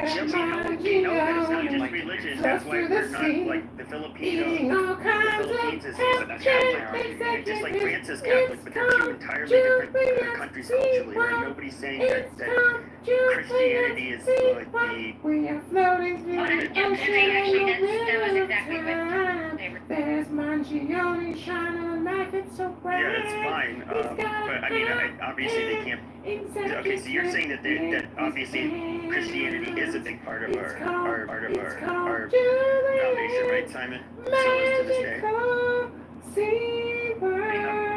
Where disaffected youth and people who have been abused has to go to the SeaWorld. Welcome to Julian SeaWorld, starring Julian. Maybe you've heard of him. He's a Mangione supporter. He believes that what he did was okay with him. And that's called murder, everybody. That violates one of the 10 Commandments. Thou shalt not murder. And unfortunately, some of the disaffected youth of today believe that murder is okay because they want their Medicare and their Medicaid.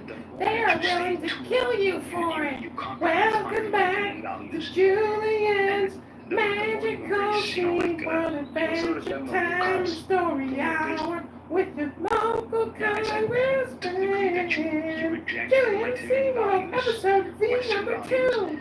You get a worse off society the more that you adopt to the degree that you promote more like a religious religious values in any basically from any religion. I don't really care which one. get a worse off society, and this includes, I consider fucking communism a religion, so take that for what it's worth. But I just want to push back on this a little bit. One really quick. Let me just push back on this one thing and say, I don't think it's a matter of rejecting religion. If we use the example of America being like a fork in the road of Christianity and the culture that was created around Christianity, what America did was like individualize the religion and separated it from the state. And I actually think that that's important, because the ability to have more freedom comes with the responsibility of the citizenry to prioritize that individualism in a way that creates self-responsibility. And to be able to do that, you have to maintain trust in a society. And so that means that you need something to reinforce that local culture.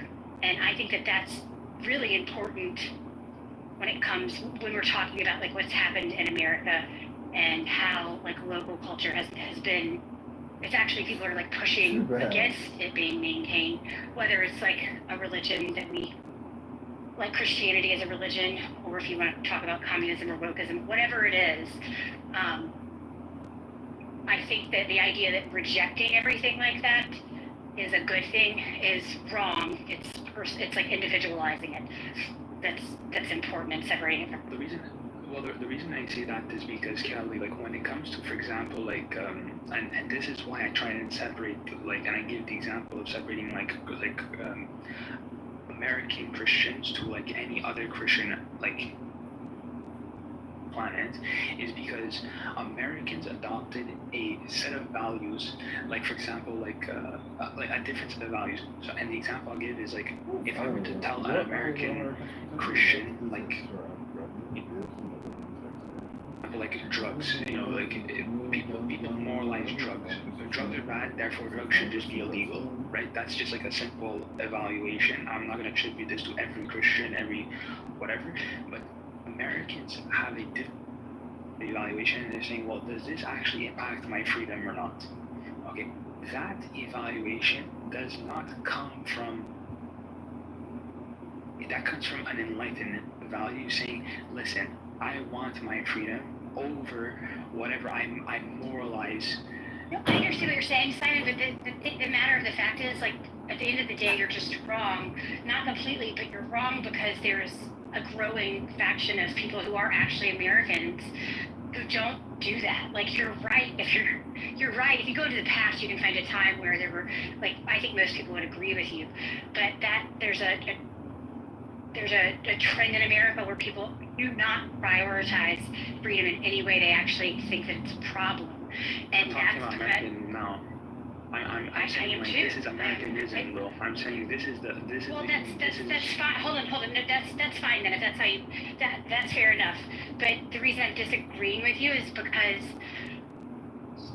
the ability to maintain one's culture in America is literally integral to Americanism, and having that implemented by the state, which is one of the huge problems with the way wokeism panned out, murders that. And so that's the point I'm making. I don't think that we're necessarily at odds if you're saying Americanism versus America, but I'm just saying that the complete rejection of the cultural ties that bind put us in this situation where we can have some new version of religion reinforced by the state that disintegrates our. Integration of America is really the disintegration of Americanism, actually, I should say, in America today is just due to, horrendous philosophies that have infiltrated the idea of Americanism, and people have completely warped what that is today, and that's how you get, in my opinion, Trump, Obama, all these idiots, and that people having horrible ideas, and compromising on Enlightenment Of values. Of course, my point though is that when those horrible ideas have power from the state, I don't mean that the state is forcing them down people's throats. When the state then must lift them. And I would like to say, just bringing it a little bit back to what we were saying before, but trying to kind of like stay in the middle of what you guys are talking right now. When we talk about collectivism and individualism, I mean, like, it's not only about freedom, it's about responsibility. And that is something that comes with Christianity. And the Enlightenment, yeah, you might be right, the Enlightenment didn't touch Russia. However, Christianity did touch Russia. And Christianity, as I was saying, is a religion and a framework that creates the responsibility of your own behavior and your own, let's say, communion with God. And you are responsible for your own free will. And so, just like, for example, you had in Italy or Spain or Germany, communism or fascism that was implemented, it was a collectivism that was implemented that was more organic, that was more reactionary, trying to oppress people in order to achieve a collectivism. When we talk about China, and it's the same thing that happened in Russia, when we talk about China, we're talking about a collectivism that doesn't come from communism. It's a collectivism that precedes communism, that goes all the way back through millennia to Confucianism, or Confucianism, however it's pronounced. And so this type of collectivism is organic. These people are grown, it's very ritualistic. It's not like a spiritual relationship with a god like we have in Christianity or Judaism. It's completely different. And so it's very ritualistic, it's very kind of like obedient, it's very like the well-being of the collective, because that is, I was reading about it a little bit right now about the Chinese collectivism, and it says that you are meant to play a role in society, whether it's the son or a father or whatever place you have in the level, in society, and you need to be obedient, and that's it. You don't have any individualistic aims. Whereas Russia, because of Christianity, they do have that component of individualism. So if you want to see it kind of like in a how do you say, an analogy, you could say that maybe Russia is like our estranged cousin, a failed cousin, just like Germany was and Italy was and Spain was, but they kind of like recovered and were reinserted in our Western society. Russia has the potential of doing that because it wouldn't be a clash for them. It would just be a reinsertion for them in the West. Whereas you cannot do that with China because they lack completely the cultural understanding and the framework that we have of the whole individualism. For them, it doesn't even exist. You would have to educate them from scratch because they don't get it. So all of this I'm saying is to make the point that Russia is not as different as you want to make it look, because they still share a lot of the same values with us, and they can still be reintegrated. The collectivism they suffer from has been imposed and not organic. The collectivism in China is completely different. I mean, I think collectivism, just as a idea, it's kind of just the same, like to degrees. But I mean, collectivism is just when you think that the group should be above the individual, like how that manifests, how you think about that, that's like, obviously everybody has a different like idea, but like I see people think this even in America, and even people who think that they're right wing. I hear it, even libertarians. Okay, actually, maybe not even libertarians. I shouldn't go that far, but the idea of collectivism, it runs extremely deep when it to like how people think about the world, and that's how you have all of these political and socio-economic problems. Like that Do you don't think it's because they share ideology as opposed to being seen as part of a collective? I mean, you can form a collective based on ideology as opposed to, like, I don't know, a racial or religious. No. But again, it comes about when you accept the premise that something greater above individual, regardless how that manifests, if it's for the greater good, if it's for society. Yeah, go ahead. No, I think that's true, Simon, but I think that in the same way that we were talking about like the difference between what naturally occurs culturally, like the through line from, far before America was ever created to like how that's consistent in Virginia or Georgia or Oregon, whatever, today, and there are differences, how these things manifest naturally and socially depending on the environment in which these communities, were created and have maintained. That is very different than a collective that is not like naturally cultural and is reinforced and kind of informed or just built by the government. And because these groups that at the end of the day are meant to take the place of one's individual existence, one's individual rights, etc. It's manipulated. It's like bastardized by the government's interference in it. I mean, like, I would love for somebody to show me how it's not the government that created these kinds of like racial or ethnic quote unquote collectives that have the impact on like our economy and just the way our like nation and its states interact with one another.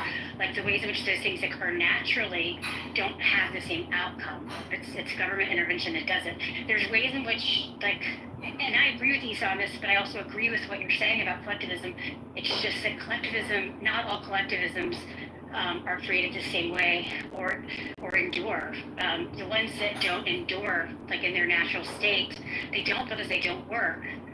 Unless, of course, the government is doing. Wait, so I just want to, like, I don't want to, like, mischaracterize or misrepresent what you're saying. So are you saying that, like, in majority of cases, like, collectivism comes about because there's, like, some sort of, like, natural, like, authoritarian regime that promotes it? No. What I'm saying is collectivism is a byproduct of having any culture or any society. Collectivism. Hold on. I mean, I'm being like, I understand what you're saying, and I'm saying that I think the disconnect here is because you're limiting what collectivism is to the negative things that are created by government or authoritarian regimes. And Issa was trying to point out that that's not the case. I'm not saying that she said this directly, but this is what I took from what she said, that there are types of collectivism that are literally the reason why you will have a 500-person community on the side of some fucking mountain somewhere. It's because the collectivism literally amounts to what these people have in common and the one goal that they all can get behind to help better ensure their survival. Like, that's also a type of collectivism, and these, like, that's a very, like, generic, like, bare bones thing. I would say that's a bastardization of collectivism. Hold on, what I was about to say is, like, that's a very simplistic, crude example, but I'm just trying to make a quick example here because it would, I mean, like, the point is that there are some types of collectivism that occur naturally, and if they don't work for the people, if they hurt the people, they go away, but literally because they're only created because it helps these people survive, and if it doesn't, the people die. If they don't get rid of it themselves and they keep doing it, the people fucking die. Like, this is why there are cultures that die, because they do not let go of whatever thing they're doing that makes them inferior to other cultures that come along. When you talk about a government intervening in that process and deciding what the collectivism will be based on, that's a whole different story. And I feel like that's what you're talking about, and I completely agree with you. And much of the problems that especially America deals with right now have to do with that version of collectivism.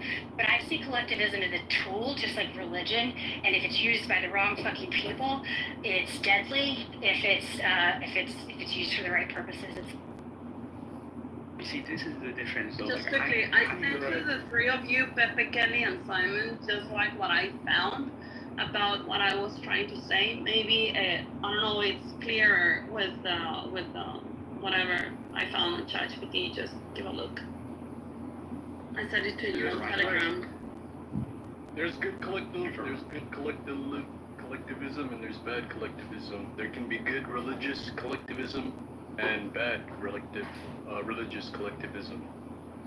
Are you a socialist or communist? Thank you for your contribution, Ryan. No, neither. I believe in free trade, but there should be welfare, obviously. There should be welfare. Obviously. Obviously, He's German, so he's definitely a collectivist. Yeah, for sure. I mean, I obviously after welfare. Yeah, collectivism is not like bad. It's something you need. That's what a nation is. Okay, then how do you have nation is not collectivism? It is. Because you have a group of individuals. Collectivism on a base. Okay. On the base level, no. So collectivism is the idea that the group. There are different types of collectivism. If you're talking about politically, all you're saying is that what is the root? What is the root? What are you telling me? What is the root word? Forget the root word. I'm telling you how it manifests and what it is. The root meaning. That's what I mean. Like, what's the one standardized meaning for collectivism? Collectivism is Hold up, Reinhardt, there's going to be like, listen, if you want to have like a back and forth, Simon's got to like be willing to participate in it. And so if like he's not interested in you wanting him to diagram a sentence or a word or whatever, just let him go. For the last however many years, like, we're on 18th chances at this point. That's enough.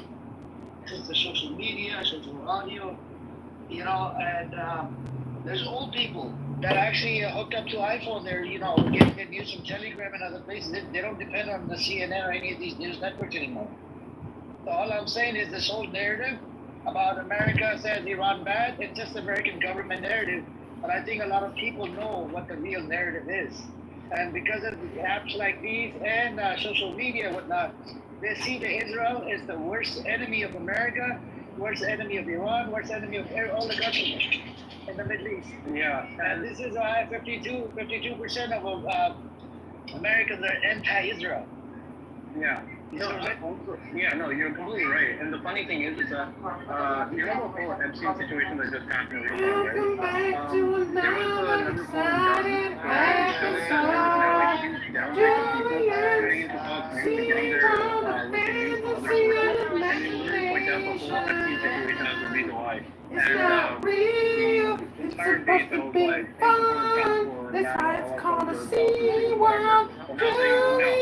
Sea World for autistic and highly sensitive people. And because of a lot of things that's been going on, that number of anti-Israeli propaganda and anti-Israeli sentiment has risen from I'm good. I'm just recording brain rot professionally now. I didn't think it would be a career choice, but putting brain rot on YouTube has really become. Yeah. I'm gonna mess him now. The last incident of Havaya, whatever. Did I say his name right? Right, He touched the minor in the butt. No, I don't know. I heard in the suburbs saying like he got accused of doing something inappropriate on a bus, so he had to request the footage from the bus, company to prove his innocence or something like that. Why?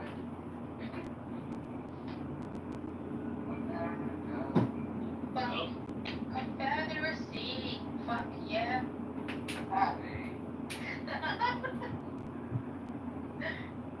Welcome back to another exciting episode of Julian's Fantasy Playhouse called the Sea World. Mermaids get 10% off on all annual subscriptions. Did you become a brain rot because you hang out with Isa Guatemala? Yeah, that's the thing I've realized Can that. you tell her to pay her fucking $100 debt? Can you just say that my ridiculous 4-year undergrad bachelor's of science in business proves to be more of a highly educationalized program than nearly anybody I've encountered on this app. So I want to really give a shout out to my alma mater for making me less brain rotted out than everybody else here on this app. Thank you, alma mater. Back to Julian Seabird. Look, there's the seahorse. Hi, kids. This is Julian, Mangioni's lover boy. I want to let you all know that being a sick piece of shit on the internet and endorsing the murder of healthcare executives turns out to be a lot of fun, kids. Welcome back to Julian's SeaWorld. In a new episode, Julian performs fellatio to Mangione in prison while they're under lockdown. I'm crying, Julian. Welcome to Julian's SeaWorld. How does that work?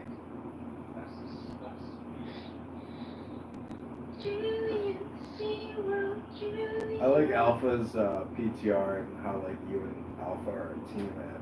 It's so Yeah, cool. we are always a team. They're the best team. That's a cool friendship you We guys used have to going have on. always like big ass rooms, right, Alpha? Yeah. Like all the men would come in our rooms and then they would fight.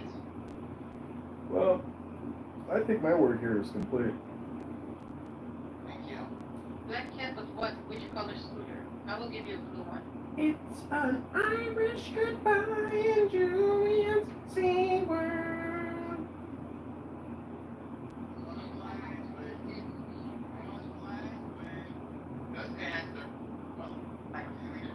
Well, I've had people who have language, not a bullshit story, a language. What language? English. Okay, let's start right there. You read it in English, right? That's what you say. Right? Yeah. Okay, and what book were you reading that in? Tell us.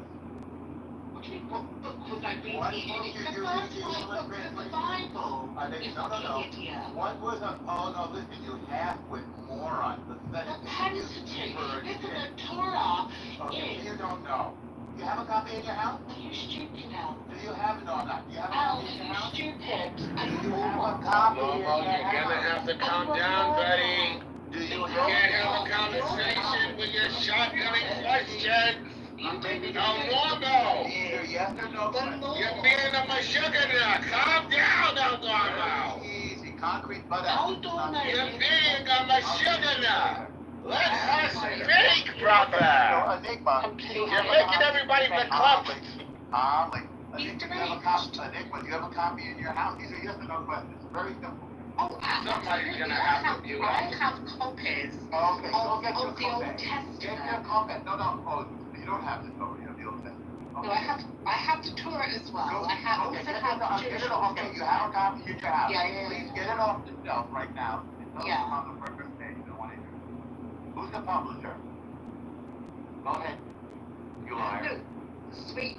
You lie halfway. You do realize. Take it off the shelf. No, don't You do do the story. realize Take what it off Torah the is. shelf.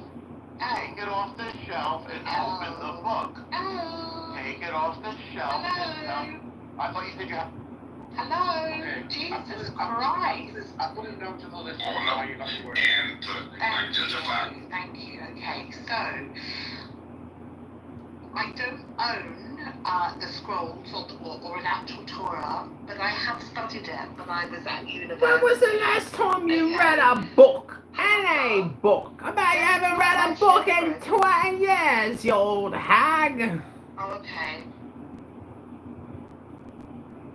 Free us from the boredom of listening to your bullshit about you read a book 30 fucking years ago. We got a troll invasion. Get some moderation. You got rid of him? Anyway, all around normal. He gets. That's good. Welcome to Julian's SeaWorld, a place for fantasy and imagination and creativity. That's right.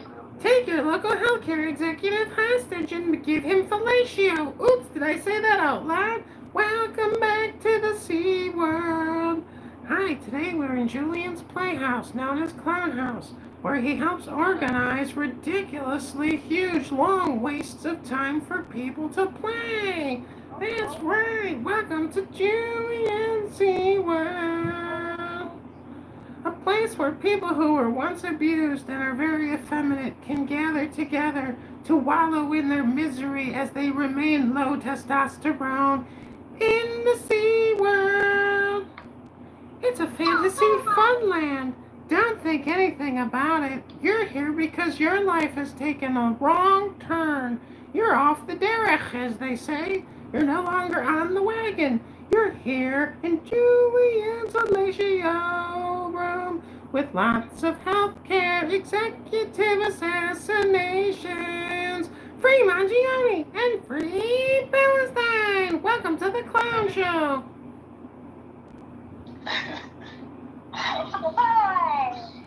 The send off. Free Palestine. That's right. You see, I helped end the BLM movement by coming up with the CRT BLM LGBTQ DEI dehypnosis script. You know, I single-handedly saved tremendous brain rot in this country. You just got to put out the positive vibrations. Let's say it all together. CRT, BLM, LGBTQ, DEI, CRT, BLM, LGBTQ. You're making too long. It's too difficult. He's making fun of us, guys. He's calling us effeminate. Good vibration. I mean, if you feel like that, it's Vibrations in the SeaWorld. DRT, BLM, LGBTQ. We used to hop from room to room, and there were like 7 people, and we used to sing all together like CRT, BLM, LGBTQ. It took them forever to kick us off. It's like a form of protest against the quality of content that we are, force-fed like pigs at the trough. I'm telling you, brain rot's real because what people read is stupid, and or they're not reading anything. So, Abby, what did you think? Oh, okay. What are you gonna say? Go to the gym, fatty? No, I already went to the gym, I think fatty. she's having dinner. I'm just saying, we read some poetry the other day. What did you think about it, Abby? It was nice. Let's read something together. What kind of, was it slam poet? No, we were reading the Tao Te Ching, or Lao Tzu, the book of the dead. LGBTQ. That's the first time I've ever heard that. Really? We should read the Books.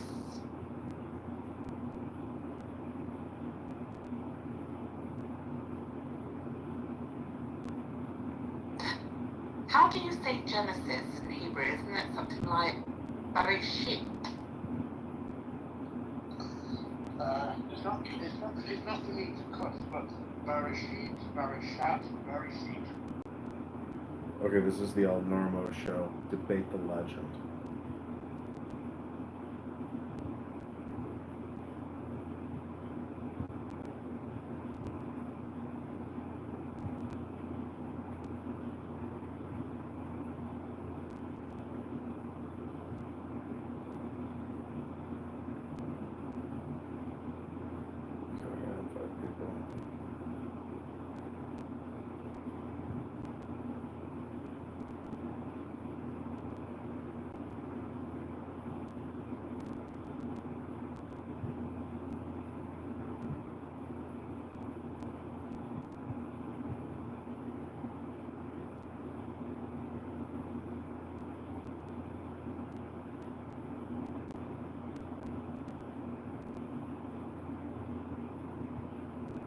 We're gonna see if we can get El Normo to come into the El Normo show, debate the legend.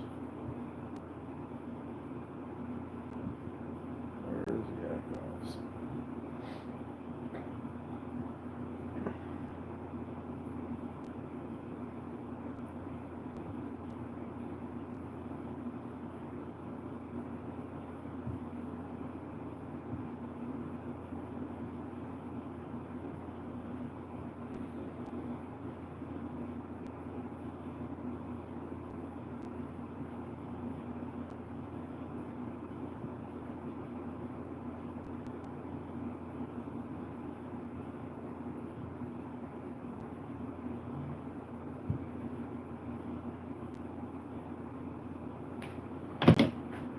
Oh, You know what you meant. So then maybe you Let's ask for Wanjalani. We need to ask for Wanjalani. Wanjalani, are you there? Let's ask for Wanjalani. What does he think about him? When is good for you, by the way, to have your meeting? Meeting with who? Amir. Meeting with who? Just in general. When are good times to Okay, so Edward, he's giving me a threat for the past week. He said, it's a good time for you to meet up with FBI. He wants to send FBI to my address. Why would you be so... I never said That's a good one. That's a good one. That's a threat. Yes, That's a sounds threat. like it's a That's me. a threat. Why That's a would threat. I don't have it? Why don't you meet with the FBI, Norm, and keep everybody else out of it? I do meet with the FBI. I'm friends with the FBI. Okay, great. And why are you involving Amir? What's that got to do with him? Terrorism here, as you well know. He's what? Promoting terrorism. Terrorism. How so? As you well know. How? He talked about assassinating heads of state.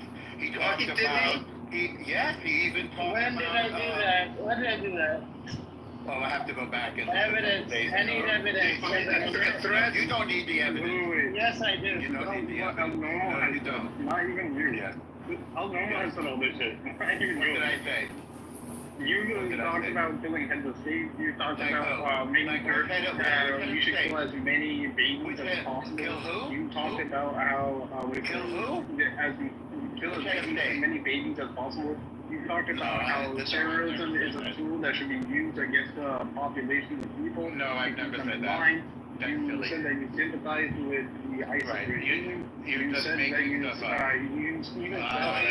said somebody you said Teddy was colonized by Islam. That's hate speech. Are you so that is hate speech. It's illegal in America. Are you I have to report your this. crimes that you're trying to put your crimes on somebody else? Like Norm, did you not just here in this room say that Teddy was colonized by Islam? That is hate speech. That's hate speech.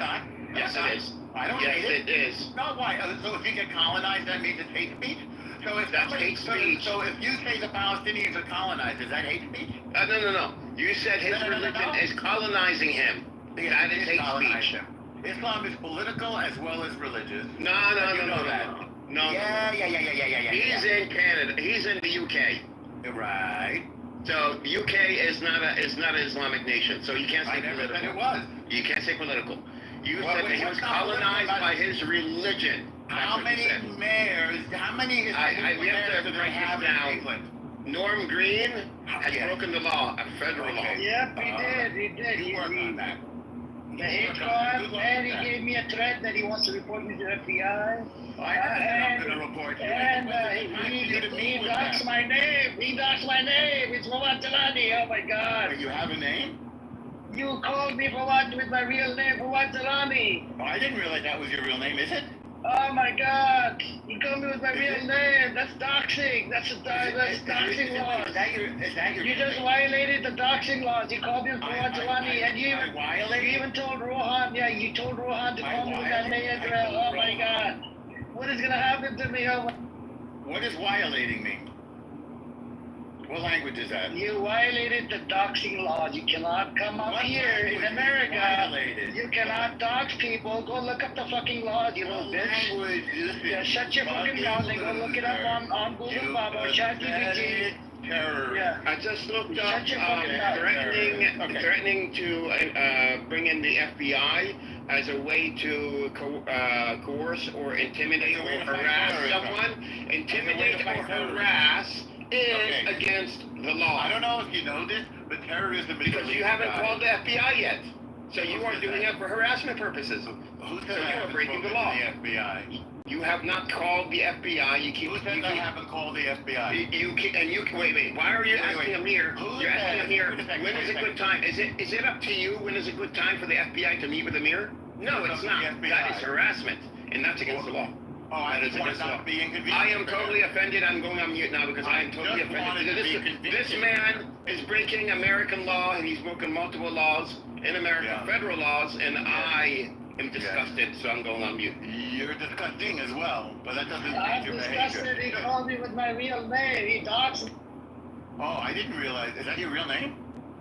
What? Wait. My name. You called him that name, and he's saying you don't know it's his real name or not, Norm? Oh, that's more harassment right there. Okay. Now I'm so disgusted. I don't know what to. Okay, I think you guys are shaking in your. And he said that I got arrested trespassing a property. I think I got arrested trespassing a clubhouse. Ooh. All right, Amir. He did bring up trespass the other day too. You are trying to intimidate and harass Amir, and this is against the law. In what way? We need to keep a record of this, Amir. Every statement he makes, we have to write it down, the time and date, and then we'll put all of it to the. I heard you to do so. Let's both do that, okay? Go ahead. All right, I agree. We have a deal. Okay, so normal. I'm gonna ask you point blank, right? Yeah. Do you condemn terrorism? Of course. You do? So do you also condemn anyone who supports any terrorist entity? Say again? Do you condemn anyone who supports any terrorist entities? Give me an example. No, it's yes or Israel no. gave weapons to ISIS. Say again? Do you condemn it? Say that again? When Israel gave weapons to ISIS, do you condemn it? Israel never gave weapons to ISIS. That's a bullshit story. Okay, so you're telling me Abu Shabaab was not a part of ISIS? That's correct. So when everyone else said he was a part of ISIS, do you say they're liars? Hang on. Do you know otherwise? Yes. Okay. Every single Western outlet has even said he is an ISIS member. Show me one. Right now. I'll wait. How about this? This is the article. Hold on. You made it. Hold on. I'm gonna ask you. Show me now. Wait, no. If you do something with ISIS, normal. Show me now that every Western media says that Abu Shabaab is a member of ISIS. Look at what it's my understanding. It's a link. It's my understanding that he's got Palestinian authority. Your own government even says that he is linked to ISIS. My government or somebody in the government? No, it doesn't say link, Sam. It says they are the ISIS. Go check it says Islamic State at the bottom. Just put Islamic State, find our page, and go scroll all the way down.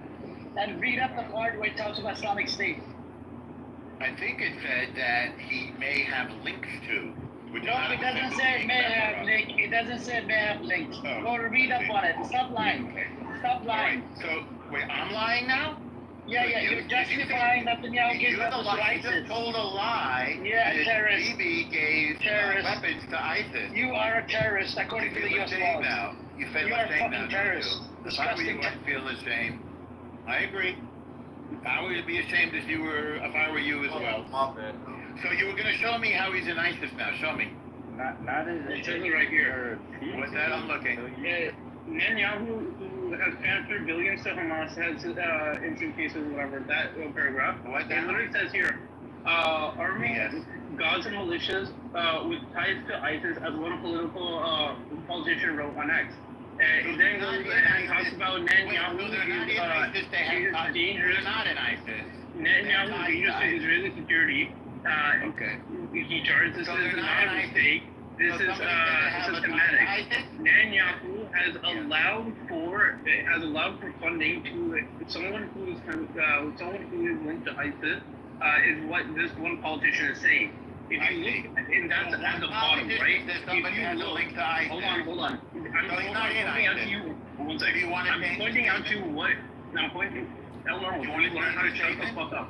If you read the entire article, one second. If you read the entire article,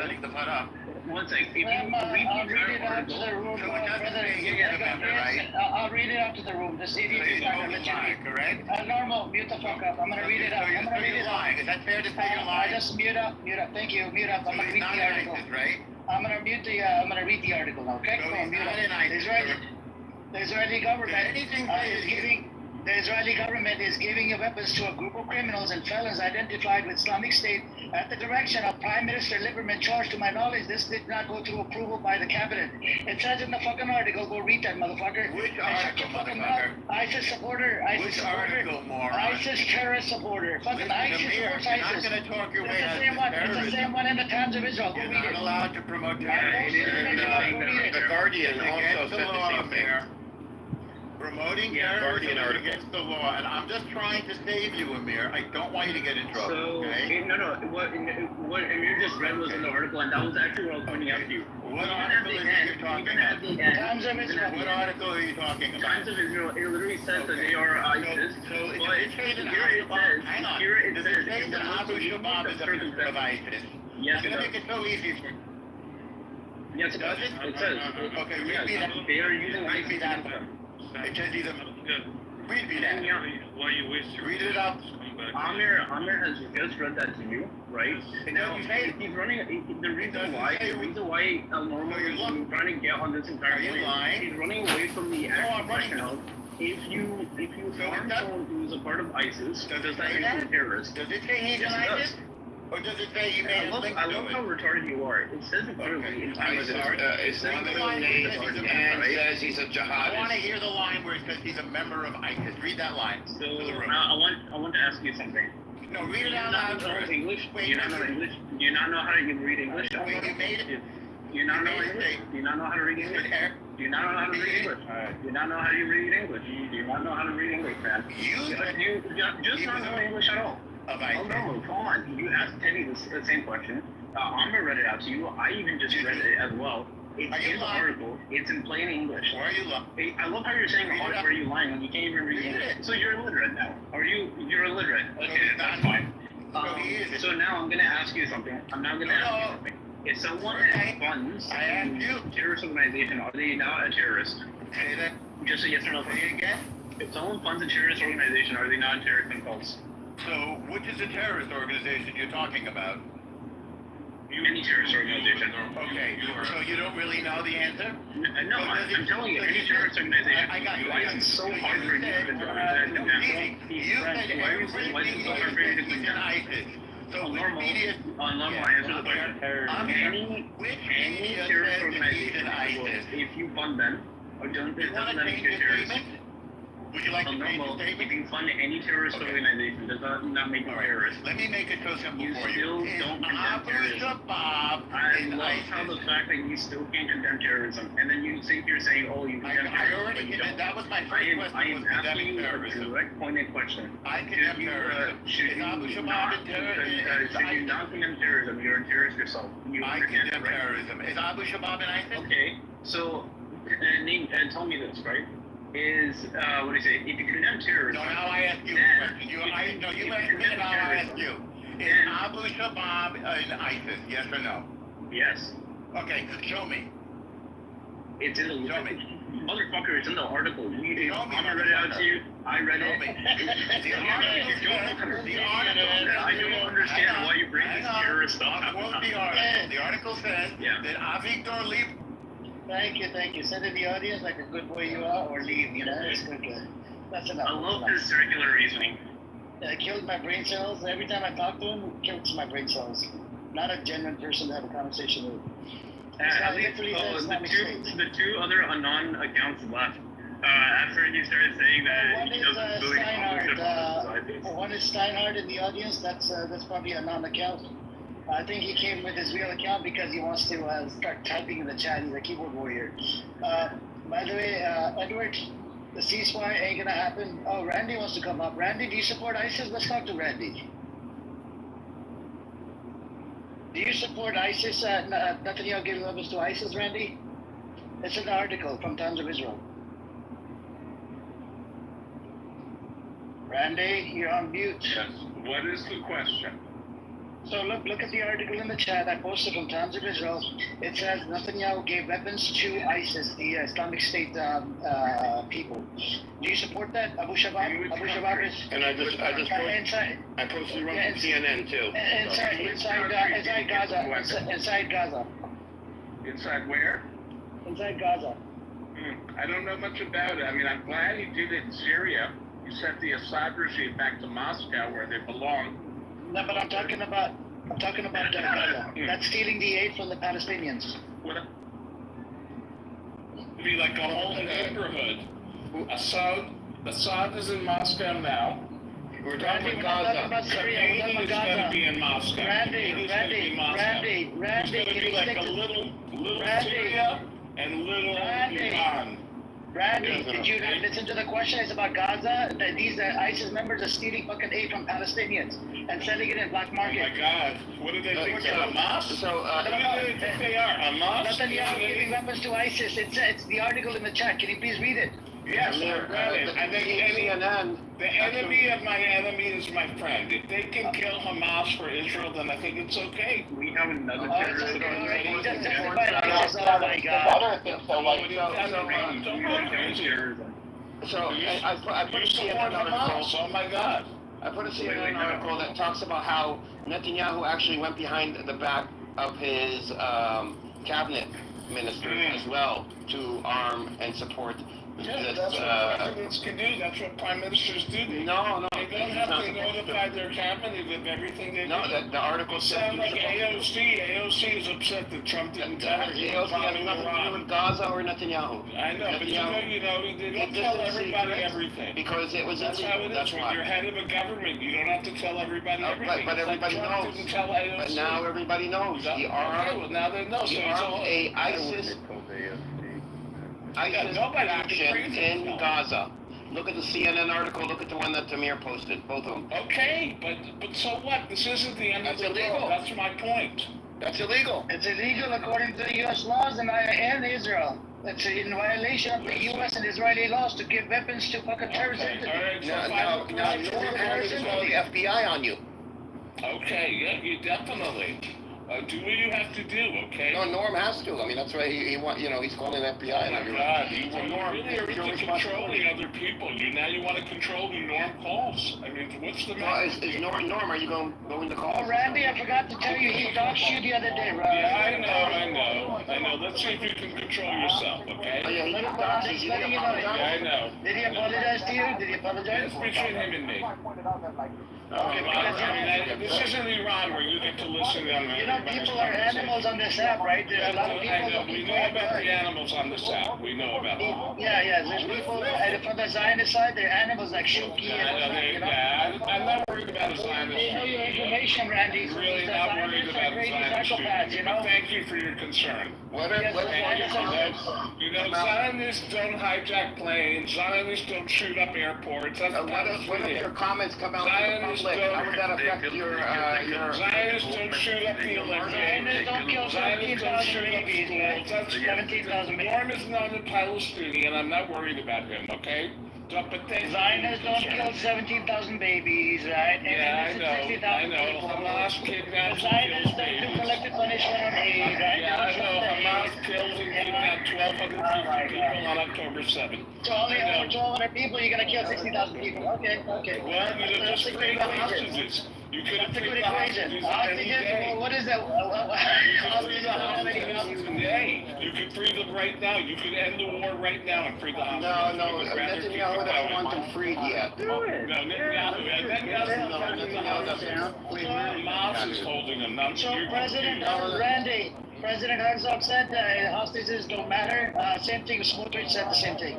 It don't matter. I'll take things that didn't happen for $2. Smotrich is a government official. Okay? He's a finance minister. Hostages don't matter. He did. Do you want to put the statement in the chat? You're a big liar when you say hostages don't matter. In the chat for you, No, I can read myself. It's okay. You do what you want. You keep asking for permission. You can post articles. I'll post it in the chat. It's not Gaza. You post whatever you want, my friend. It's a free country. Okay? It's not Gaza over here. We're not worried about the government killing us. We're not worried about Hamas killing people for posting an article. You do what you have to do, okay? It's not Gaza. The historical ship that was just taken down by the Yemen missiles that's never been done in world history. I know. The Houthis are really incredible. Now, maybe they can help Iran, because Iran is, Iran is in the shitter. Maybe it's in the basement. But the Houthis will come and help Iran. I'm very glad.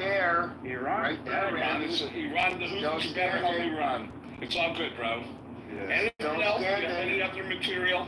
Any other material for us? Israel was devastated by Iran's attack. What do you think of a little Syria and a little Iran in Moscow? Let Mexico, and then after that, we gotta have a little North Korea. You mentioned little a lot, Randy. Is there something you want to tell us? Yeah, little. That's how little I think of you. What about a little Hezbollah? Little Hezbollah. The West Bank wall down. Little Hezbollah. You know what? We'll have a little West Bank. A little Randy the Candy. We'll put PLO there. A little PLO and Randy the Candy. We'll put Hamas. We'll put Qatar. Moscow. To Juarez, Mexico. I love it. Claudia Scheinbaum running. Yeah, I don't think that's going to happen. I think we'll move Israel to Iran, and they'll be helping the people of Iran setting up a new government. Guys, I gotta go. I gotta go make a living. It was fun. No, you're not. You're going to get drunk. I'm sorry. It's slurring your voice. Whatever you say, my friend. Make a living. Get out of here. I'm going to. Shalom, okay? Yeah. You're loss, all right? You'll be okay. You'll be okay. You're gonna learn Hebrew. You're going to be all right with yourself. It's going to be good for you. In the long run, it'll be good for you. You're going to let go of your fantasies. You're going to let go. You'll be able to move on. You're not using intellect to Palestinian children will be able to move on. They won't be hostages anymore. Good luck, my friend, all right? Shalom. Bye-bye. That's what you call making a living. Hi, caramba. That was fun. Guys, I just have to fucking apologize for all that. One of the words I was thinking. Like, I'm so disappointed in my fucking country because people like that fucking exist. You know, they just feel they're so bloodthirsty. You know that they don't even. Sorry, I got a call. I think it's more immature than anything. Yeah. It's ignorance. So, I put two articles in the chat. I wanted to see you to read it. No, he wasn't reading it. He was too drunk, Amir.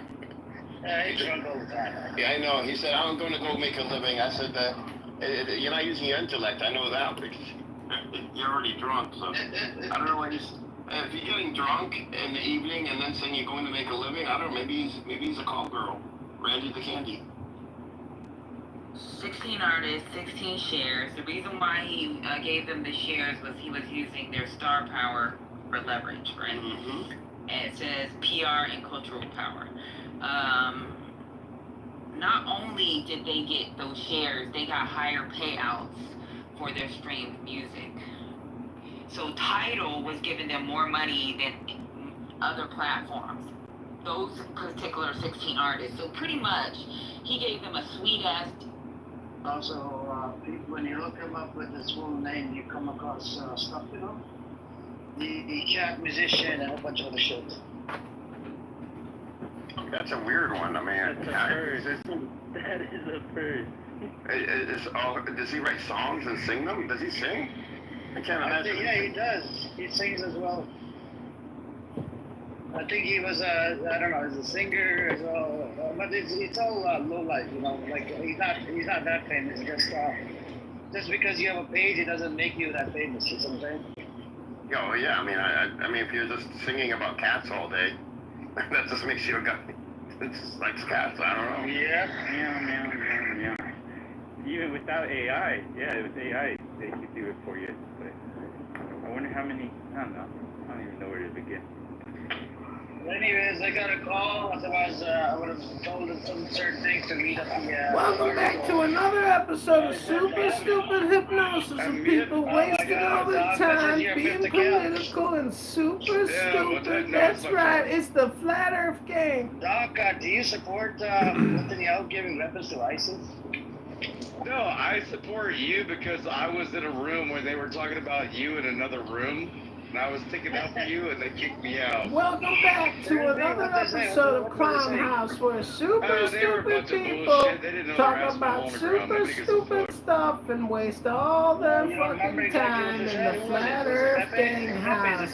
Oh, Holocaust was a hoax? Oh, fucking World War II didn't happen, huh? I guess you ain't got the books. I don't know, I got a big collection by Time Warner. You should probably open up those books again instead of coming out here and being a fucking retard and super stupid. This is another episode of the Flat Earth Gang with Lionel, a fucking rainbow watermelon stupid fuck who wastes all his time fucking with you all. And then you all create a bunch of other super stupid hypnosis to contribute to the super stupid hypnosis buffet of stupidity that you all persistent. Like, you know, he Go wants to open say a book the and N-word to enjoy make it, your like, seem day. like Farewell. Back to your imagination hypnosis superpowers. I wouldn't Bye let them bye. I proceed by am calling complete.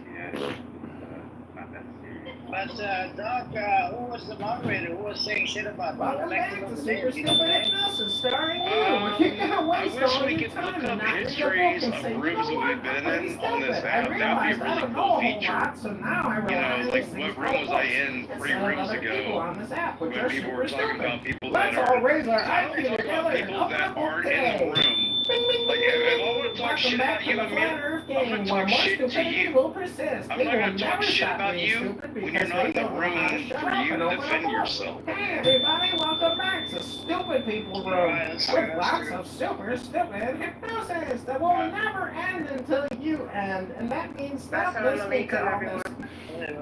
Walaikum assalam. Walaikum. Walaikum salam. So we're now 2 for 2 for people condoning terrorism. Hey, Shaku Maku is Ibrahim. Who? What now? I'm done.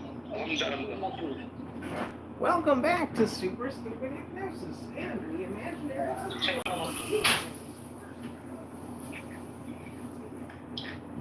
I have no idea. Like, I'm calling Allah Chucky is Ibrahim. I think it's on Chucky, this your name.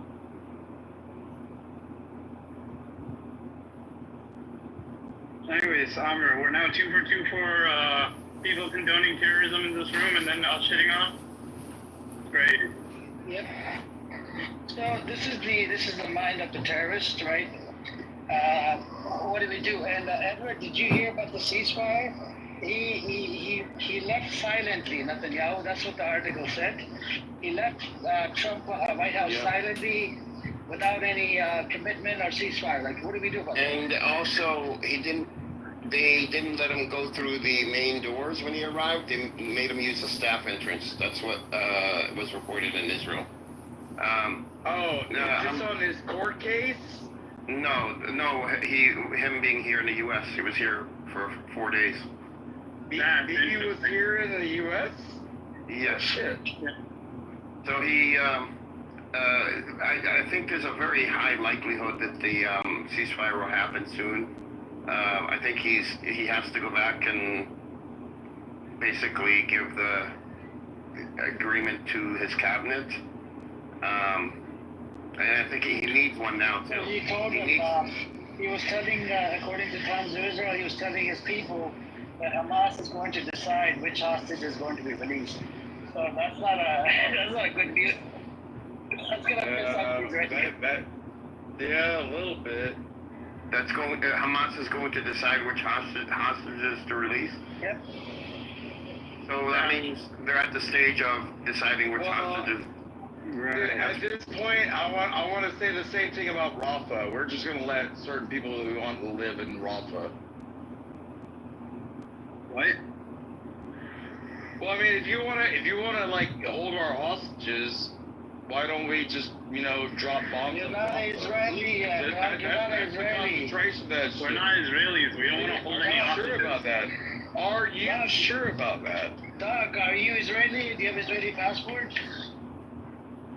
No. No, I'm just a Zion. Look, if America was to go against war with Israel, what side would you stand by? For America or fucking Israel? I mean, there's 6 million, Israelis in Israel, in that area. And then you have like 5 million and a half in America. You're only talking about 10 million people. I would send the Puerto Ricans against you. I'm not talking about, Doc, if America was to go to war with, with Israel, what side would you be fighting from, American side or Israeli side? You're not Israeli, you don't have Israeli passport. You have American passport. You have served in the military. I know you're suffering from PTSD. Would you serve in the American army against the enemy of the state? The enemy of the state would be Israel. Anybody that wants to hurt my constitution, of course. There you go. So you're going to be fighting for American side, right? You're not going to be booty clapping for Israel. I think I we mean, can get them to tear it down. there's only like 11 or 12,000. We don't care what the number is. Doc, we don't give There's only like 11 or 12 million Jews in the whole world. Hold on. We don't care how many Jews are there. If you're an American, if you're a true patriot, and which you are, I believe, right? You've served in the military, you would be fighting for American side. You won't be fighting for fucking disgusting Israeli side because Israel is become about 12 million people fighting 350 million American people. What the fuck are you talking about? So if an enemy becomes if it becomes an enemy of the state, if Israel becomes an enemy of America. If a mosquito bites you on your leg, do you slap it? Okay, Doc, with that same questioning, hold on, Doc, with that same questioning, if Iran and America went to war with each other, who would you support, Iran or America? You already answered, yo. You already said he'd fight for America. He did bring in populations. He kept on talking about population. No, he said if they threaten the Constitution, and that's a really powerful statement. I agree with that statement. Yeah, I agree with that statement too. But the thing is that notice how we're not talking about Iran's population when trying to bring up that statement. Yeah, but the Ayatollah is just the Ayatollah. I have many friends that are in the IRD, the Iraqi, Iranian National Guard, and then I've studied Zoroastrianism from 1,500 years before Jesus was born, and it's a religion that's older than in the Parsi philosophy. We're not talking about religion, Xerxes. You have to, because that religion is culture. That religion is culture. Focus on the question. I know you're drunk right now. Focus on the motherfucking question. The question is, if America was to go to war with Iran, what side would you be taking? American side, correct? There's 90 million Iranians, right? Versus you have 300 million. Yes. Okay, same thing for Israel, okay? You'll be fighting for American side because you're an American passport holder. Yes. And if they're... Yes, that's it. That's a simple fucking answer. Yes. I don't know how hard it is to say this. I've already said, you come against my Constitution, I will kill you. I don't give a fuck. There's 193 countries in this world. If you're 192 of these motherfuckers that want to take my Constitution down, bitch, I will kill you. Okay, that's fine. So, notice that we're not talking about population density and what religions they are or whatever. If you're just against America, you will kill them. That's a completely fine statement to say. That's all we wanted out of it. How do you support Israel if you say that anybody that goes up against your constitution, you kill? You have no freedom of speech. You can't go up and talk about Israel. So what the fuck are you talking about? Hey, you want me to talk shit about Israel? No, I don't want you to I talk shit can do it about right Israel. now. I'm an American. I have freedom of speech. I can say, no, you don't have fuck those fucking bullshits. No, you can say anything you want, but when it comes to Israel, you can't talk shit. I'm actually retired. I don't have a job. You can't cancel me. And I'll tell you, suck my dick. You fucking you know how many Jews you can put in a VW You bug? will still get locked up. It's 10,000. You put 2 in the front, 2 in the back. 9,996 in the ashtray. They will still lock you up. It's like 7:13 on the East Coast. Like, where are you that you're so drunk, bro? Dude, you think that me being coherent is me being drunk? That's you being incoherent. What? You might need a drink. No, I don't drink.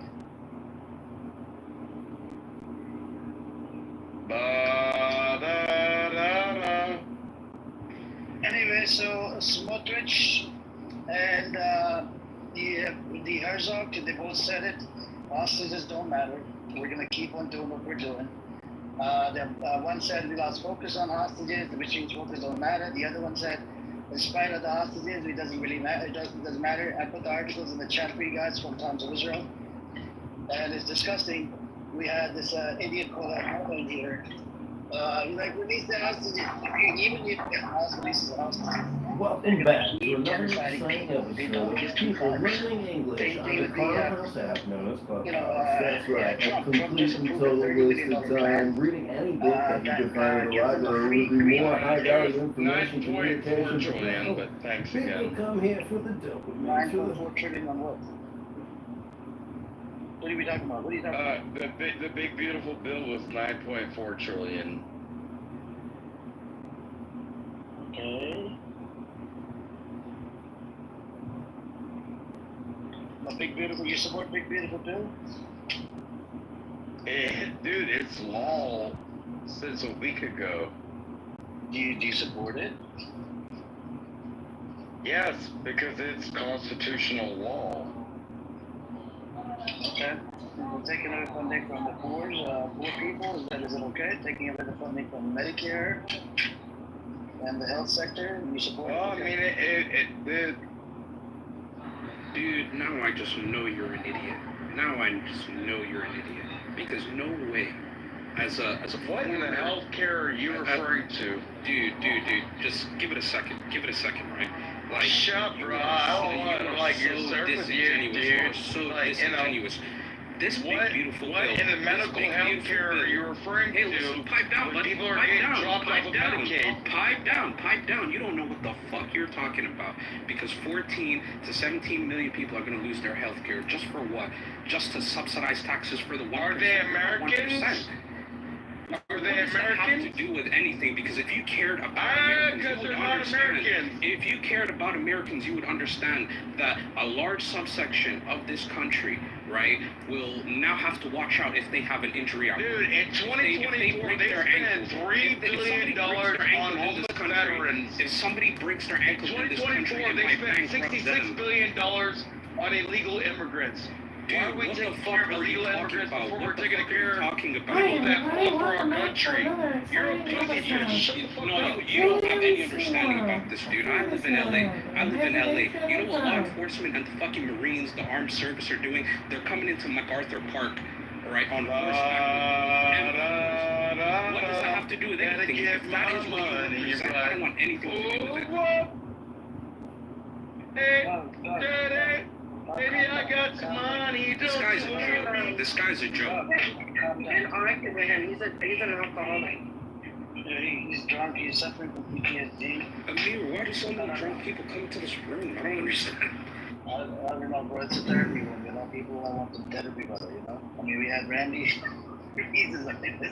Bob claims to be a Zionist. He doesn't even know what the true meaning of Zionism is. These people don't know what they're talking about. ICE is going to be more well-funded than the fucking Russian military in 2024. $150 billion for border enforcement. So, Doc, one question. Are you okay with Netanyahu giving weapons to ISIS? Honestly, I want Netanyahu to be in jail. Okay, but are you okay with him giving weapons to ISIS? But it's not because of like him being like the controller of Israel. It's because of what he's done as a creepy motherfucking guy. Humanity. How's your love life, Yasmin? It must be pretty stale if you're down in Farmhouse talking again. You got it open. I'm But it's not just one water. Water is not just one person. The Lambada, can it That's a so good bad? idea. We gotta keep an eye on them. Let's Let's bring them have to some alligator warmed up Alcatraz. and watermelon Bear and feta Alcatraz. cheese. We gotta keep an Dude, eye on them. I'm down like Charlie Brown. Let's go. Bam, bam. Worldwide. Dude, you make me want to go outside and shoot my gun. We have Aida here. Aida, you look at that. She supports. Who in this room could shoot their own gun in their own yard? Can anybody shoot their own gun in their own yard? I want to know. Like, I'm an American. I live in Georgia, and the idea is like, I can go like 1, 2. I'm just talking to you. I can do 3, 4. And I can knock on your door. You know, here, I'm gonna put it on safety. I'm gonna say 5, 6. and make you pick up sticks. But That sounded. you already jumped around enough. That's a 9mm. It's a 9mm Beretta. 9mm Beretta. Don't cry. What's the clip on that? Same thing I carried when I was in Iraq, back in 2007, 8, and 9. No, but when I was in Greece, I wanted to go to McDonald's. Holy shit. I was in Greece and I wanted to go to McDonald's so bad. All I wanted to do in Greece the whole time, and the sushi underneath in Athens. The story is terrible. No, Julian, I love you. You said you love me. Shut up, I want to. Mod me, Julian. Mod me, Julian. No habla inglés. Yo hablo español. Yo necesito una verde porque un estará porque verde estará. Instances of prejudice. Not prejudice. I did answer that. Okay, what's the answer?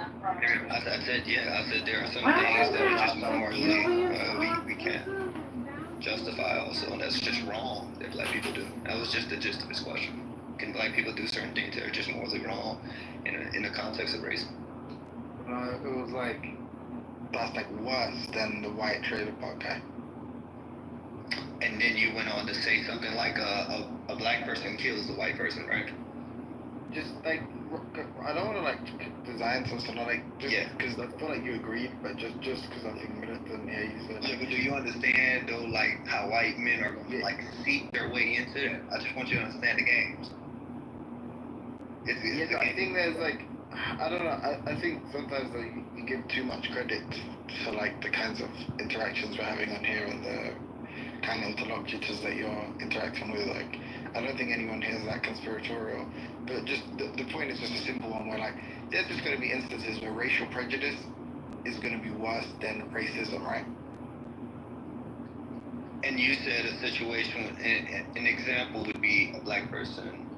You know, we ain't got to say the words. And you know, it could be a non-black. I'm trying to understand an example where it could be murder.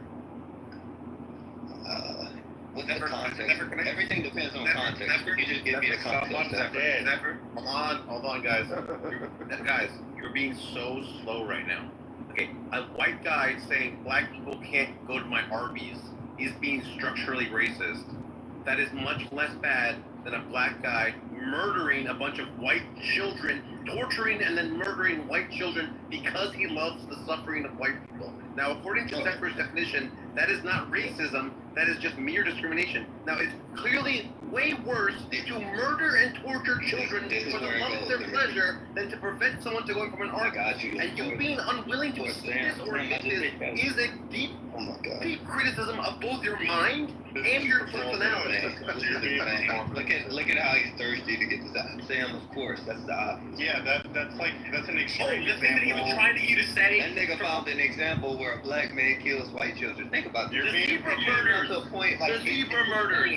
You're being performative, Sam. Yeah, that's an extreme example. He also has an agenda. He knows.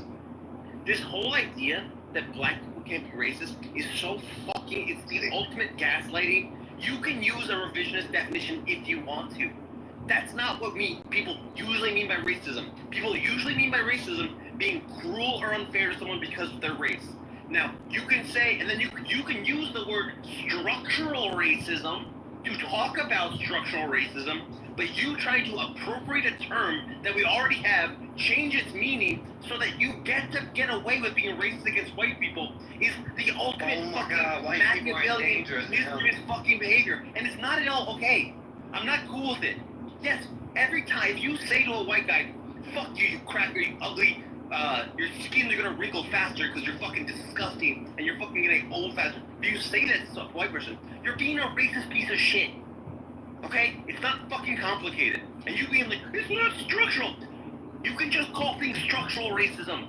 You can just call them that. Yeah, give him a moment to breathe. Imitate white people or white men are in danger right now. This is insane. And got Chris. Chris is probably come up here, Chris. Let's say. But I like but Sam, you have people that'll just call that type of racism bullying. So like that's why I don't get why it's like I don't understand why you have to get so heated about it. Because it's fucking gaslighting. It's manipulative gaslighting. How's it gaslighting? Because what you're doing is you're saying, I'm going to redefine a term that already had a standard usage just so I can get away with being racist against you. Okay, Baruch, imagine I said this. If you don't find this creepy, then I'll tell you. Oh, stealing against black people doesn't count as stealing? Yeah, you can call it theft, but it isn't stealing. Right. It's only fucking stealing when you do it against... You actually can't steal from black people, technically. That is a creepy thing. Obviously, a person who says that you can't technically steal from black people wants to steal from black people. That's why they're fucking making a fuss about it. That's obvious. People do this shit all the time, though. This isn't some like exclusive thing. Like one, ironically, you're like some anti-prescriptivist, so I mean, like, technically they can define things however the fuck they want. But then two, like, people make up all these kind of caveats. I'm not gonna say the obvious because obviously you asked not to talk about it, but like, there's people that define things like that, or indigeneity, heritage, whatever. Like, they make there's reasons why we shouldn't just interpret this thing the obvious way. Oh, this is a colonization because of like it inserts some random fact. Like, Timothy, quick question. This is even, because most people define these things, right? They have people like Sam act like they're people in academia who take years in their lifetime studying and understanding this, and he thinks that they're just saying what he just said. That is insane. Even if you go to a Wikipedia definition, which is horrible, right? Racism is the belief that groups of humans possess different behavioral traits corresponding to inherited attributes. They can be divided based on superiority of one race or ethnicity over another. Who is the culture of people always trying to inform their superiority? In society, everyone knows this. Like, I think it's kind of bad faith when people say we don't know what it means. When people are when people are saying that group is racist, that's bad faith. I think people know generally who's the people who are trying to always enforce their superiority over other people. Like, let's just be honest. Look, I'm not saying it's like inconsistent, but like the idea you have about the guy in the trailer park, basically like echoing the sentiment or endorsing, or those were the dudes lynching. No, I think today, like a contemporary guy. Like, and let's just say that we stipulate he doesn't do any of that shit. He's just a guy that uses racial epithets and slurs and tropes and whatever about black people to their faces and about them, and these are the beliefs he holds. It's like the idea you have is that it may be true that in terms of within the bubble he lives in, he never significantly contributes to upholding this system of racism, but nevertheless he's racist. Wait, you just said he's upholding the system by spewing his racial superiority, right? I think in the bubble he lives in, like, he never leaves the trailer park, and like as a consequence, no one takes him seriously. You're still reinforcing. I can stipulate a whole bunch of shit, which basically just means like if he's racist, it's because he just shares like there is a what's another word for like isomorphism? Like there's just like a difference. What he believes is like what he believes and spouts is identical to like the actual structure. Okay, so that's it. That's the reason he's a racist and he's not racist. Right. But in a way, it's like he's not. But like, we can just kind of stipulate away that he actually doesn't contribute to it. Like he's a symptom of it. He's not in fact contributing. And how isn't he contributing to it? Can you show me that? That's what I want to know. Yeah, like he's a guy that lives in complete isolation. He has all these beliefs about black people. He says these things and no one hears him. Obviously, we'd call him a racist. But you said he's doing it in his local community, right? No, I'm saying he lives in a trailer. You think he's isolated and his racism has no impact? That's what you're creating, a hypothetical. Yeah, he doesn't. Where he's isolated with no one. So it's just like dudes in Greenland, right? Let's just do a dude in Greenland to be in the middle of nowhere and they're racist. I like America. I like a guy in a. You want to do America? Okay. Growing up around people that hasn't really given it expressed his views. Eventually, when his views crystallize, he's like by himself. He just lives this complete recluse life. How does he engage his views? Does he vote on this? Does he like? You have to kind of give him more now. I'm literally stipulating. The only way Just we put can him on determine Mars. why he's racist. Just put him on Mars. I'm saying because why we can determine he's racist is because of the beliefs he holds and the things he says to himself. Yeah, he's reinforcing. No, I think it's intuitive that he's a racist, and you think he's intuitive he's a racist. Yeah. But the reason you think he's racist is his views match basically the kind of the status quo. It reinforces the status quo. Yeah. Yeah. Okay. Well, it doesn't reinforce it. Is he reinforcing the status quo? It doesn't reinforce it. It doesn't. Like in what way? You just said that he's spewing racial content and saying that he's like basically. But he's on Mars. There's no one around him. I'm saying, how does it? He's on Mars.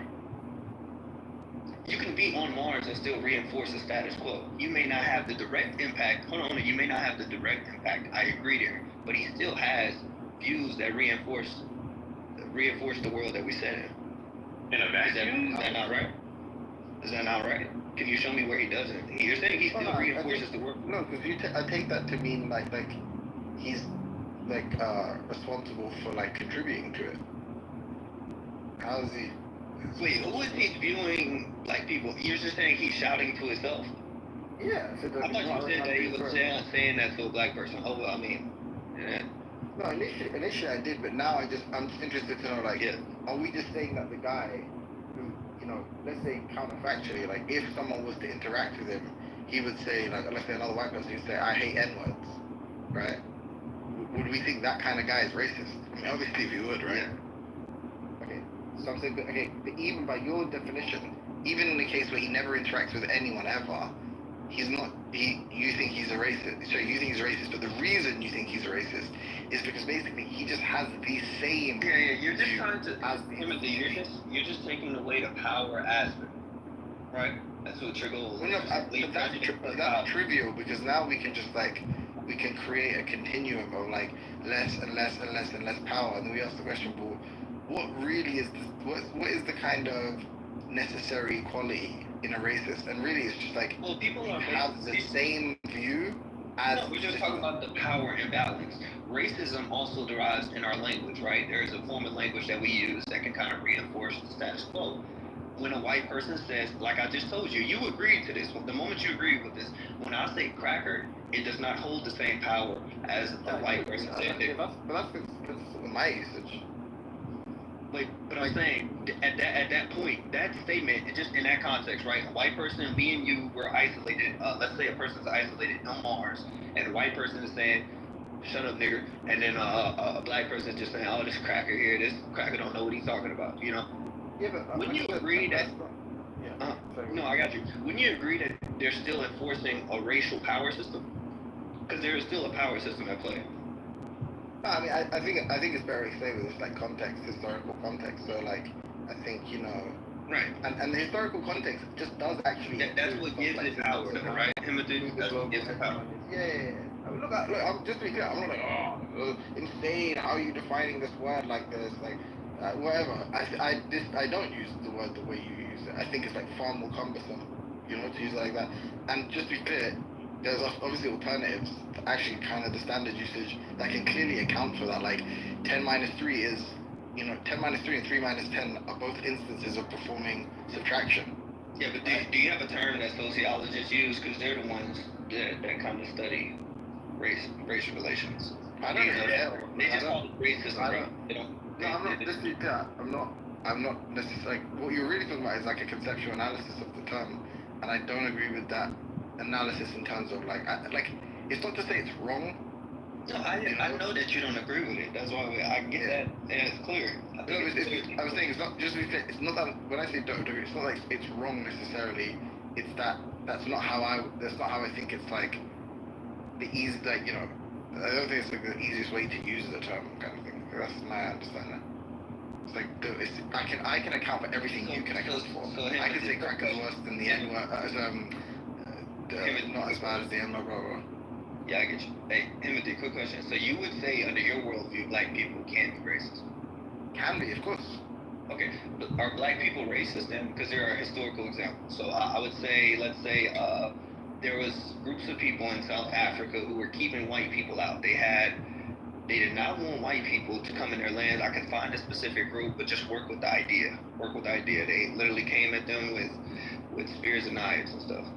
No, but I think like were they being racist? I'm just asking. No, but I think that's what I'm saying. I think there's like context that makes like I use violence as an example, where it's like violence generally speaking has a negative connotation, but there can be some violence that's considered good, right? So like self-defense, defending. Yeah, are you people, saying that was using racism? I get you. Are you just saying that? No, look. What I'm saying is you can explain it. Like there's more of a justification if it's like some kind of revanchism or if it's some kind of like reaction to something. Like I think there is far more mitigation. I think don't you think it's made in most contexts? Listen to my point though. Yeah. No, I think ultimately it's always going to be bad if you don't seek or pursue a diplomatic resolution.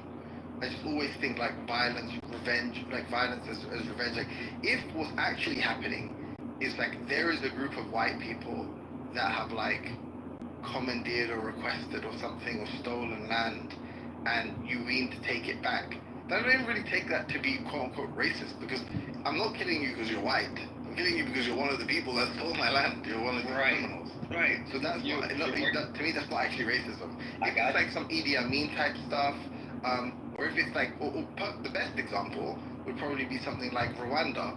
That's just racism. If you're on the radio station calling a different ethnic group cockroaches just because of their ethnic membership, I mean, I just think that's racism, to be honest. I don't know. I'm not familiar with it. Were they doing it to white people? Just other black Rwanda. He's talking about the conflict that was more ethnic between the. Am I wrong by saying Hutus and Tutsis? Yeah, Hutus killed the Tutsis. Yeah, that would have been more black people, right? Black people. Well, I mean, you'll notice that the Tutsis were richer and had more structural power than the Hutus.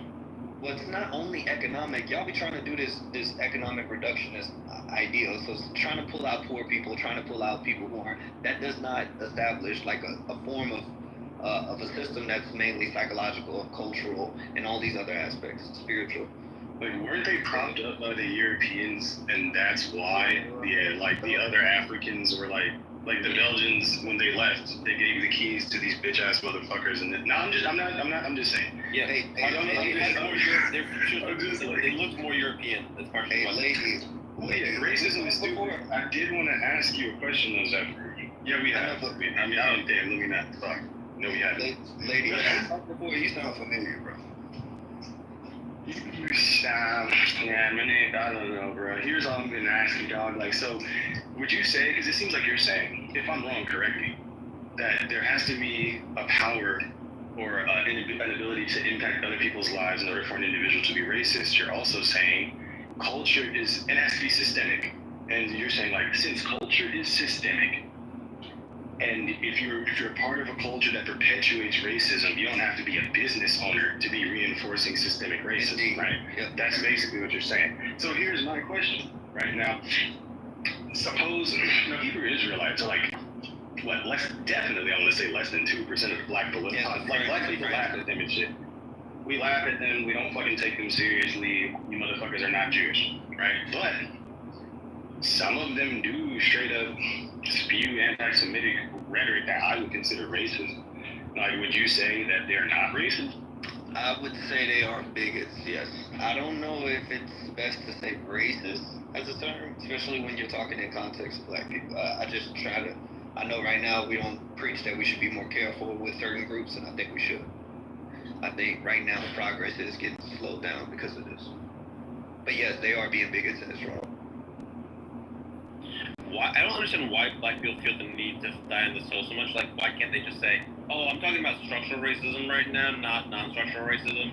Just clarify. Usually when there's an ambiguity in language, they go, oh, I'm using this other definition, not this first definition.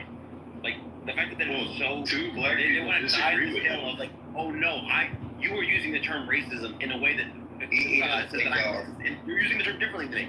Okay? It's like as if you are unable to reflexively use other people's conceptual schemes. Like if someone says, oh, I think I'm using the term fucking causality to mean a slightly different thing than you mean by causality. You just like, you can't handle it or some shit.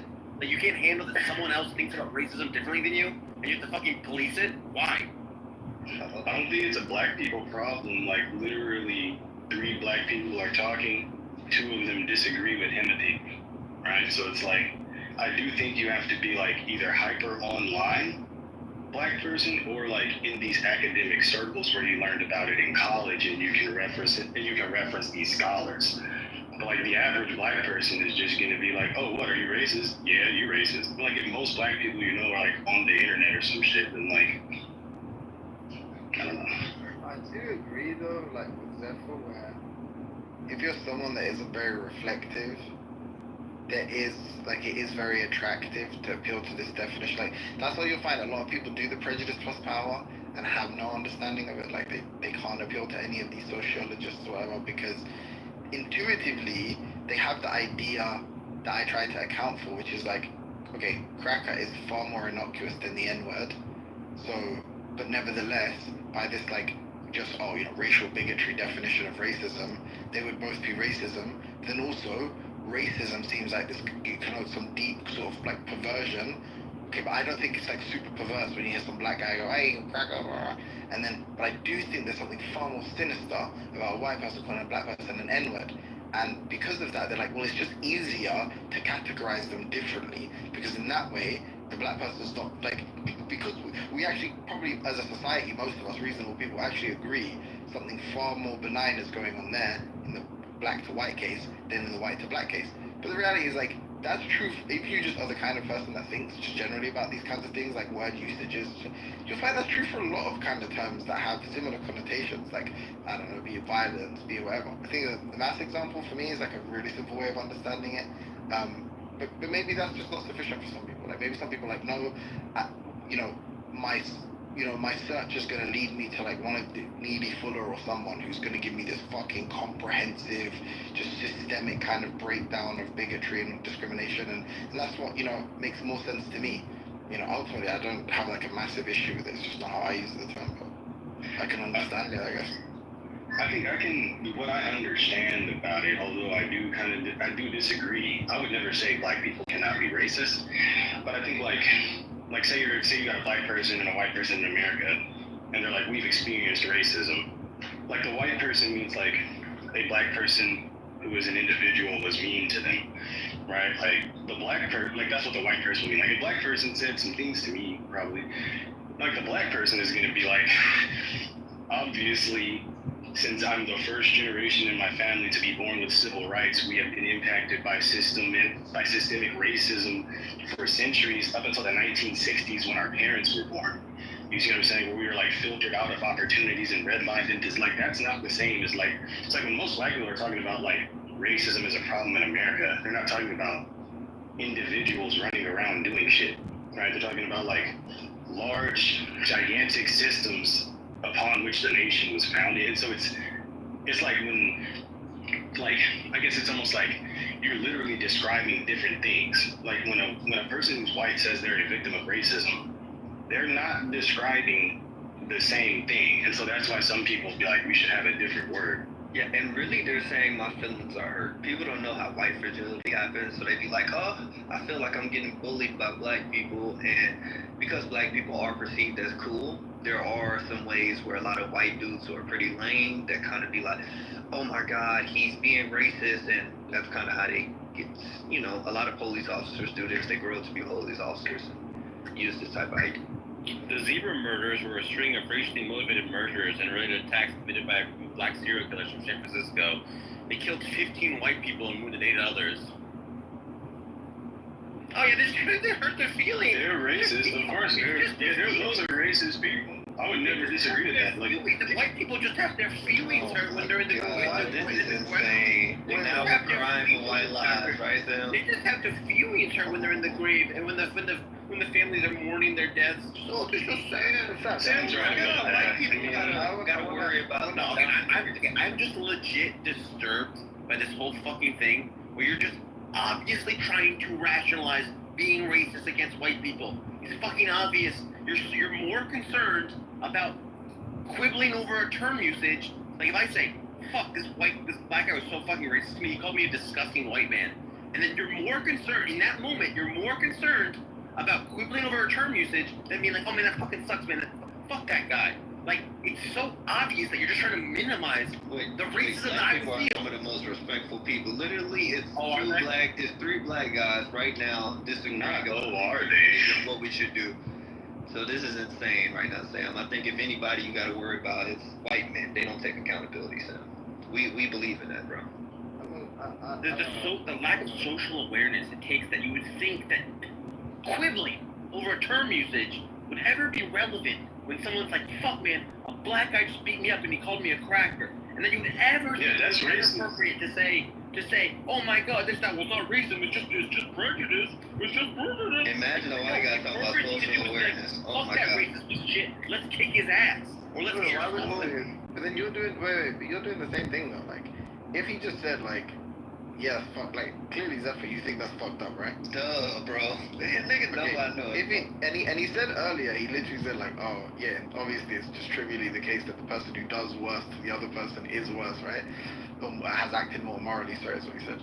But like, so why would you care if he said racist or didn't say racist? In the same way, like it cuts both ways. If he just said, yeah, that's fucked up, he's a piece of shit, and then later on when like you guys sobered up or whatever, he was like, by the way, I don't think that's actually racism, but I think it's like just as bad. Yeah, what a piece. Why would you care? What? That's so. Oh, but it's just as good. Like, why are you fucking care about pressing the point? It's just But so. that's what you're doing, Sam. That's what you're doing. But let's say he never says it to you though, just like, but then you hear him say like, oh, and he uses like, you know, you hear him talking to Lisa, and when he's talking to Lisa, he says, yeah, like, oh, bro, I hate when black people are violent. They're such pieces of shit. But also, that thing that happened to Sam the other day wasn't racist, but it was just as bad. Like, why would you care? Like, why would that be a big? Okay, the reason why I think this is why I object, because when people don't actually literally, when you say it's not X, but it is Y, but it is just as bad, the literal meaning of that, if you're autistic, you're like, oh yeah, that's fine. But people aren't literal autists, and the sort of pragmatic, contextual understanding of that is that you were trying to minimize it. So if you got robbed, and I said, well, you can't actually steal from black people. I mean, you can appropriate their stuff, which is just as bad, but you can't steal from them. Like, it's very kind of obvious to me that what's going on is trying to rationalize behavior. And if we were strict logicians, no, it wouldn't be true. But hey Sam, isn't it more reasonable to cry for a poor person rather than a rich person sometimes in reality? Yeah, but no one says that. Oh, real quick. When you steal from when I steal from a rich person, it doesn't count as well. Sam, real quick, did you say yes?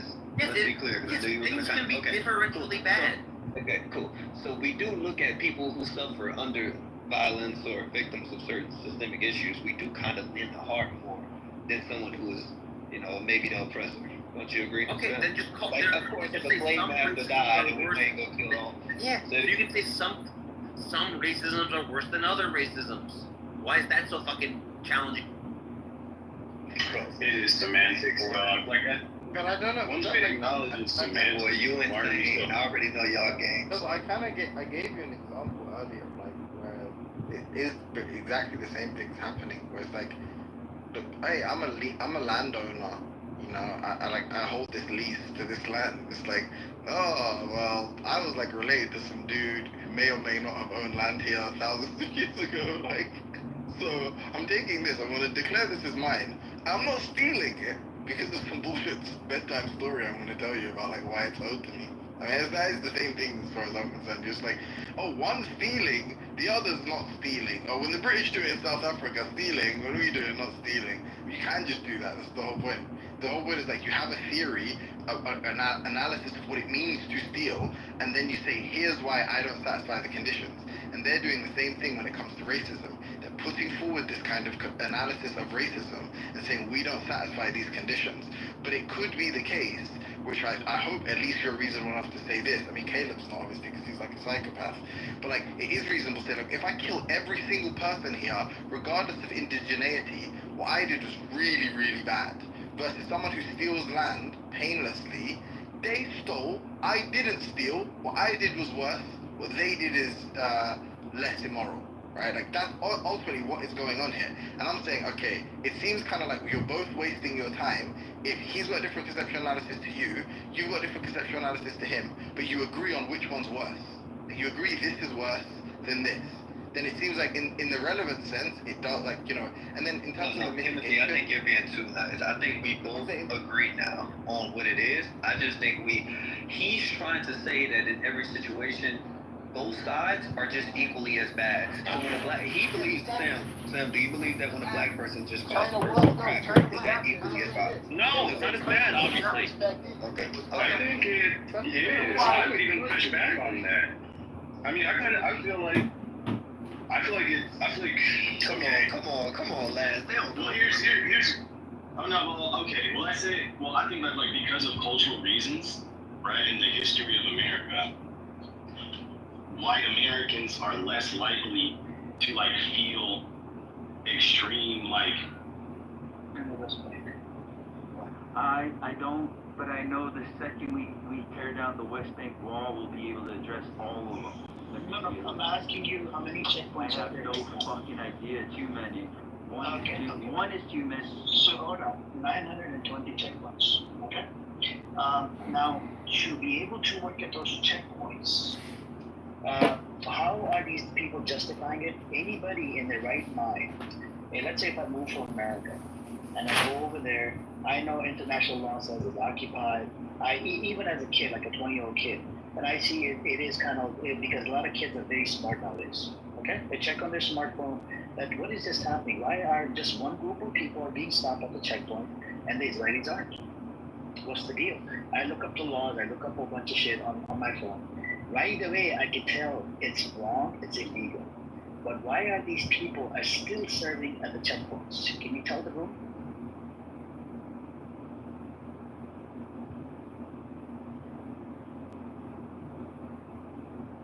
Go on, water. It's for you. Can you tell the room why are they still serving at the checkpoints? In spite of knowing the law, in spite of knowing what's happening over there at the checkpoints, more than 60 babies have been delivered. 60 mothers have delivered babies at the checkpoint, and the waiting period is 1 to 5 or 6 hours, sometimes 8 hours at each checkpoint. We have a Palestinian that comes in here that actually lives in the West Bank. He told us that. And we have another one. We have quite a few of them that come into this room. My question again to you is why is it okay anybody in their right mind to serve at these checkpoints? 920 checkpoints. Can you tell the room, is it normal? Is it a normal thing to stop only Palestinians, not Israelis?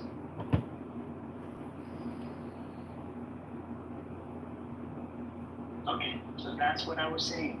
As a majority of the people, they agree, they have this mentality. It's, whether they indoctrinated or not, anybody in their right effing mind would be questioning everything. That why am I at the checkpoint stopping only the Palestinians? Why am I doing this to the Palestinians? Why is it justified to shoot and kill a kid that just threw a rock on occupied land that we have occupied? Why is it no? This is the problem. It has, so it's Israeli community, it's not just the fucking leaders. You keep saying it's Netanyahu. It's not the Netanyahu, it's the whole freaking Zionist entity. And this is the problem. They can coexist like they did before. But, at this current moment, I don't know. And the solution is remove the occupation, let them live, let them live their own life. We don't want to live with this disgusting terrorist Israeli. They justify everything. Literally, they had a right to recruit that. I've been talking about his views, his goals, feelings, preferences, beliefs. So it's very annoying to me. It does just feel like gaslighting. If you want to understand my feelings on this, it's just, imagine I said, illegally black people doesn't count as stealing. It's called property confiscation, which is just as bad as stealing. Yeah, it's just as bad as stealing. It's property confiscation. It's just as bad. For gaslighting right now? It is, yes. What I think you're doing is gaslighting, yes. Do you think white people are going through gaslighting right now? Correct. Yes. They are. Correct. So we're gaslighting white people? It's very manipulative. He said it's gaslighting. Consider the following, though. I think here's an argument for why Stem is right. Because I feel like so the seeds of racism are all equally nefarious. Maybe I'm saying, bruh, and feel free to get me right on another time. If you feel like I'm tripping, we can talk some more. But I'm just saying, like, the seeds of racism are equally nefarious. If you were to foster racism within particular communities, but we're not even allowed to identify it as racism, then you can allow the problem to grow or build, right? So I do feel like all racism should be called out, right? Because when we act like his racism isn't racism, I'm not saying that you're making it okay, but I am saying that, like, it's fucking racist. You know what I mean? Like, it's, and the potential that it has to cause harm in the world is just as real. So I think that we do,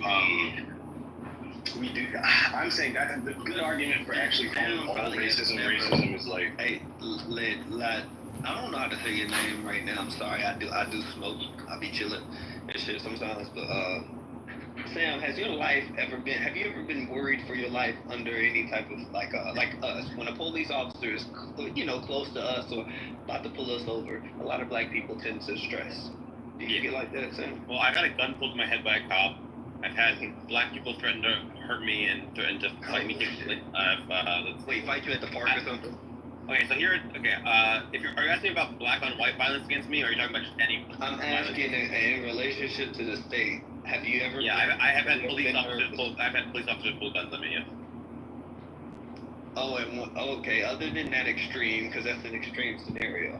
Have you like just casually, whenever you're by the police, like how do you feel? Are you nervous? Yeah, I do. I mean, I do get kind of nervous, but I do try to do like little tricks on them a little bit. So here's a little trick that I have. I try to ask them for advice on to where to, like, if I'm like walking past a cop, I'll often be like, hey, do you know where the nearest bar is or whatever? Just so that now they're in the frame of like I'm helping this guy rather in the frame of I'm gonna fuck. Like, it's really hard to give someone advice on how to get somewhere and then arrest them. Like, that's like a very like psychologically difficult thing to do. So I do little things like that. But I'm not really scared. See, a lot of folks with my background, they don't even want to talk to them. A lot of them won't even look them in the eye. You get it? Yeah, but if you did my strategy, you'd probably be safer. I'm serious. Okay. No, just try it sometime. If you think you might get arrested for some shit, and you just go up to a cop and be like, hey, I'm looking for the It may be a good psychological anchor. That may be fair. That may be fair, but I don't think that we're going to see like drastic changes. No, I mean, I'm not saying it's gonna fucking change it. I'm just saying, I think in your own personal life, just remember this pro tip that Sammy taught you. Is all I'm trying to say. But when it comes to black on white violence, here's ways black people hurt me. I was walking down the street. I was on my bike. I was walking my bike next to a black guy, and I wasn't looking at him like in any weird way. We were walking together, and I was just like looking. I was like looking at him, but not staring him down. Just like in the sense that you could look at anything. Like, and then he was like, "The fuck you looking at?" He starts like taking off his shirt and fucking being, and I was like, "The fuck is wrong with you?" And I rode off my bike. I was on a subway. How do you know he wasn't on drugs? Yeah, that sounds like you encountered like a crazy person that happens to be black. But I think like, for instance, like when black, okay, because like for instance, I think like what just happened was probably not racism, because if I was to describe, and this will always happen, if any white person has ever done anything that's racist to a black person, if he didn't say the N-word, how do you know it was racism? Right? So it's not, you can't just be like, a black person did a thing. But I'm going to be real with you, you know what I'm saying? I'm sure that, like, perhaps you have other experiences, right? That, like, because I could be like, these white guys beat me up. Well, how do you know it was racist? How do you know what I mean, type shit. So, like, I guess, so you got, I mean, I'm not saying that you've ever done that, but I'm saying, like, if you have ever done that, then you should be consistent. But I don't know if you have done that. But my thing is, oh, go ahead. My apologies.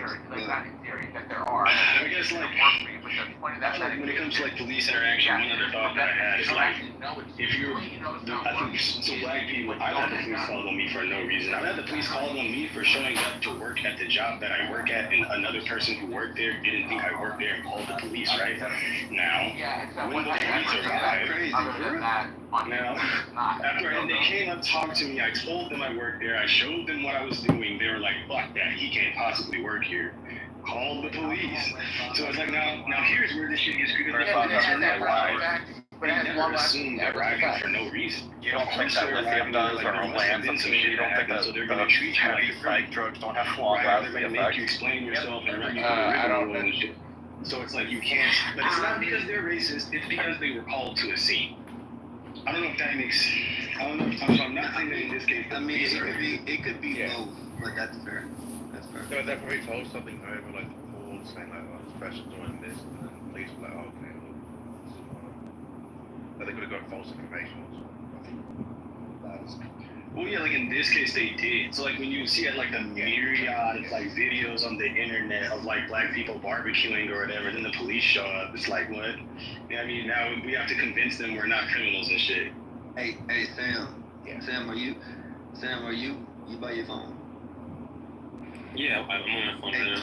Sam, are you more scared of a black man or the police? Depends so much on context. I'm scared of Americans. Like, I agree with that. Like, I'm scared of every fucking American. You people are nuts. No, like I've been arrested by cops in America. I never want to go. I've been arrested by cops for stupid reasons, but I've also been like bothered by black people for stupid reasons. Like, it just depends on what they're wearing, how they're acting, what context they're in. Gotcha. Like, if I'm in a fucking Starbucks and there's a fucking black guy insurance companies don't want you to know this. Homeowners, if your insurance rates keep going up like... But like, here's the thing that happened to me. I was walking down the street in New York, a black guy fucking bumps into me, and then throws his wine bottle on the ground. And then he's like, you made me drop my fucking wine bottle, you gotta fucking pay for that. And I was like, what? And I was just like, first off, was there any wine in there? And he was like, because I kind of knew it was a scam, you know what I mean? So I was just like, first off, I don't think I made you drop that. I think you dropped it, like, on purpose. And I was only there's wine in there. And then he got really aggressive, and I had to fucking hightail out of there, like, pretty quick, because it was a really fucking sketchy situation. Now, that happens very rarely, but also getting bothered by cops maybe is also very rare. My grandfather was taken to precincts where they threatened to, like, well, I think that perhaps to an individual, it's like, okay, and this is all real facts, the police have taken my grandfather, threatened to hang him. They've taken my uncle into the middle of nowhere, beat him up when he was like 12 for the crimes they said he would commit in the future. My father put on the duct tape over his mouth while they searched his car for no reason. I got the police called on me for no reason at work, right? And I had fucked up police interactions on multiple occasions. So it's like, if it happens enough to where everybody in your family can say some shit like this has happened to, then yeah, you move looking like, bro, when the police are involved, anything could happen. You know what I mean? Like, if it's happened to everyone in your family, it's like, okay. No, but what leaves a bad taste in my mouth is kind of like the oppression Olympics stuff, right? Where, like, it's like, you know, we can make excuses somewhat for, like, BHI people, Black Hebrew Israelite people, because, like, it's okay that they're, like, rejecting, like, Jewish identities or whatever, because, like, you know, they're super oppressed, right? And, like, maybe the Jewish people are only, like, super oppressed, right? And it's, like, that type of thing just is, like, a silly game to play, right? So, like, that's why I think, like, along with what Timothy was saying, like, it's like, a perfectly okay thing, right? It's probably actually, like, a more, like, accurate thing to realize that, like, everyone can be prejudiced / racist, right? And if you're prejudiced just based on like the other person's quote unquote racial features, right? Then, like, you're racist. That's it. Hey, real quick. Timothy, are you by your mic? Yeah.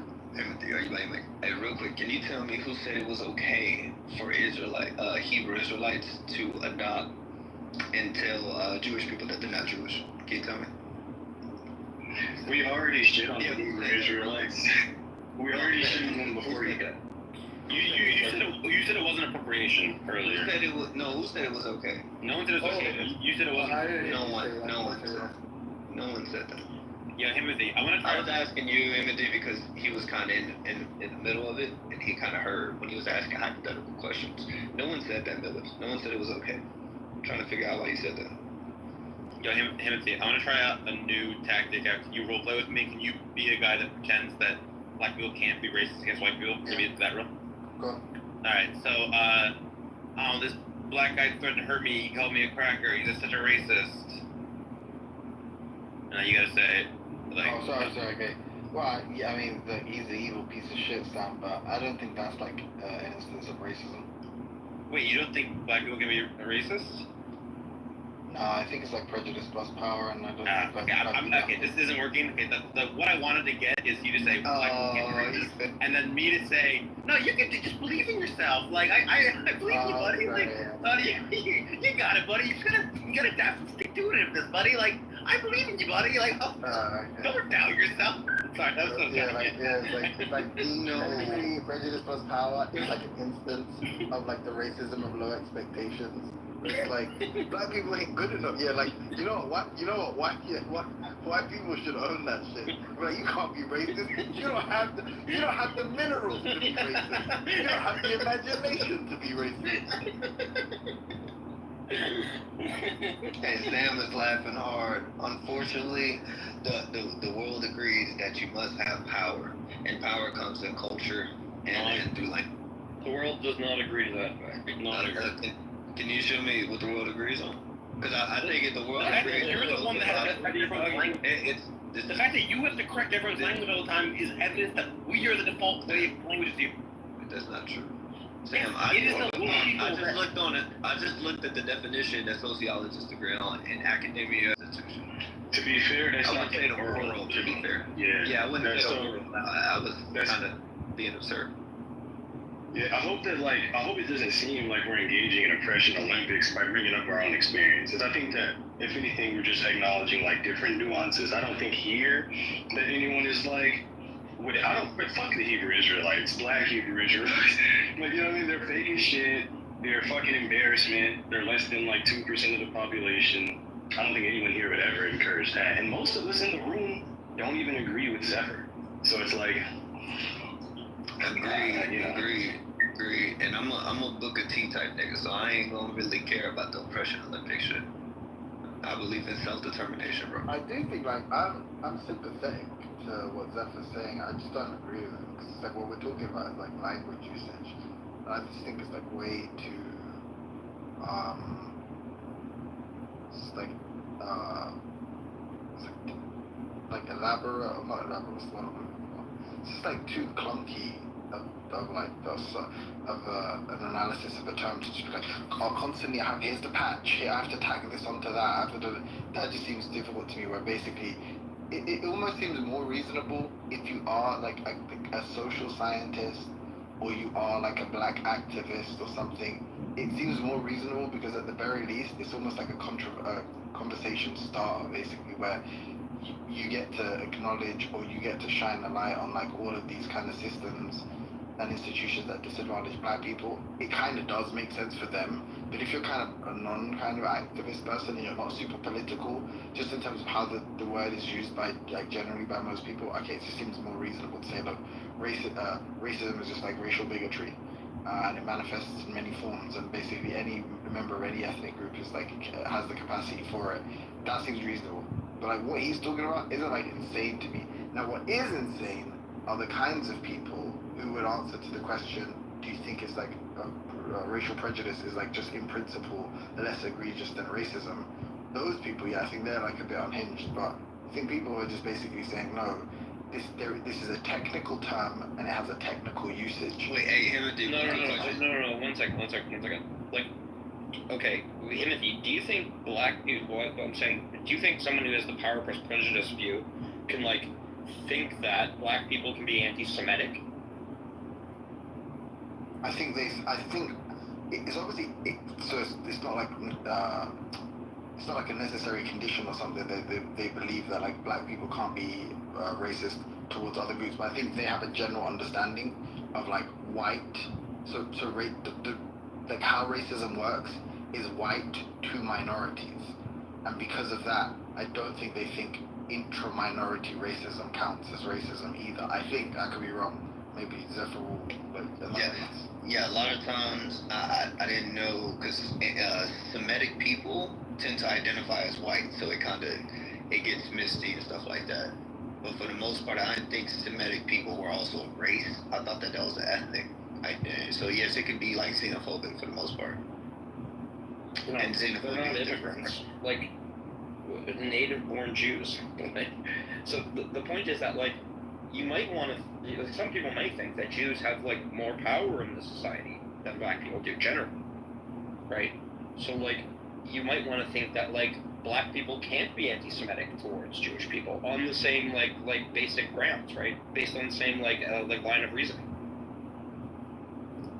I think that like from my understanding of what they're saying, it's not like power in the kind of like, oh, I can just identify authority, or I can identify like some influence, or I can identify some leverage you have. It's, are you like, is this the system that we live in, was it built to represent you?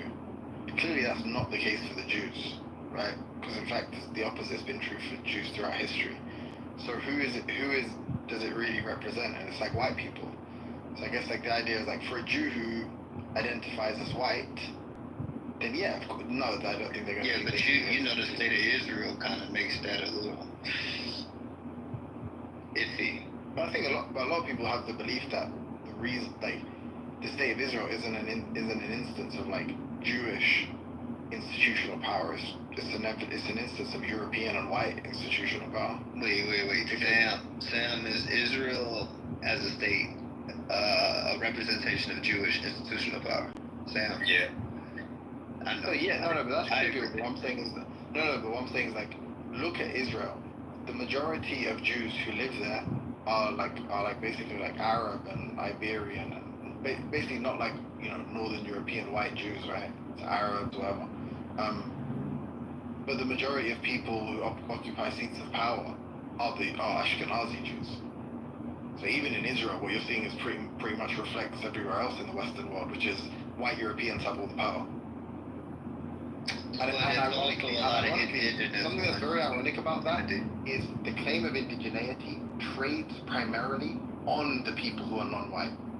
So the people who can literally claim have power too. Continuity in the land, but they don't have as much power as the white ones. That's the point. You sometimes wait. How do you tell the difference? How do you know when someone's saying they're white or not? How do you tell the difference between white? No, I was asking you first. Say what? No, I'm saying like as in the reason I was just being clear, I wasn't prevaricating. I'm saying you don't ask me that question about whites and blacks, right? I mean, because we can fairly tell the distinction, but I'm just wondering, like, how do you tell that? Well, you also you don't ask me the questions about, let's say, like white Americans and Saudi Arabians. So if I'm saying they're Arab Jews, what would the difference be there? Wait, let's look up this population number, because I don't even think it's that many of them, right? Like, let me see. What, Jews? I think mainly it's a European. No, the majority of Jews in Israel are like Mizrahi, like a non-Ashkenazi, if I'm not mistaken. But the majority of Jews in the Knesset and just generally in power in the IDF and everything, the majority of those are Ashkenazi, if I'm not mistaken. It's because Ashkenazis are genetically superior. Exactly. Just in the same way. It's just a natural like playing out of like their genetic superiority. I agree. Yeah, damn, it's not even telling me the breakdown specifically. Before we go find some. Well, you know, you're looking at the breakdown of specific type of Jews that are dominating Israel. Because he's trying to say that they're mainly reflective of like Western powers and like being white, basically. And I'm like, there are also like a lot of dudes that believe that are indigenous, that have institutional power, that are in like maybe. Hold on, give me 1 second. And then, like, how do we even make that distinction between how do we observe that? There's a lot of black people in power. There was a black guy who was the president. We're talking about the majority, right? That's what's like relevant. Yeah, that's what we're talking about. We're talking about the collective. The collective. I'm saying there's a lot of the other ones that are in power. That's something. You're saying the collective power of Israel is in the hands of whites, basically. Europeans, yes. Yeah, you know what we mean when we say white. What are you talking about, white, bro? European white. Yeah. So you're saying basically white. Yeah. No, because obviously some people might say like this Mizrahi guy is white or whatever, this Sephardic guy is white. Yeah, but so I'm saying European and white operate synonymously. Yeah, they don't tan great. Okay, but I mean I do believe that these people still kind of identify. Wait. Do you believe they're indigenous? That they have lineage to the indigenous? That's kind of irrelevant. I'm just saying. No, I was wondering. It's just a question, bro. Yes or no? Just yes or no. The answer is yes. If you look into their genetics, the answer is yes. Look, just at the same time, I don't think it's simple. We can have a whole conversation. No. It's the reason why, because it does play into this cultural appropriation that we were talking about. Unfortunately, that can't change my answer. Like some people are, some people aren't, obviously. And then also like indigenous in the kind of relevant sense, it's like probably in a lot of cases no. You know, like indigenous in the sense. Okay, so do you believe they're cultural appropriating? Do you believe they're appropriating? I think they're colonizing. Are they? Yeah, that's a part of cultural appropriation. Then I don't know. Oh, so they're also doing what BHI is doing. No, see, we can Let Timothy. I don't think they're lying about being Jews. I think it's true that some of their ancestors lived there, but whether or not that makes you. But you said they were cultural appropriating. You agreed on that. You said they were colonizing and they don't really have. Like some of them do, some of them don't. You said some of them do and some of them don't. No, I said they are colonizing. I didn't say when you. Okay. Do they have lineage? I got you. Just to be clear. I got you. Do they have lineage from the same group of people that consider themselves Jewish? Yeah, I think so. Yeah. Okay, so the Ashkenazi Jews. Wait, real quick, because then that doubles on your other point. Are the Ashkenazi Jews? They're really Jewish, right? Yes. Like in ask ChatGPT right now. What's it gonna be? Yeah, I'm just trying to be clear because he's bouncing. Timothy, you are bouncing. Stop. I don't like the rabbit style thing. Like I don't mind answering any of your questions. No, that's cool. You misrepresented me like 2 or 3 times in a row. So in response to the cultural appropriation, I answered directly with, I think they're colonizing, and then you said and then I asked appropriation, and I said, okay, I mean, it depends what you mean by No. If the goal, you could just ask me straight the goal, like you don't need to sarcastically get that. If you're asking me, are Ashkenazi Jewish people linked to by that I mean related to people, descendants of people that lived in the Levant and spoke Hebrew and worshipped Yahweh and wrote the Torah. Yes. That does not mean they are indigenous in any relevant sense to me. Okay, because if you're part of some fucking nomadic tribe who stopped off in some place and said, I think we'll build a kingdom here at some arbitrary point millennia ago in history, and then you migrated out and lived all over the globe, that doesn't mean this is mine, this is my land. Okay, so that's just to be clear. When I said the indigeneity point, it isn't to say that they're not authentically Jewish. 100% they are. It's just to say that that doesn't mean you just have that you magically get a Timothy had my clear that he was not saying that the Jews have the right to Migrated out. Yeah, they weren't kicked out by violent expulsion. They wanted to go for a hike. They just took a little walk. Yeah. So Timothy, just so I can be clear, I'm not trying to say that you believe they have a right to Israel, because I kind of believe that you stand against that idea. But what I was trying to be clear on was if you actually believe they're linked to the indigenous group of people. Yeah, they're Jewish. Yeah. Yeah, okay, cool. So it actually is reflective that those people are Jewish. So then that kind of goes back on your first point. Your first point was that it's really just white people that are mainly reflective of the institutional power in those areas. Because I'll tell you, because you believe that those people are actually Jewish people, and Jewish people are not the same as white people in a cultural sense that we think of, right? That's not true, number one. Okay, go ahead and tell me. That's like, what he said Europeans. Sam, I don't mind defending the stronger. Sam, if there's like a box and it's like, tell us your ethnicity, and it's like white, black, Hispanic or other, which one do you tick? I write in Jewish. I'm black, y'all, and I'm black, y'all, and I'm black. And which one do you? Honestly, which one do you tick? White, obviously. Right. So then all good. Then that's it. Then wait, real quick. Don't you think that Jewish people who are in the Levant, indigenous to it, would they click white also in America? They do. Yeah. Yeah. So what would that do? So also the people that you're talking about who are not reflective, that you said, in these institutional power, they're also going to pick white. Oh, sorry, but like some of them, like most of them still white. I thought I was just using this for Sam and Millis because they're clearly white. Okay, let's add another category, which is like Arab. Yeah. Okay, there's a Yemeni. No, but the Arab is one of the. Yeah, but Arab identifies white. You know that, right? Out here in America. Some do. That's not the point. The point is like most of them do. No. The point is Arab is distinct from white. Like people don't think fucking Jewishness is distinct from white. No, it's from fucking white supremacists mainly. Like Jewish people ultimately are an ethno-religious group that have many different phenotypes.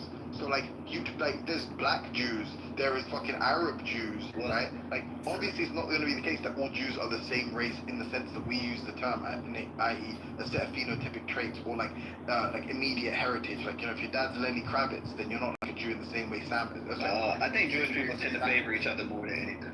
That may or may not be true. The point I'm making to you is like, no, what I'm saying is, in Israel, the power structure reflects the rest of the Western world in that. And you're saying it's Western European people, the people with direct or more immediate ancestry within Western Europe amongst white people, those people are in charge. Can you prove that? What was the point about Jews favoring each other more?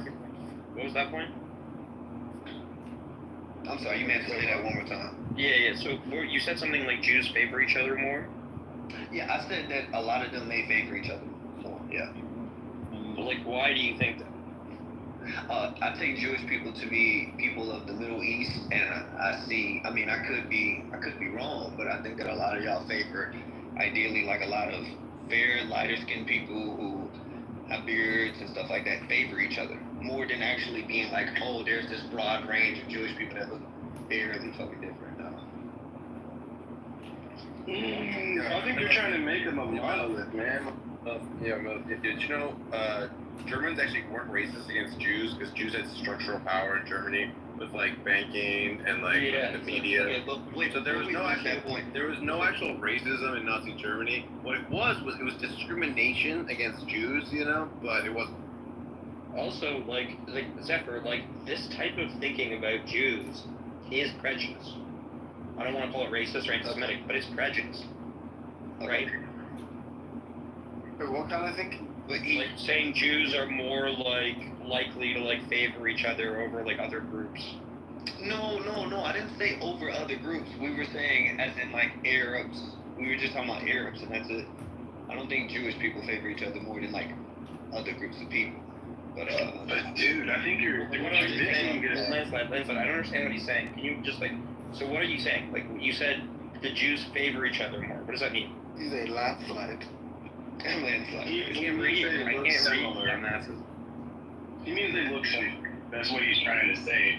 Which is damn near all black people look the same. All them Africans look the same. I'm saying some of them favor each other when it comes to people of the Middle Eastern region.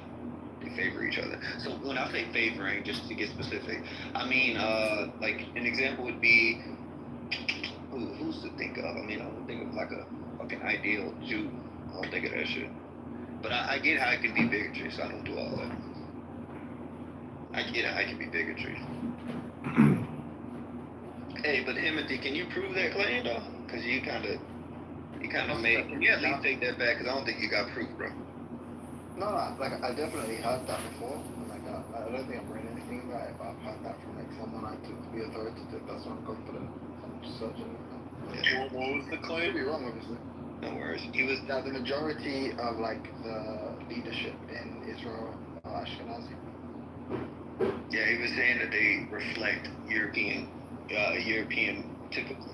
typically white people more than people. It says so numerically, Ashkenazis are no longer a majority of the 120-seat Knesset, but they still occupy a disproportionately large share of the very top power posts in government, the courts, the civil service, the security established, academia, and the business sector.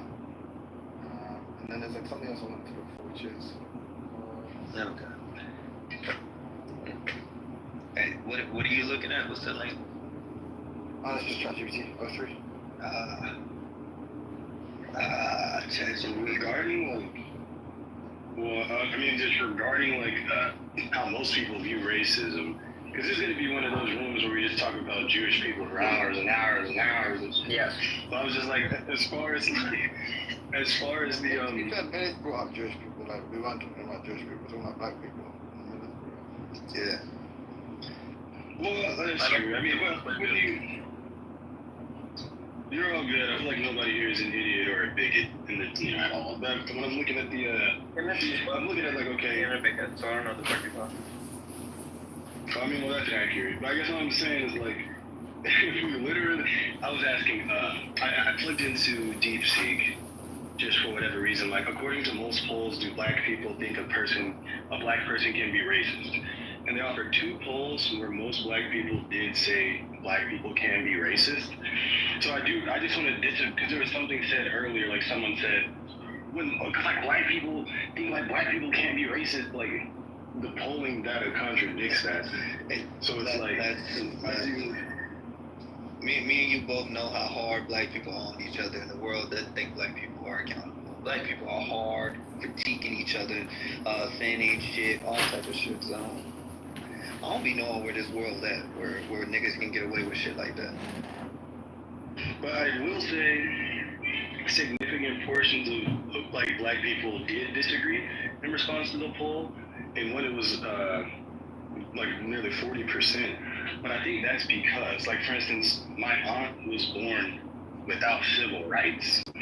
You know what I mean? And she's clocking off work today, right? So like, if you have people who were born into a country where they were like, you gotta sit on the back of the bus, you can't do this, you can't do that, you can't live here, this is no blacks. Like, there are many people alive today who are going to work and clocking off work.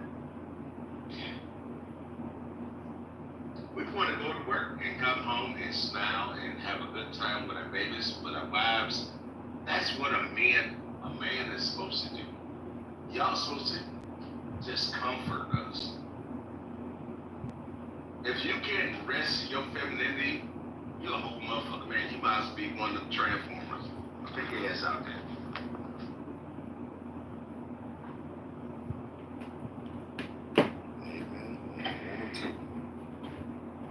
Well, like Sig, like you said, it's all of that toxic femininity.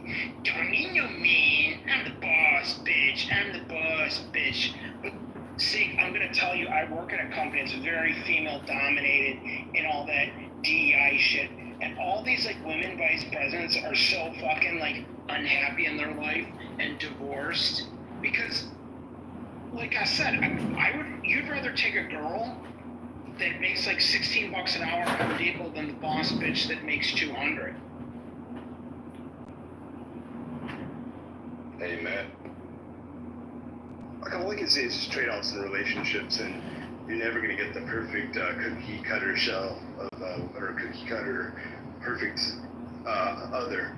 I mean, like I said, the sex part lacks in my relationship, but I'll tell you what, everything else is 100%. I come home to some Michelin star meals, and she's all that and a bag of chips, and she's also responsible for transitioning me from a fucking full-blown libtard to conservative. She's a good person. I think a lot of her lack has to do with the female stuff when it comes to like the hormone shit and all that, and I don't hold that against her. Right, but you're still with her, Sean B. Yeah, I sure as hell am. You accept I love her, it, man. You know what? I do. Yeah, I'll trade that off. I'm not gonna hate on. You know what? Like, this age now, I'm like, what's more important in my life? A woman who loves me, takes care of me, supports me, wants me to work out, supports my business, supports everything I do, and makes me beautiful meals. My alarm doesn't go off. She's there for me to tap me on the shoulder and make sure I wake up. Like, she's everything. Like, I kid you not, she's everything. She's a keeper for life. I mean, like I said, if something happened between us, I'm staying single forever. I don't give a fuck about pussy because that shit just fucks everything up at this point, you know. But I know I have limited relationships, but I've definitely been in 2 successful ones. At least I'd say the first one was a learning experience that took too many years out of my life. I'd definitely say I felt like I had 18 years stolen from me, but this one is not that at all. It just, yeah, it is what it is, but I mean, you're never gonna get the perfect, but you gotta make sure that that's a deal breaker for you, or you're gonna need to make sure you can find some negotiation there. If you're not getting what you need, you're gonna make sure you take care of one way, shape, or form, and become a professional, single-handed handler, if you know what I mean. You just heard this man. You just heard this man. Sex is the #1 driving factor for men in general. This man's woman. You just heard him. He said, you know what? Yeah, I ain't getting the sex I don't want, but you know what? Because she puts me first in all these other areas, I'm willing to concede on that. The #1 driving factor for the male species, he's willing to take a back seat on because she puts him first. I'm telling you, man, this is what women need to realize, man. I guarantee you, more women realize this shit, I guarantee you, the divorce rate would plummet and fucking drop immediately in this country. I guarantee fucking to you. And it's something so simple. So fucking. Hey, Sig, I took it off the table in dating my fiance. I literally took sex off the table. And I looked her in the face and I said, look, I don't know who you dated before, but let me tell you something. I was in the music business for 23 years. Anything you can do in the bed, I can find 5 women that can do it better. I can do it 5 times in a row. So you're not gonna impress me with your acrobatic skills in the bedroom. So you're not gonna snatch me with the box. So let's just take that off the table. You can keep the box to yourself. Because anything you got, I've seen before. And it's the same color in the night. So keep that to yourself. I'm gonna take that off the table. Now, if you want to build a relationship, then you have to come with something of value that does not begin and end between your legs. Because I'm not looking for a throat go. Met them all, they cool, I liked them, they straight, didn't want to actually spend any of my money on them. So here's the deal. If you want to have a relationship, you have to bring me some other value. My kids are grown. I don't need you to mother no kids for me. My kids are grown. My oldest is 31. So that's off the table. Don't need you to cook, because Consuela needs her check. I have a cook. My son-in-law is a Michelin star chef. Don't need you to cook. You can't compete with him in the first place. So let's take that off the table. And Consuela actually comes twice a week to clean. Don't need you to clean. So what you got? Consuela need to feed her 5 kids. Is that really her name? Is that really her name? No, you That's really her name, Consuela. That's her name for real. And she needs to feed her 5 kids. So check this out. You got to bring something else to the table that's not between your legs, not in the kitchen, and not cleaning. Because I have my personal assistant do my laundry. So what you got? Well, another red flag too is like when you hear a girl like, I don't pump my own gas, my dad still does it for me, and someone else cleans my. A girl like that, you don't walk away, you run away from her. Why do you say that? Why do you say run away from her? What's up, Big Sean? Good to see you, man. Because they're going to be lazy and entitled, and if you don't like buy them the newest BMW, you're kicked to the curb. High maintenance, superficial. No, Thunder is not feeling any of this. Okay, Thunder, what's up? What's wrong? No, some of it is. Thunder is not having anything with this. Some of it is no, you know what? What I've come to the conclusion of is that, like, with my husband, I think that really what kind of makes him happy is the idea that he can do whatever he wants. Because for the most part, like, there were all these different things that he used to do before we got married, and, you know, he was always, you know, I always knew him to be just, you know, all over the place. And I told him, you know, I don't have a problem with any of those things. Like, that's how I met you. You know, that's the person that you are. And none of that stuff bothers me. And most of the time, he doesn't even want to go out. Like, you know what I mean? Like, he knows that he can, and that's enough for him. He's happy to come home and just hang out with me most of the time. Like, tonight, he is at the gun club tonight because he's got somebody sponsoring him. He's got to go a certain number of times, whatever. But for the most part, unless it's something like he wants to go to the gym or there's like a basketball game or something like that, he just wants to be home. But I think just knowing, you know, in his psyche that it's not going to be a problem for me, that he can go and hang out with friends, or because he still has his mom, you know what I mean? There's things that he wants to do for himself that has nothing to do with me. And I don't want to be up his ass, to be honest with you. He's not my freaking little poodle companion, and I'm not his. Like, he can go do the things that he enjoys, and he gives me the freedom to do the things that I want to do. And I think that that's what makes guys happy.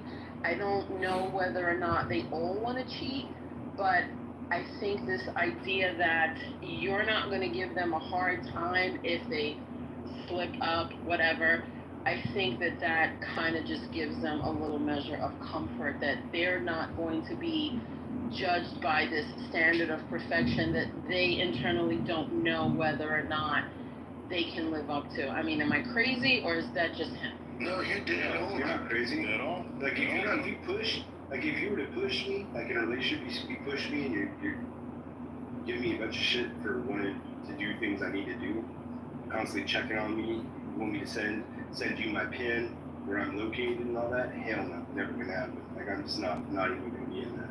No. Don't let me be. Don't let me be. Thunder, there is a reason why men all over this country come home from work and sit in their driveway in their car for 45 minutes before they walk in the house.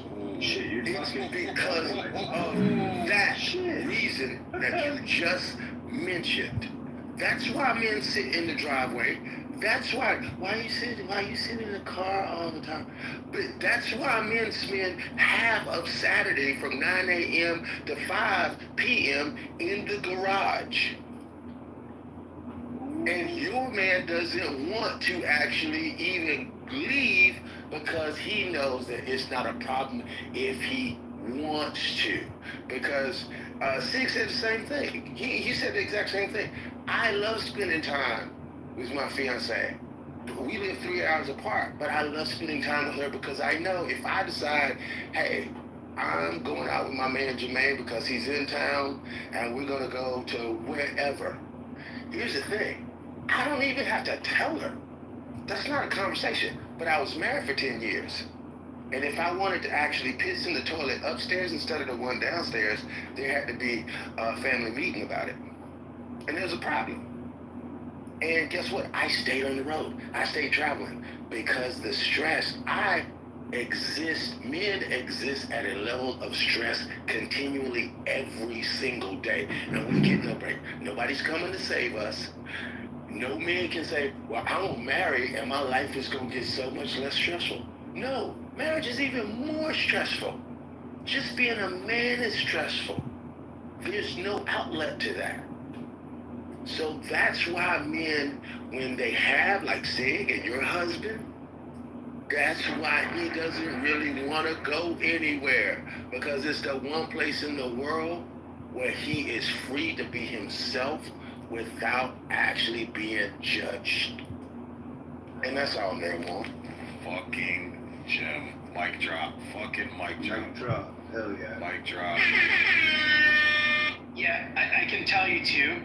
So Sig, one of these boss bitches I work with, she got married, or her husband was a little older when he got married, and you know she's a couple years younger, and he wants to like retire at 55, so she can be the working mom boss bitch, and he's gonna stay home with the kids, and I'm like, oh, this relationship's gonna get interesting. Why does she want to do that? Because she's got kids that are like 11 or 12, and she wants him to be like the stay-at-home dad while the kids are in like middle school, high school, and always have someone home. Yo, GA, you cooking some heat, brother, but I gotta ask you to cash that pink ticket in, brother. We need you part of the club, man. We need you in the gun club, bro. Oh, for sure, for sure. Lovely. Take your black ass and click that link up top too. Cash that fucking pink ticket. GA, I got you. What's I up, got love? friend of you, man. GA, you speak my language, man. You're speaking. I feel like you're like my brother right now. I feel like we do the same shit. So appreciate what you were sharing too, man. I clicked it, man. I'm part of the club, and I like Turkish weapons. So now you. Oh man, Turk guy. Okay. Miss, what's going on? Welcome to the stage. Lovely Miss, you guys want to chime in? You guys got anything? Yeah, I just, I guess I'm just looking for an answer to the question at the top. I think what I'm hearing you all say, I do totally fair. I definitely have some things in the back of my mind I'm going through now. I just don't understand what men want. And I am married, for context. But Okay, you're married, you're a wife? I'm married. I've been married 5 years. I'm a wife. Congratulations, man. We love married women in this house. So. Married women are protected and respected. Y'all got a ring. You guys are winners. Y'all got W's. So congratulations on a 5-year marriage, man. It's a pleasure to meet you. My name is Sid. Thank you. Welcome to the masculinity, man. Thanks, nice to meet you. And I appreciate the space too, because I think for me, growing up as like raised by my grandma, 5 women in the house, like I have to intentionally put myself in masculine spaces to just have some perspective on the world for real. So I appreciate it. I appreciate what you got going on here. Absolutely. So let me ask you a question. Married for 5 years. That is actually a big deal in 2025 because a lot of marriages don't last that long. So what makes your marriage? What has made your marriage last to the 5-year mark? And I'm sure you got many more years lifetime ahead of you. You sound like you're a very nice, very sweet, feminine woman. What is incorporated in your marriage with your husband?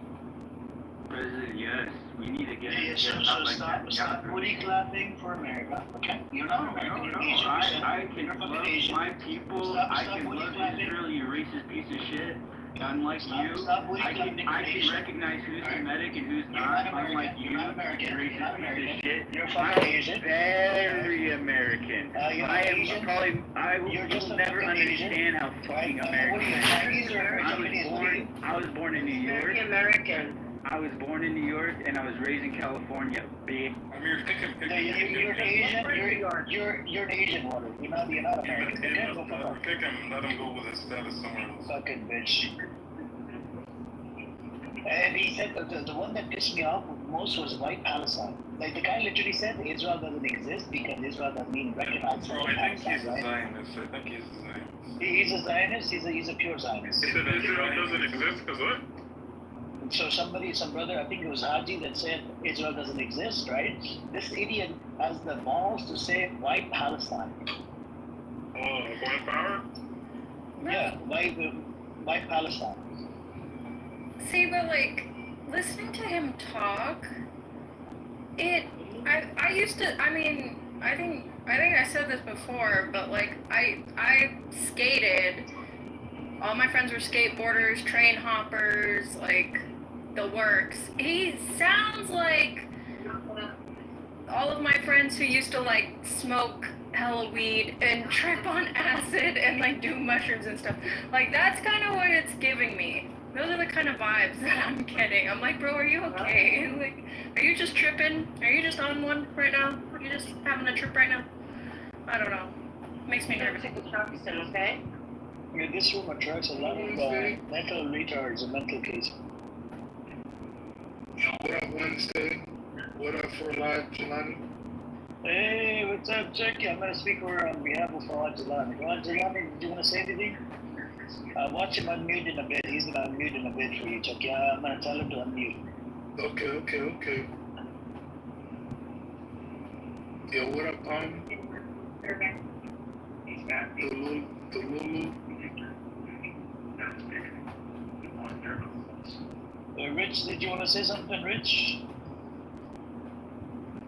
We Asians are not involved in this genocide. We're not complicit, okay? We even try to boycott all the products associated with Israel. Rich, I wasn't saying it, brother, to you. I was attacking this idiot because he wants to protect America, that America is not giving weapons to Israel. And literally, Gazans are fighting a war against the American government. And this idiot has a background from Asia, right? And he claims, oh no, America is not doing that. And then he kept on trying to defend that, deflect and defend. That Asia is behind this genocide. You see what I'm saying? Well, it pissed me off. So it was nothing to attack you or your background. It was to attack him personally. So that way it pisses him off and he leaves. Because I like to piss on people, especially that he said white Palestine. And he said a whole bunch of the crazy shit. See, that's the thing, though, that I feel like he doesn't understand. Like, a lot of people, myself included, like, we don't want to fight wars, especially other people's wars. Why are we sending our fathers, our grandfathers, our people to go fight wars that have nothing to do with us in the first place? And it's just to benefit, like, it's just to line their pockets. They don't care if you die or you have PTSD or, your family's the one that has to deal with that now. Now we have to deal with that. And you're rich and you're living your life, and the Rothschilds getting their 8th heart transplant or whatever the hell they're doing, like, we're the ones suffering. Of course we don't want war. Like, the majority of us don't want to deal with this, bro. Well, the problem is like young men go fight young men that don't know each other because of old men that do know each other. What is this explanation, Doc? Oh my God, this guy, man. That's another drug. I don't know. I mean, the common denominator here is when I walked in, the common denominator seems to be Amir. Why I don't know how Amir's doing for these these people. Man? Why do I attract these people? We got Kush here. He supports Israel. Kush, do you want to say something? Why do you support Israel, Kush? You said I support Israel. You support Israel? You said that. You were waving an Israeli flag. You were waving Israeli flag. Yeah, so what? So you support Israel? I never said that. Okay, then why are you waving He's asking you. Because I'm using my free will to do whatever the fuck I want. Okay. So I'm asking you, do you support Israel or Palestine? Don't worry about it. Doesn't matter. It matters in this room. Okay. Do you support Hitler or the Jewish people that were genocide by Hitler? Don't worry about it. Okay, so you're a Holocaust denier. Why are you so angry? I attract a lot of people. What is happening to this I don't know what's going on here. This guy, he's very angry. He comes in the room. Don't worry about it. Don't ask me no questions. Not in my room. That's crazy. Well, you're offended. Don't worry about it.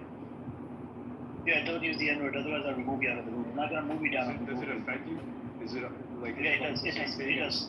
So it's similar to like me mispronouncing someone's gender, like it offends you? What? No. The racial slur is different from. I'm talking about racial slur. Racial slur. If I call you Nigerian, are you mad at me? What if I say Nigerian? If he's from Nigeria. Say nigger. What if I say nigger? Okay. Okay, I gave him a go. Have a safe flight to the home. Bye-bye. Okay, bye-bye. I gave him a warning. Bye-bye. Have a safe flight. I'm not even moving people that talk. Do you want to go next? I don't mind, man. I think I've decided because. But Amir, like my question. Do you want to be next? Do you want to be next? No, please. Okay. What's your question? Like, when it comes to like the indifference between all of this, do you try to look for the commonality in between us all? Wow. What kind of commonality would I be looking for? PTSD? Because you suffer from PTSD, Water suffers from PTSD, a whole bunch of these psychopaths that are drug. You just got here? You literally said a whole bunch of crazy psychopathic shit earlier. You just got here? Oh my God. Let's see. Everyone can. Thank you, Water. Sit in the audience like a good boy you are. That's where you should stay. Anyways, Water. Bro, he literally said white Palestine, a whole bunch of crazy shit. He's driving the whole room crazy. So Doc, did that answer your question?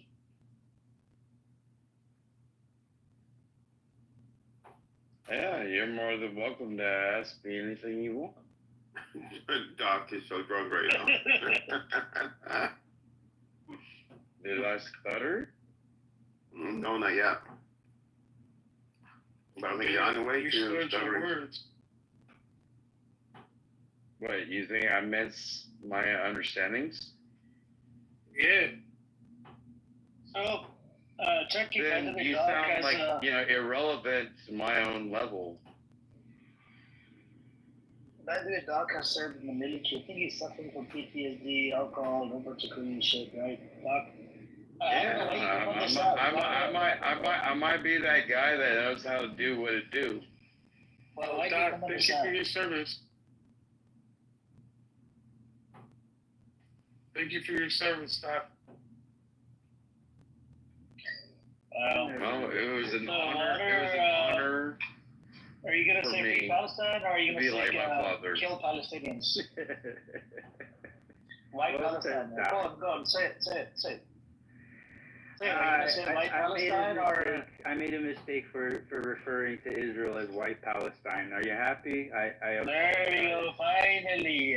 Finally. I should See, have said, you had a small, I should before I have was said gonna call you small biracial. dick energy, a low life, an egoistic motherfucker, but now I'll take my words back.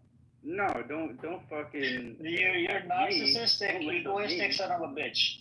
No, you're projecting. That's why your room stays the same size all the time. Cause I don't care about quantity. I care about quality. I don't care about quantity. You care about grooming, like a pedophile, like the military. How am I a pedophile? Go and tell us. You trying to play the same fucking game? No, tell me how am I a pedophile? That's a big accusation, little bitch.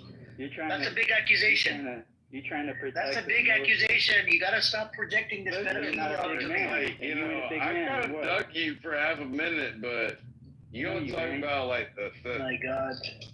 You ain't gonna do shit either. I don't know what you're talking about. What's up, Chuck? Okay, so calling somebody a pedophile. I ain't gonna do what? Provide data now. Go on, Water. You made the claim. The burden of proof is on you. How am I a pedophile? Who the fuck you referring to in the military that's a pedophile? Because they're any one of them that all specifically because they're in the military, they're pedophiles. That was the claim the CIA. Specifically the CIA. Specifically. Dude, I would be the motherfucker that would DDT you on the sidewalk in the daytime, right in front of your mom. Remember our audience. Our audience knows about the workers that were trapped. Our audience, it's also a good human interest story. All right. The workers trapped. It involves the fire department, our first responders.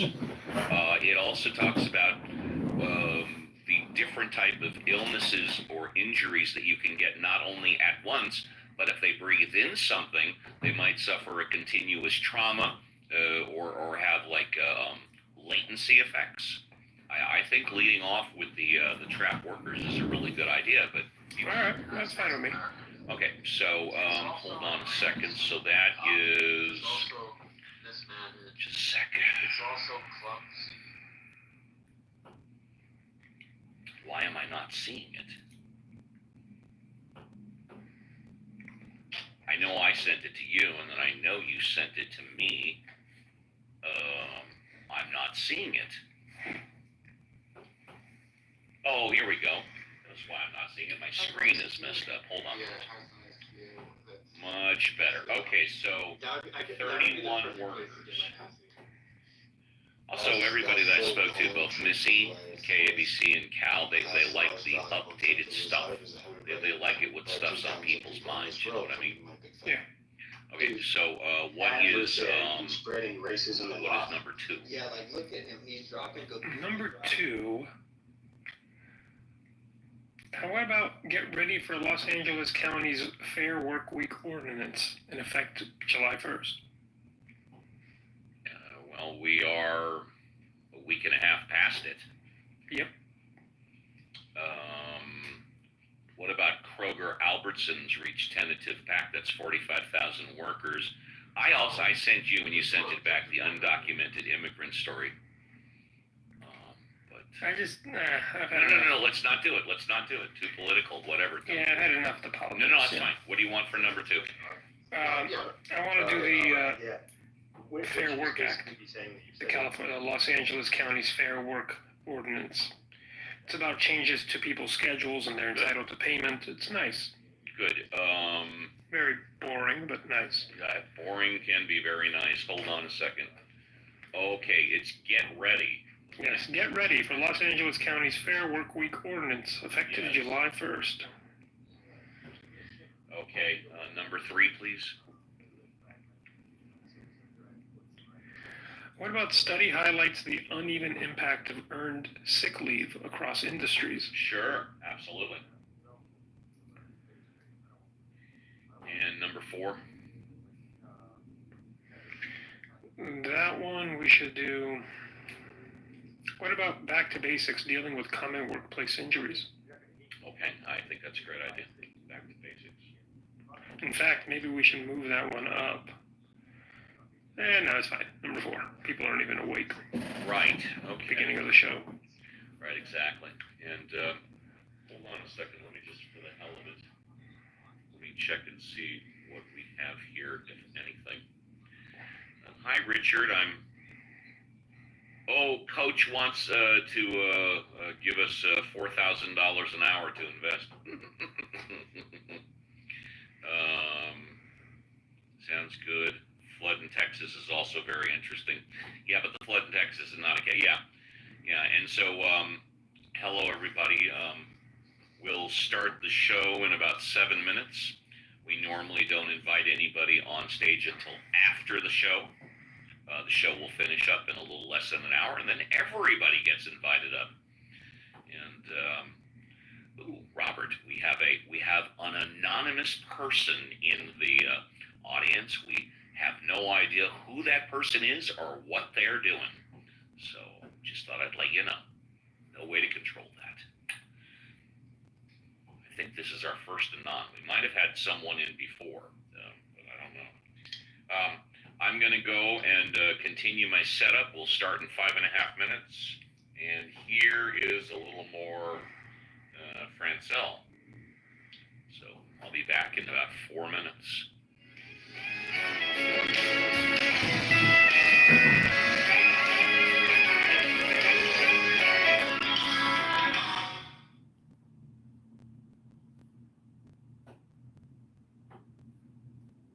For the reparations. You besmirched nothing. You just said you didn't like my style. That's fine by me. I don't care if you like my style or not. He said you were a danger to Jews. What's up with He's just talking out of his chapeau. Wait, how can you be more upset with me, Norm, for calling you like grandpa and Wait, advising who you? said that I was more upset with a half-wit, a wannabe, a would-be? Is Sam a You're a half-wit? half-wit, yes. Is Sam? At best. You coward.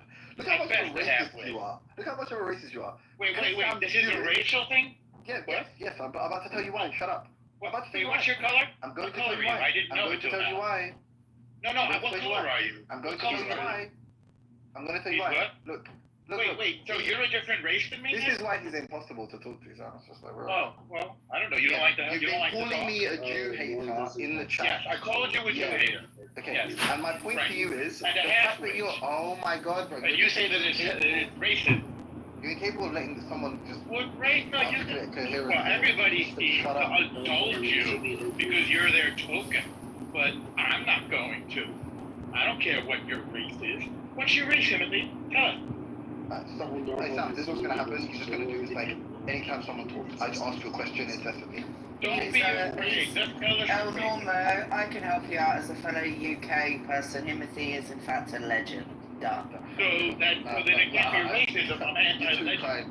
No, but look, hey Sam, I want to point something out to you. This is funny. It's like you've been saying, look, Norm is legitimately a danger to Jewish people. Okay.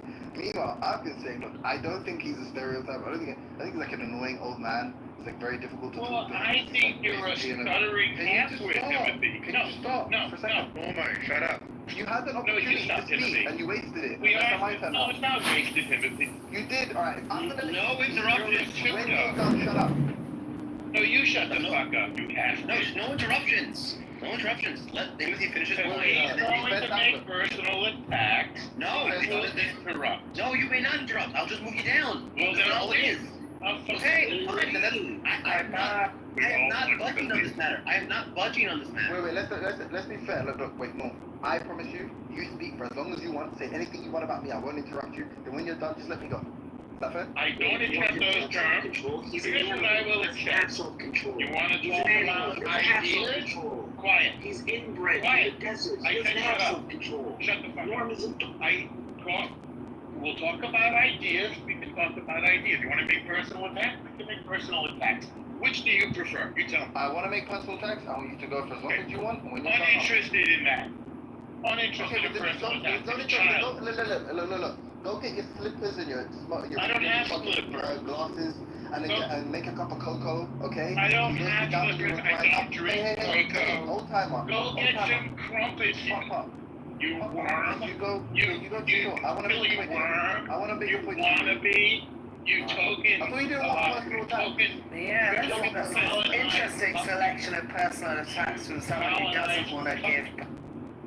Well, I'll respond to them as I sound like, I don't know, can you help him? Was it like help him? I don't need any help. I just want to make some point. I think you need a lot of help. I don't need any help, half-wit wannabe. You're gonna, bro, in 6 months, you're gonna have a fucking catheter. You know what? I will long outlive you. And if there's a chance I will see your catheter, with pleasure, I will piss on you. I'm gonna get my ideas. Can I ask you an honest question? Like, legit. You want to talk about ideas? Sure. Yeah. You seem like a competent man. Are you? Yeah, no, this is. I'm not even bullshitting. You can do your best, Timothy. Give us an idea. We're all gonna listen. Shut up. He'll be able. He can do his fine. He runs it. I don't want to move him down. I'm going to mod a bunch of deputies. Just mute him every time Timothy's talking. Let's go with the idea. Just mute him. We'll just all of us together. We can make this happen. You need a room full of guys to do. I know. Yeah, we need. I need a goon squad. No female deputies. I noted. So sexist. Let's go with the idea, Timothy. Quick, go. If you want to be a female deputy, how do you know what gender I am? Look, look. Let's hear your scary idea, Timothy. We'll go back to personal. I just want to say, so you have funny. No idea. What's funny about Norm's racism, which is like, instantly, I'm saying, this is what I'm saying. I'm saying he's not. We shouldn't. We as endorsing Sam's view on this is in itself perpetuating stereotypes against Jewish people, and in fact what we should do is just like speak out against the injustice of bigotry, so that we should target the actual racists who are saying Norm's a good example of why Jews are bad, like that. I'm saying that's bad. I'm saying Norm is just an interruptive, like, you know, he obstructs discussions, blah blah blah blah blah. I may have called him stupid as well. Sam's saying he is literally threatening the safety of Jewish people. In the chat, no criticism for that. Only criticism for me and the justice. Did he run away? He ran away, yeah. That is an example of just the most extreme tribalism you'll ever find. Where you've got like a fellow Jew saying, you know what, I agree with the racists about you being a bad Jew. And you got the other guy saying, no, the racists are bad. You're not a bad Jew, you're just a bad person. And then you say, you're an anti-Semite, and Sam's a good guy. Like, it's insane. It is hilarious that I thought he was going to give me like a fucking really mad, angry thing of like, how dare you say that I'm like hurting Jewish people. I'm out here on the streets defending Israel and I'm defending the rights of the Jews around the world. And I'm like, but no, he's just like, no, he doesn't like my style. Whereas Timothy is totally old, so I hate him. He told Timothy to go back to work at the bad shop. Like, what the fuck? Called you a token. Like, what was that about? He's a racist and he's a liar. He knows I'm black because he's had random conversations. Yeah, 100% he knows I'm black. It's cool, like. You can hear that melanin in your voice. But it's more. What's more funny about it is you can see, like, it's almost impressive, like the extreme tribalism. Like, you actually kind of have to respect it. Like, Zephyr would be proud of it. I think it's funny that he should be so much more offended. I'm literally saying you are the stereotypical annoying Jew that makes everyone hate Jews by being so fucking annoying and loud and bumptious and like taking criticism poorly and then like just. And then I'm like, you are making us look bad by being. He's like, you just don't like my style, but actually, you're the bad guy. Right. It's because you're Jewish. You can say whatever you want about. Exactly. It's because somebody doesn't like Timothy. That's. Alright, but I do want to push back on you guys. Okay, the stereotype of black people is not that they are Uncle Toms. Uncle Toms are rare. The stereotype of black people is that they're loud and aggressive. That is your stereotype. So if you want people to not stereotype you, one thing you can do is get people to stereotype less. Another thing you can do is when there's a black guy who's loud and aggressive, be like, hey, we don't do that. That's not the norm here. In the same way that I told Norm, I don't want you to act like this anymore. What if some people feel like getting loud and aggressive shit? Yeah, I think like what we shouldn't do is generalize based on almost invariably ridiculously small or biased samples. So like, if you're using the media or you're using the black people you've met in the world, clearly there's not a good sample. Like, you said something like about 400 black people or something like that relative to, I don't know, even if it's 1,000 black people you met, I mean, that's just like a ridiculously small sample, given there's like more black people in the world than white people. Like, you obviously haven't seen the majority. So the idea, and then also when you talk about stuff like media and stuff like, so if the media decides to depict black people in a certain way, should black people see that and take their cues from the media and say, however the media describes us, we have to come, like, there's absolutely, like, we have to behave so dissimilarly that there's absolutely no overlapping features or qualities. Well, that seems a bit unfair, given the media themselves like have a bias in a lot of cases. So like, in fact, like, even if it's something that like is innocuous, there's like a pairing that goes. So it's like, it's loud and like aggressive and violent. Like what was that movie that came out? You remember like My Big Fat Greek Wedding, right? Like I feel like it portrayed Greek. Yeah, it portrayed like Greek women as like super being loud and whatever else, and like, but like in a kind of like effervescent or ebullient, like a positive, really like positive way, right? And it's like, okay, so loudness on its own is just not like a really bad thing. It's like, okay, when you pair it with like being violent, criminal intent. So it's like, okay, and who does that? So you see loud black people, where do you see loud black? I doubt most, people have witnessed black people like actually doing crimes. No, you see that in the media. So it's a confluence of factors, and I'm saying like, what you should probably be doing is saying like, if I'm a rational person, then I shouldn't be stereotyping human beings in that way. Now don't get me wrong, maybe it is useful for you, so maybe there's some cases where it's like pragmatically, okay, the induction's worked out pretty good. But generally speaking, it's like bad induction to say like, oh, I've met 500 black people and like 250 of them have been loud. It's like, oh, I should assume that like the majority of black people are loud. When you recognize that black people make up a population of how many people, it's like a ridiculously small sample, and it's like there's like a kind of a sampling bias there as well, right? Yeah, and also it's about like, you're not conducting studies. I think you're in the Matrix, dude. If she's in the Matrix, I'll just stay. Oh, go ahead, Mike. Yeah, here's an interesting fact I learned recently. One second. You're in the Matrix, though, dude. Some people who use Black American Sign Language, a dialect of American Sign Language, which is used by deaf individuals, describe their signing as louder and more expressive than people who are other ASL users. So even when you're fucking deaf, you guys are fucking louder. I mean, you guys just take a second, reflect. You know what I mean? Like have a moment of reflection on like what you're like and what to do about it. Like That's a good thing though. I was gonna also point out like, well, so here's the thing too, right? You'll notice that our personal experience is not a process of conducting a study. And so you're also seeing a lot of confirmation bias. Like you'll go to the store probably a few times a week, walk past like, in a month, you'll at least be in the space with like 100 black people. This is a fact, and none of them will scream. So you won't really like say, be like, we just saw 100 black people, nobody was loud, nobody did shit. Right? On the subway in New York, the vast majority of black people are not like loud and screaming. Like one person does it, you're like, yo, see, like this is like the confirmation thing. It's almost like if I was to take every experience of racism and be like, see, white people need to all kind of like take responsibility for this person that called the police on me, even though I work here, or like called me the N-word with a hard R. Like all of you need to collectively like, I don't know.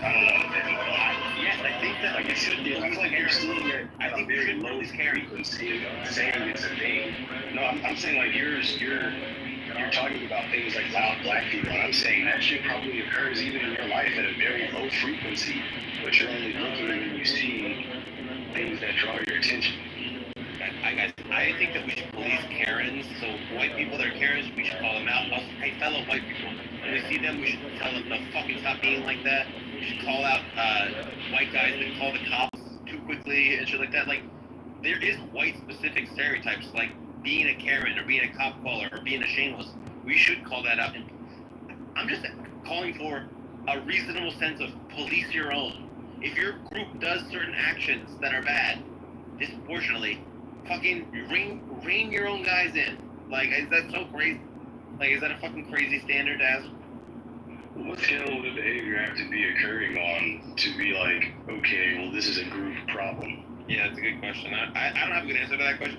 I think when it's already a thing that's like talked about and it's also true, so it can't be a false stereotype, it has to be like an actual stereotype, and then also that it's like something that's discussed in popular media. I think that calling like black people loud and aggressive is just flat out racist. I don't even really think it's a stereotype because there are plenty of people that are just like loud and aggressive. So I don't really think you can just attribute something so oversimplified to black people, because if like a white person comes in the room and is just loud and aggressive, is that a good thing, or are you just gonna call them like stop acting like a black person? That could just be like that's just a trait from an annoying person. So I don't get like, I think calling black people loud and aggressive oversimplified racism, because that can be attributed to anyone. No, of course, if a white guy was acting loud and aggressive, I wouldn't say you're acting like a black person. That would be obviously racist. And I'm not saying that a white person being loud and aggressive isn't a bad thing to do. I'm saying there's two things that you can do that are bad at the same time. One is do unethical action. Then the second unethical thing you can do is fulfill stereotypes and hurt your fellow group members by making other people think your group's like that. Because humans have confirmation bias. So like, when or now normal is annoying, he also hurts Millis. Now, it's bad to be annoying. If you're annoying, that's bad. But it's gonna have less effect. People don't think black people are like really annoying in the way normal. They don't think that people like, oh, you always complain about like, or like, I don't know what the word. I don't even know what you guys don't kvetch. No one accuses the black people of kvetching. Wait, what? Kvetching?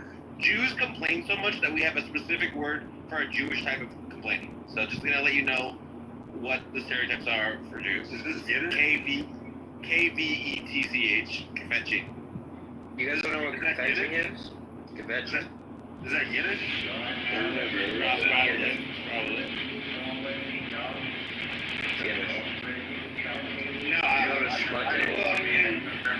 it's like, I think that like I think people that like are even concerned about the proliferation of particular behaviors, facilitating the proliferation of particular biases. I think that those people are, to be honest, maybe not self-aware, right? Because like I said, like if for this whole month you like put a mark on a piece of paper every time you saw a black guy who was not loud, who like if you're in line at the bank, oh shit, 1, 2, 3, right by the end of the month you wouldn't even have seen anybody yell.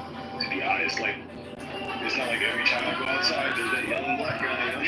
So it's like I feel like these are things that you just already believe about black people, maybe based on experiences you've had. You know what I mean? Which is like understandable, but yeah, I think it's just lack of self-awareness and projecting your worldview onto the world.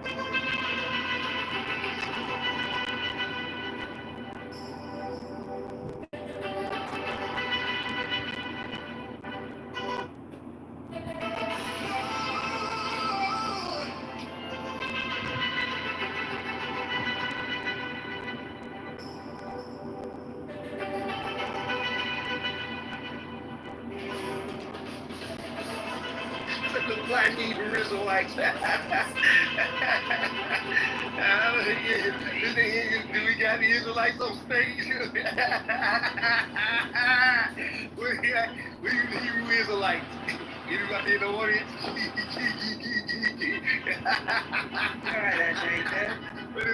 Hey guys, when are you guys gonna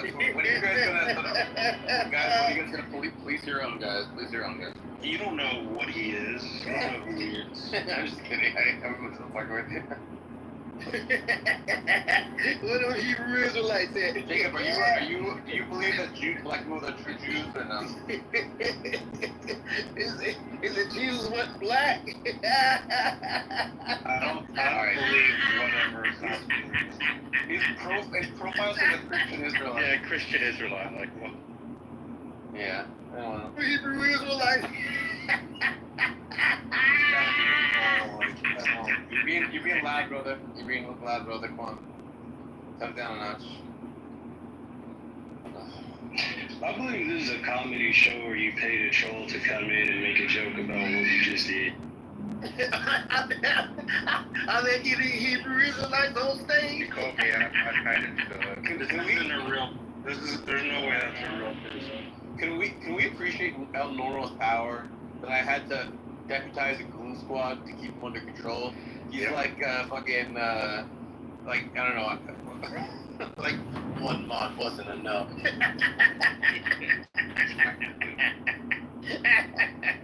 Another. Yeah. I'm going full mod squad. Just do it for once in my life. Everyone except for Jacob, you don't get to be a mod, unfortunately. So close to removing the game, I can't deal with it. Are you drunk already, Ken? I'll have what he's having. I'll have what. So, one reason why we know black people aren't descended from Israelites is because, he's gone. No, I moved him down. I couldn't do it. Like, it was so stupid. I never considered the thing about, like, Jews have a history of having a Talmud. Like, we have Talmuds from, like, 200 AD. You know, and maybe even before then. And so, if we have Talmuds from that long ago, then we know that Jews, like, were doing Jew shit for a very long time. Why aren't there, like, African Jewish writings about the Torah, like, from, like, 500 AD? Like, why does this only show up in the 1970s or whatever, like, or even the 1800s? It's still weird that there aren't African. I'm not saying that you need to have the Talmud, but you should have some other text that's Talmud adjacent where you're commenting on the Torah. That's kind of like what I would expect if Africans were doing Jew shit for thousands of years before they were taken into slavery. Do you guys understand my argument? No, I get it. I don't know how to, like, argue against it, because the only thing I would just say is, I mean, isn't there, like, an Ethiopian Bible? Wasn't the first Ethiopian church, like, established in, like, 1100 or something like that? I don't know how to argue against it except for bringing that up. I don't know how it connects.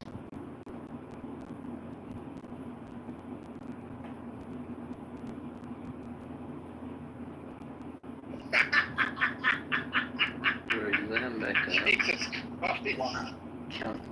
Yeah, y'all are on your own on this one. Like, I just want to understand, like, what the fucking laughter's about. There's no Hebrew Israelites in here, so I don't get, like.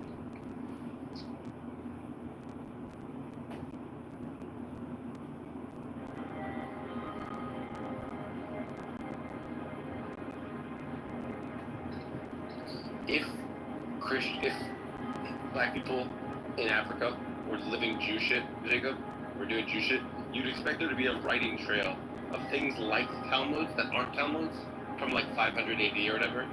But the fact that we don't have anything like that, we don't have any, like, writings from, like, early, 500, 200, 300 AD from black people that are descended from Jews is, like, really strong evidence that you guys aren't descended from Jews. Oh, wait, I can explain this. That's why you got it, because it wasn't given to you.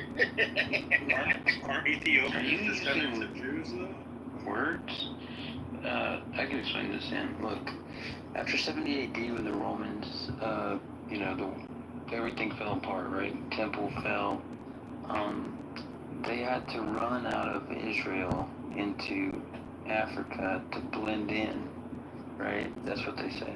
And once they got there, they were kind of like hiding out, so to speak. And so we might not have found everything they've written, but we do have some stuff from the Ethiopian church and stuff, right? We have some stuff from the Elephantine. No, they don't. Sorry. No, I don't think that they claim that the Beta Israel are the same people as the Israelites, do they? Oh, no, they don't. Okay, so then exactly. So just even if the Beta Israelites having Jew shit is not evidence that the Yoruba descended people that claim to be Jews are Jews. Well, the Igbo claim to be Jews, actually. Wait, Sam, you know who you need to get in here? Have you talked to Faithful to God yet? I might have, I don't know. I can't remember. He's one of my homies from back in G-Plus days. But, yeah, me and him have been, like debating these guys since, 2013, 2014-ish. But he's, way more into it. He studies all their sources and everything in depth. So, I might ping him in here if we have any more. He said that the Israelites, that they had to blend in with the Africans. That only happened to Jesus. Your You're laugh wrong. your laugh is so fake. Like, can you like at least like make your laugh sound real? You know, God got rid of the book. You know, fake people that call themselves Jews. Oh God, this is so aggravating. What's fascinating, I looked this up recently, and apparently, like, a lot of the Jews that I thought that the Beta Israel, the Sahelian Jews, and the Lemba Jews were descended from Jewish people that just moved to Africa, but there's actually much less Jewish or like Semitic DNA than I thought there would be. It looks like some of them are converts. Some of them have a small amount of had like a founder population that was actually very small and kind of got swamped by the local because the founder population was so small, it got kind of swamped really early. They're like less genetically there are Y haplogroups amongst the Lemba, which are Middle Eastern. So like there's no relationship between the groups, but it's not as much as you'd think. But then when you look at the African Americans, they just have none. They're in no way related to bodies you find in the Levant. There's zero. None. If they call themselves Jew and they not an Israelite. I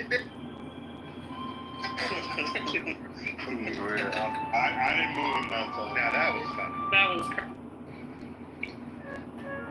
Yeah, that's true. But the funniest part is that they're not like related to like Native Americans either. Like Native Americans are closest to related to like Asian, like I think Chinese. I'm gonna say.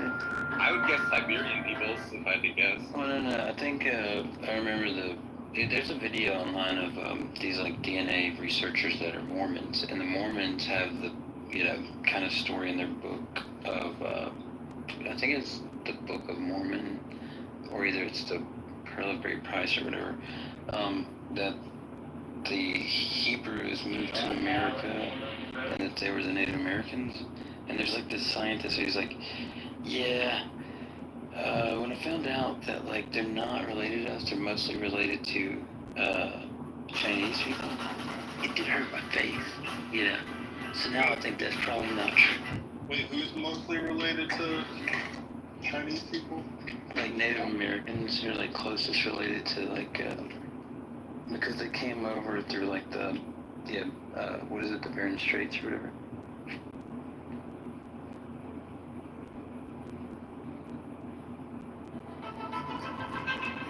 I mean, they have like the black silky hair and everything. Like they have the like similar features and stuff, but it's not just that. It's it's that their actually DNA is like closest to modern Chinese.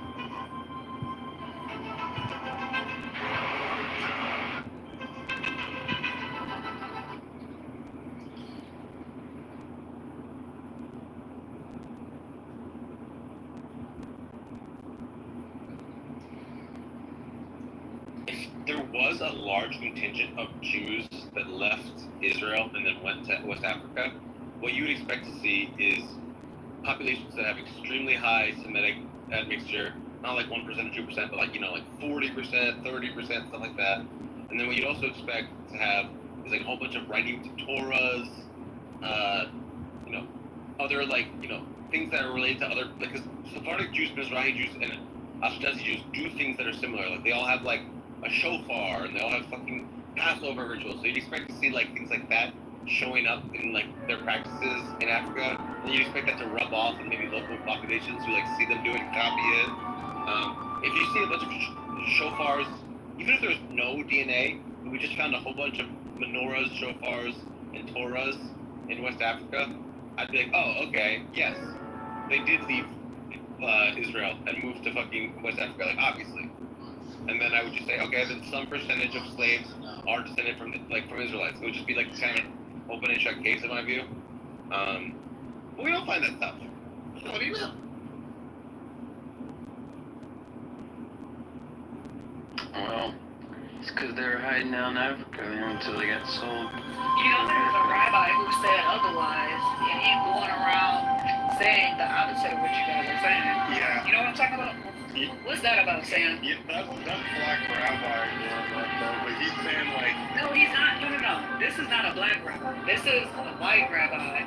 He has like reddish hair, and I can put the link in the chat. It's a video of him talking about how there were Jews that were in the transatlantic slave trade. So I'm gonna put the link in the chat, and y'all can tell me who this rabbi is.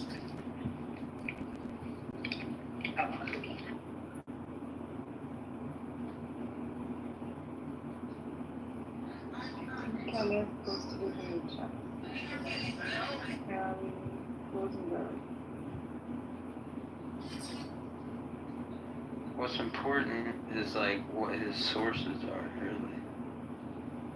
Alright, tribe, come on back up, but this time I hope you have better internet. I hope to God you have better internet. If his source is like from Babylon Timbuktu, it's over. Alright, how's your Wi-Fi, tribe? Privileged lovers. The moon has become a I just put the link in the chat if y'all want to look at it.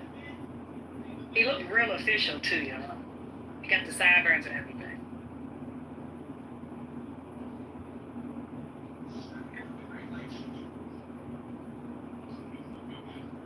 Alright, I'll check it out. He's quoting Luke from the New Testament, I guess. Is that what? They shall fall by the edge of the sword, and they shall be led away captive in all nations.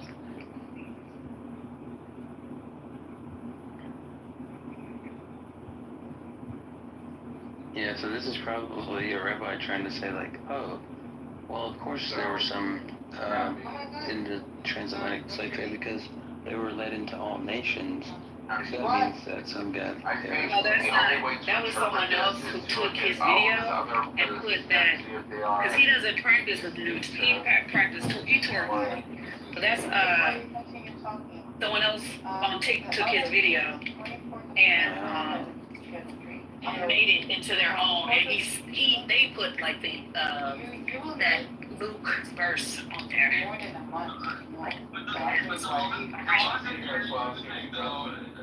The logic you're using would be anytime they've had sex, they can't drink for 2 months then.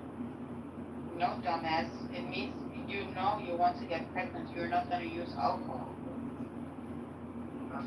Abby, come on. Is everything a projection about weight control? Well, yeah, maybe it was a hoax. Oopsie, I got fat. Okay, yeah, just listen to it. It's just like one dude. Come on, I don't Abby. think Go to sleep, Abby. his, Be responsible, Abby. It's Go to the Harry gym. Rosenberg. Says the Igbo tribe, Black Americans, are possibly blood descendants of the Israelites. Your campaign message a little bit. Like, you know, for people to show the transparency. But it's funny because he's referencing people that are on the street yelling at Jews that they're not the real Jews. He's not misbehaving yet. Just leave him until he misbehaves. I was just going to say this other post that Steve posted up. My candidate, please. I'm representing Edmund or Don. We know if you follow the tour, you're Well, see, that's not you got to get past what people are yelling on the street. My goal is to make him look electable. I mean, he's just saying that, like, Igbo have some Jewish whatever, but he's not a population geneticist or whatever. Like, the only thing that's relevant, I keep saying this over and over, the only thing that's relevant in this debate is just the population genetics. Like, when we take Igbo DNA, how similar is it to bodies of people that we find in the Levant in 500 BC or whatever? That's the only thing that's relevant. And I looked it up just today about, like, how similar Sahelian Jews were and stuff. And I got some numbers. Of course, it's ChatGPT numbers, so don't take them with a grain of salt, of course. But they said that Beta Israel are like, I don't know, 10 to 15% descended from DNA from the Levant, which is still a lot. whereas like Igbo Jews are like 0 to 2%. Whereas you compare that to like Samaritans, so like it's like in the 90%. Like the Druze, it's like it's not close. Sam, your people and Igbos kind of have the same similarities amongst genetic relations to Jewish people. Y'all kind of just the same, honestly. So you saying we act similar, or our genes are similar? Y'all act similar. Yeah, we're middleman minority. Literally, there's a whole book about middleman minorities, about how across the world people tend to stigmatize them. So you've got like the Chinese in Malaysia working more total hours on the year. So what does that mean? It means that when you feel secure, psychologically secure, that if something were to happen, you'd be able to take care of the bills for a week or two. That will cause you to feel better and then go to work. That's an interesting dynamic here, right? It's a kind of like a placebo effect. I don't know how to describe it, Steve. I hope you can use the words better than I can here. Because what I've found is that when people have income insecurity, that actually causes them to miss more work, not less. Weird result, right? You would think it's the opposite. It's a strange thing to conclude. But earned sick leave allows people to work more often. Now, Steve, there's a second way that I can interpret this study, and it's this.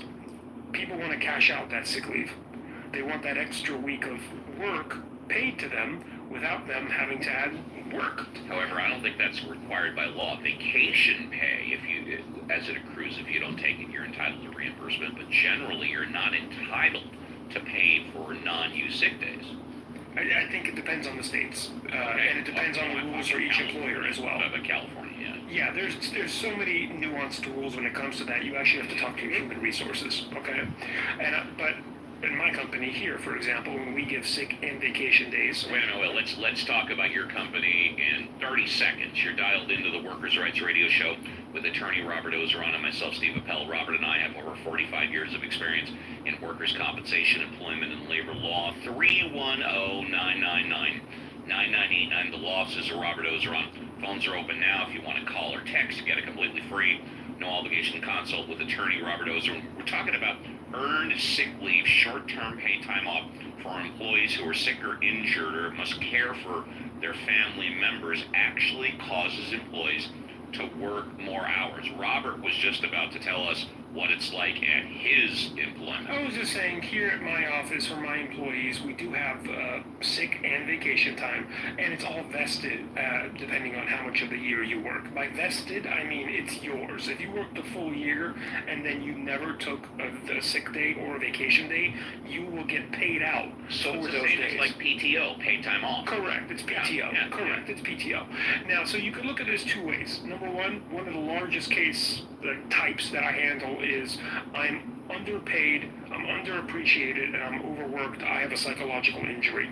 And people call my office, right? We settle those pretty quick. I actually like those cases, right? That's you don't even have to be there at the same job anymore. You can just say it was an old job where they didn't appreciate me, and my self-esteem was impacted, right? And that's 20 grand very often that we settle fairly quick. That's why I like those cases. They may not be the $100,000, $200,000 cases, but they do settle fairly quick, and I like that. So when we do 20 grand,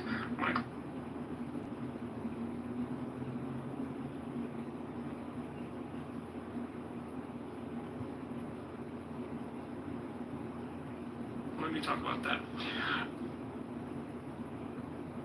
Illegals. That's what you said. How do y'all feel about it? You didn't say anything else. What you was trying to say. You said, now take it back when you call me a liar. Okay, I'm sorry. I take it back. My apologies. Now, I said yes. How do y'all feel about that? Y'all being defined as the city of New York. Because it's not my tax dollars. It's the city of New York's tax dollars. I'm wondering how people that live in New York feel about spending $3 billion on people that have come across this border that Joe Biden allowed to come over here. Yeah, Matt, you know how they feel about sorry to interrupt. Quick question. Zoran Mamdani into the fucking mayorship of New York City. That's what they feel about it. Because they're Matt, Matt, what were the numbers? Matt, what were the numbers you said that were coming in a month? 200,000, quarter of a million. Did you see what dark? That's right. So did you? A month. Did you see what Dark Aaron? Matt, hold up. Stop talking, please. Did you see what Dark Aaron put in the chat? A little over 1 million, 1.3 annually. Do you know how many months that there are in a year? Your math isn't mathic. Well, stop lying. 12 million. Is that 12 million. 12 million. That's from the Steve. Everybody agrees upon the 12 million. Just letting it up. Ooh, they're a pop star. According to Matt, fucking Matt, we would have. That was low Vaughn. That was low Vaughn. I muted her. Fucking liar this guy is. Can I ask a question? Are you telling me that 12 million people did not cross the southern border throughout 4 years of the Biden administration? Is that what you're saying? No, what I'm telling you said 250,000 every month. The CPB literally said for fiscal year 2024, 1.3 million came through Texas for the whole fucking year. Either you can't do math or you're going to fucking hell. Which is 12 million people over 4 years. You are not the whole southern border. Divide. You are not the whole southern border. There is a larger border than Texas. Where? For the South. Where? Oh, I can't wait. California. Arizona. That's a larger border. No, He said y'all aren't the only border. People coming here, flying here? Aren't most people flying here and overseeing? Yeah. Come on. You have no idea. The government doesn't have an idea of how many people are here. 12 million. Let's move on. Over 4 years. Okay. Fine. That's Whatever. a fact. That's a fact. Okay. That's not a fact. Okay, sure. Anyways, this girl had a question. Hundreds? Yeah, Hundreds, you had a question? Go.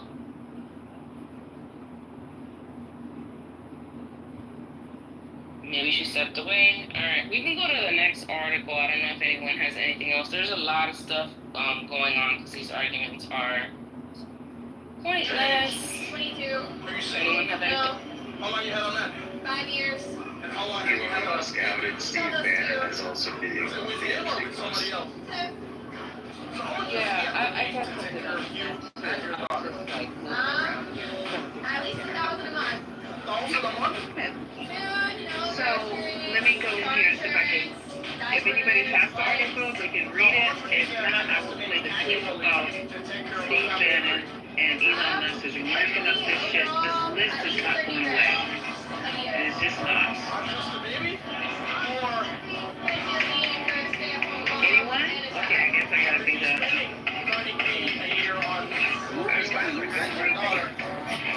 I'm kind of cooking everything. You know, this is. Guess what? It's a surprising thing. That was not my entire life. I have to cook, work, clean, put my clothes in the laundry. So that's what I'm doing while I'm talking to you guys. Not just sitting there trying to be the researcher for the room. So let me go here and get this. Here, this is the one I was going to play. It is The Plot Thickens, Musk's latest attack on Trump over the Epstein files. So these files are not going away. They are not. This is going to be going on for a while. And I need to find something that explains why MAGA is just so batshit crazy about this. Because I still don't understand. And my comprehension might be a little small and a little slow, because I don't understand why they're going batshit crazy when this could expose a lot of people that support them. It can't be a morality shit. It can't be. It just cannot be. It's something else.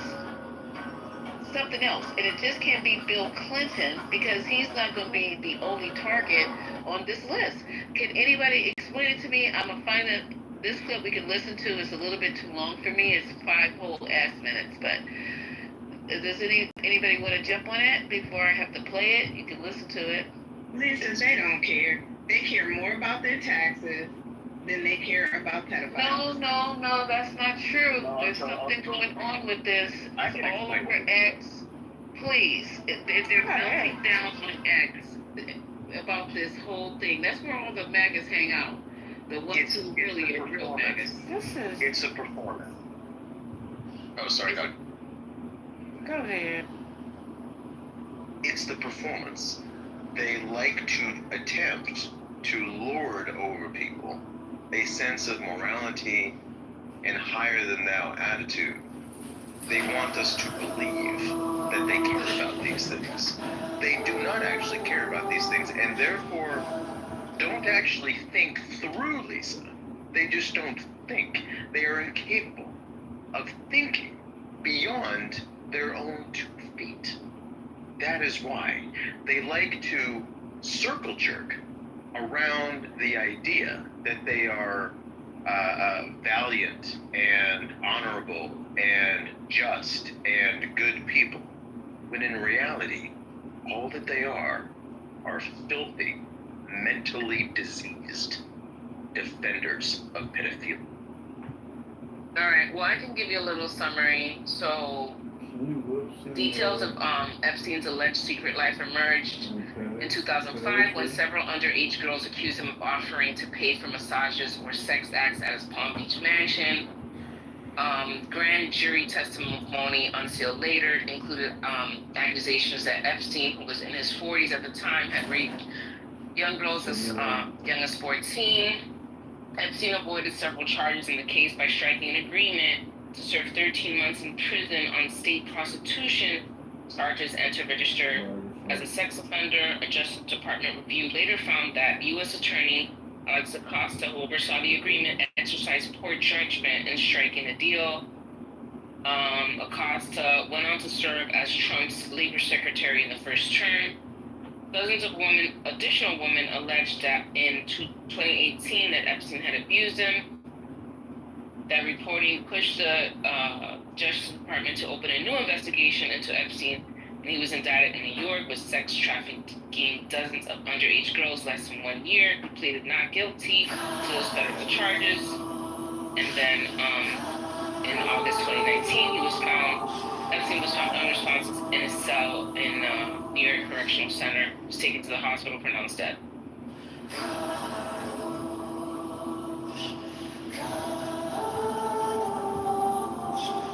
That was quick and dirty, so if I missed anything, please add.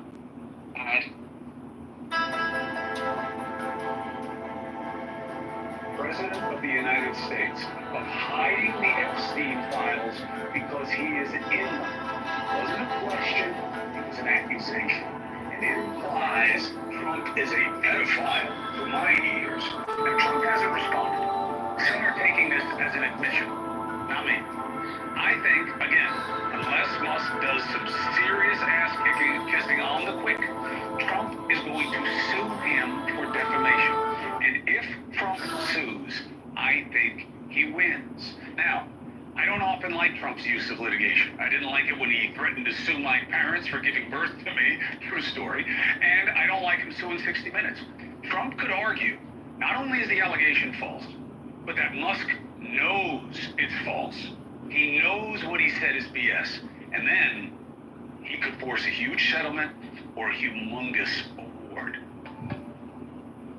Okay, so I don't know too much about that, but we did just read earlier, a couple hours ago, that, what is the lawyer's name? That he said he's actually seen them. Alan Dershowitz? Yes, he's seen the list. He knows who's on the list, and some people it will definitely be a problem for some people. And he is bound because he's, I don't know, he says the secret. Attorney-client privilege. Yeah. But we keep saying, now who are we supposed to be believing here? Because this is not going away. It's just article after article, clip after clip. Who are we supposed to believe? Is there a list? Well, yeah, there is a list, and if you do a deep dive on what is it called, Deep Sea or whatever that AI is, it is saying that there's evidence and whistleblower accounts that suggest deeper ties between the Israeli mafia figures, intelligence operatives, and U.S. hip-hop elites. That's what it says. What? Look, regardless of they're the list or not, I don't think people really truly care about the list. They want to see people being prosecuted, right? These people raped dozens, if not hundreds, of women over and over repeatedly. They were underage, right? The only people that have been prosecuted is Epstein and Ghislaine. Like, do people care about the list, or do they care about law enforcement going after these people? I mean, my thing is, I want to see people going to jail over this. You guys talk about him talking about giving a pardon to Ghislaine Maxwell? I wonder why. Are you? Whoa, wait a minute. And maybe even Diddy. What? Wait. When did you hear this, sister wife? Oh, let me pull up a link and I'll bring it. You know what? Pull up a link, sister wife. I'll be right back. Oh my God. They're suggesting that this whole That thing. don't make no sense, though. Yeah, they're suggesting that this whole thing with When you're ready, let me know and I'll read it and I'll provide. they're suggesting that this whole thing is really tied up in human trafficking, like this whole thing, and that's why you see. I don't know if they're actually doing that Abercrombie and Fitch case. I don't know what's going on with that. But there's a tie-in there. There's a tie-in with Diddy. There's a tie-in with Mossad, which is the Israeli mafia. There's a tie-in with the African. Hold on, stop. I'll give you some concept when you say this. Israeli mafia, right? I'm reading what. Mossad is their intelligence agency. It's not a mafia. No, I'm reading what Deep see. Yeah, Haitian is 100% correct. Snap. Haitian is 100% correct. It's not a mafia. It's Her AI told her. What is y'all talking about? So it's equivalent to our CIA. The Mossad is equivalent to our CIA. I understand. I'm saying them and the mafia. I'm not saying they are. Oh, it sounded like you said the mafia. My apologies. What Mossad and the mafia? You ready, Lisa? Vegas. Keisha, you acted like that made it better. It's always the new universal All we are saying is skip piece of chicken. Give it a chance. Does not look like it. Okay, I'm going to read the article. I'm going to ready for it. So here's mine. It's from the Hill. I don't hear any comments about it. Okay. Stupid ass. Scott, I left the room. I thought I really thought his point. oh, Matt's gone. Damn it, the people who need to hear it are never here. But from the Hill, Trump discussed pardoning Ghislaine Maxwell. Former President Trump considered issuing a pardon to Jeffrey Epstein associate Ghislaine Maxwell shortly before leaving office, according to a new book from author Michael Wolff. Business Insider reported Tuesday that Wolff wrote in his new book, Landslide, that Trump took a sudden interest in Maxwell's case. Has she said anything about me? Trump reportedly asked about Maxwell. Is she going to talk? Will she roll on anybody? The Hill has reached out to Trump's office for comment. Maxwell is being held in New York jail on child sex trafficking charges. She's pleaded not guilty in her request for bail but denied. A judge deemed her an extremely innocent white as she has demonstrated willingness and sophisticated ability to live in hiding, which she did for a long time. Wolff has written 2 other books about Trump, the bestseller Fire and Fury and its sequel Seed. Landslide is set to be released on July 15th. It's considered to be the last of Wolff's trilogy on the Trump presidency. Trump has previously acknowledged socializing with Maxwell numerous times over the years. The former president, former First Lady Melania Trump, of course, this was written, I think, back in 2020. What's this? The article? 2021. Okay. This just came out on some news things that I watch. Let me see, where'd I go? Maxwell and Epstein were all Melania Trump, Maxwell and Epstein were all photographed together at an event in 2000. I haven't really been following too much. I just wish her well, frankly. I've met her numerous times over the years, especially since I lived in Palm Beach, and I guess they lived in Palm Beach. Trump told reporters. last year after Maxwell was arrested, but I wish her well, whatever it is. So, yeah, he had discussed talking about pardoning her even back then. So, who knows? We'll see if Ghislaine gets free. It's crazy, but whenever y'all ready, you gotta talk about Hexef. I think it's important. Cake's breath. Yeah, not that.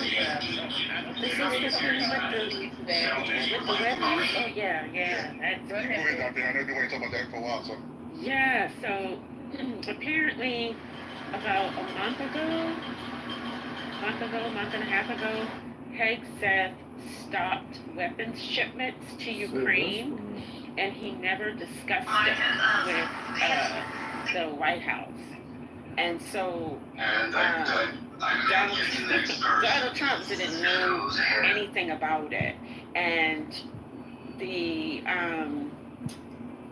media in Kyiv published an article about the pause, like what, and President Zelensky wanted to like have a conversation with Donald Trump, like what's going on, you were supposed to get weapons or whatever, and a reporter broke the story, and at first nobody like picked up on it, and it broke again 2 days ago when they were in President Trump was having a press conference about something else. I don't remember what it was. And the reporter said, what's going on with the weapons to Ukraine? He was like, what are you talking about? And the reporter said, you know, why were the weapons paused? And he was like, I don't know, you tell me. So after that, he got on the phone or whatever with PK, and PK then sent the weapons or authorized the weapons or whatever. But the scandal is that he did it and Donald Trump had no knowledge of it. As he was communicating to the public that he was sending the weapons and supporting Ukraine because Russia needed to be stopped. Yeah. Articles, I put them in the chat in the other room. I'll find out. I thought I was still talking, but I... Sorry, sis. I'm sorry. I watched it live. You go down. So I watched it live. And you can't make this shit up. I'm sorry, sis. Hey, I was like, sorry. I'm sorry, stop you. Don't stop you again.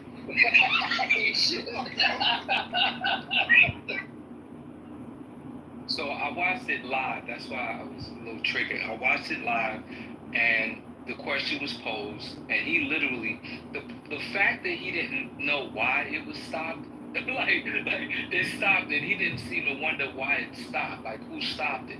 And when she posed the question, he literally said, I don't know, you tell me. And then the investigation was done. Actually, reporters had done the questioning and find out that it was Hexef. So they didn't do an internal investigation per se like that. They uncovered that it was him. They figured out who did it. So it was wild. It was live, and it was like the president was totally clueless. So that's how it looked. Yeah, so the whole thing is fucked up, and you know the whole situation in Ukraine. I don't know if you guys remember, like when it first started, and the Americans were like, "Oh no, we shouldn't be over there," and they was anti-going over there. I didn't necessarily we should be over there, but once we invested all that money, there's no turning back. It's like Iraq over again. We're spending money in a fucking country, and then now they want to take it back over. Trump is a fucking idiot. They should have never stopped the fucking shit with Putin, for Ukraine, and also the Biden administration should have gave them enough fucking weapons to decimate Russia and Putin. They tried before they left the office. No. I'm not giving them any fucking props or credit. No, I'm not. They should have did it as soon as they got into office, though. Hold on. Let me say what I'm saying, though. It's not about them trying to do anything. They should have did it as soon as they came into office. And the motherfucker saying warmonger in the chat, it's not about a warmonger. But if you're gonna go to war, do the fucking job and get it done and get out. The Haitian. First of all, first things first. Ukraine wanted to fight its own battles, and it simply Ukraine has never wanted to fight their own battle. That's not true. Would you let me speak? Patient. Okay, go ahead. I need you to be quiet. First of all, Hold on, Robin. Hold up, bro. I got respect for you, but you're not gonna tell me to fucking be quiet like that, bro. First I of all, didn't say that. First of all, I didn't say that to you. I didn't curse at you. I didn't even fight. No, Haitian. Let me finish what I was saying, bro. You interrupted me. That's like how you let Dr. A finish? Anthony? I apologize to her. And keep talking. You apologize, Robert, but you kept talking. It was an empty apology. You should have yielded to Dr. AG. Okay, you guys. You should have yielded to Dr. AG. First of all, moving around and I couldn't hear what was going on. That's why it came out that way. I'm putting away groceries and shit like that, and I couldn't hear, or nor was I. Robert, go ahead. Feel good, bro. I ain't got no beef with you, bro. We do good. Go ahead.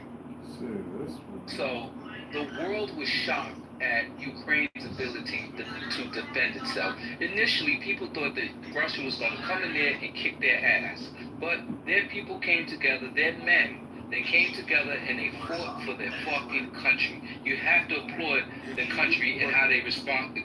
God. Go ahead. Right? So the world is surprised. That resolve has to be respected, that they stood up for themselves and defended themselves. And they were adamant about defending themselves. This wasn't an issue of the United States going in there and carrying out military operations, right? That's a whole can of worms. Strategically and geopolitically speaking, it is in the best interest of the United States to have a presence in that area, right? Also, remember, Ukraine gave up its nuclear weapons for protection. That was over decades. Oh my God! That was like decades ago. All right. You know what? Let just land, bro, because I don't have time, and I don't want to exert that type of aggression. All right, go ahead. Out your mouth. Go ahead. Stop doing that. But this is what's interesting though, because he. Robert, I'm trying to dialogue with you. I'm not trying to cut you off like you're doing. But I'm saying that you're saying something that's not accurate. Like, what's the issue? What did I say was not accurate? What did I say was not accurate? If I say something. Stop. Go ahead, bro. You got it. No, what did I say it was not? I want to get to it. What did I say it was not accurate? You got it, bro. You know, I don't like the conversation that we're not going to have it. If we don't have it, let's have it, because it's just what was not accurate? It's choppy for me, because when I'm trying to listen to you guys who know about the subject, and then you say, okay, I'm not going to talk about it. I never get it. And then I'm sitting here and I have to go Google it. I have to Google and finish the conversation that you guys will finish in my head. It's like, you know, can you guys help the room out and finish up the conversation? Because we're here to get the information from those of you who have it. There's over 100 people in here. Why can't you guys have this conversation so we can understand what it is? It just don't make sense. We're all grown as adults in here. Let's get this information. The thing that was incorrect. I people to fact check what I said. The thing that was incorrect, or that suggested something that was incorrect, was the statement that the Ukrainians wanted to fight for themselves, right? And it seemed to suggest that the Ukrainians did not want any help. When that I think that's what Haitian was objecting to, because from the outset, the Ukrainians had been fighting with U.S. assistance. It was under Obama, it was like with quote unquote like non-lethal aid, and then it accelerated when Donald Trump, or they got like the javelins, and then it accelerated when Biden gave them weapons. So all along they had been getting U.S. assistance, U.S. intervention, and that was the issue when the Russians were like, okay, now we don't have a problem because you giving them weapons and they shooting up they bombing up my boats and shit. So I think that was where Haitian was trying to make the correction, because the Ukrainians were not fighting quote unquote alone. They had always had U.S. assistance. Not only that, right? That was exactly that. But also the fact, how can we make this Disney special fucking movie that Ukrainians want to fight for themselves and all this bullshit when they were trying to keep the Africans there to fight for them? Right. You guys forget that part? Robert, you forget that part? When they weren't letting the Africans leave, they said you need to stay here and fight for us? So how is that Ukrainians fighting for themselves? I'm confused. Let me clarify what I was saying. What I was saying is that they were willing to fight, right? When I didn't say fight for themselves, I didn't mean they didn't want help and everything. I was just saying the country, the men, they stood up and they were willing to fight. I didn't. So I said it in a way that it may have conferred something else. So that's my fault. But the point is that they were willing to fight. People thought that they were just going to cower and that Russia was just going to go in there and have their way, and they didn't. Nobody expected this to last this long. So I was just showing respect to a people that stood the fuck up. I wish more Americans would have that kind of backbone and stand up. So stand up to who, Robert? Who do you want to stand up to? The Ukrainian civilians are not standing up to the government. So who should Americans over here stand up to? No, okay. Here in America, what we are seeing in America, in our government, this authoritarian regime that we now have, is a result of people not standing up. That's what it is. It's the result. It is the result of that. So yeah, but that's not the same as Ukrainian it's not the exact same. It's not the exact same. Of course it's not, right? One is a war, but I'm talking about in terms of what's happening in our country. I think a lot of people are cowering. I think a lot of people are like, oh, well, we'll wait till you get out of office. I don't think people in America are really responding. I don't think we the people has really taken hold yet. And so that's what I mean. A lot of people cower, a lot of people just want to go to work and make believe shit is not happening. Unfortunately, sooner or later, those that choose to go to work and try to do the best that they can and don't want to get involved with shit will actually be affected. The fact of the matter is, when you hear people infer that there's massive fraud and abuse and all of these things, they say that to justify them removing money from poor people. Currently, most of the people that are on getting food assistance, most of the people who are getting welfare, a lot of these people actually are working. Therefore, we have to look at why these people are not making a living wage. Why is it that they are actually working in North America, the richest country in the world, yet people are going to work and they cannot make their ends meet? That's what we should be looking at. We should be looking at a wage situation, because if people are making money and they're not going to need assistance.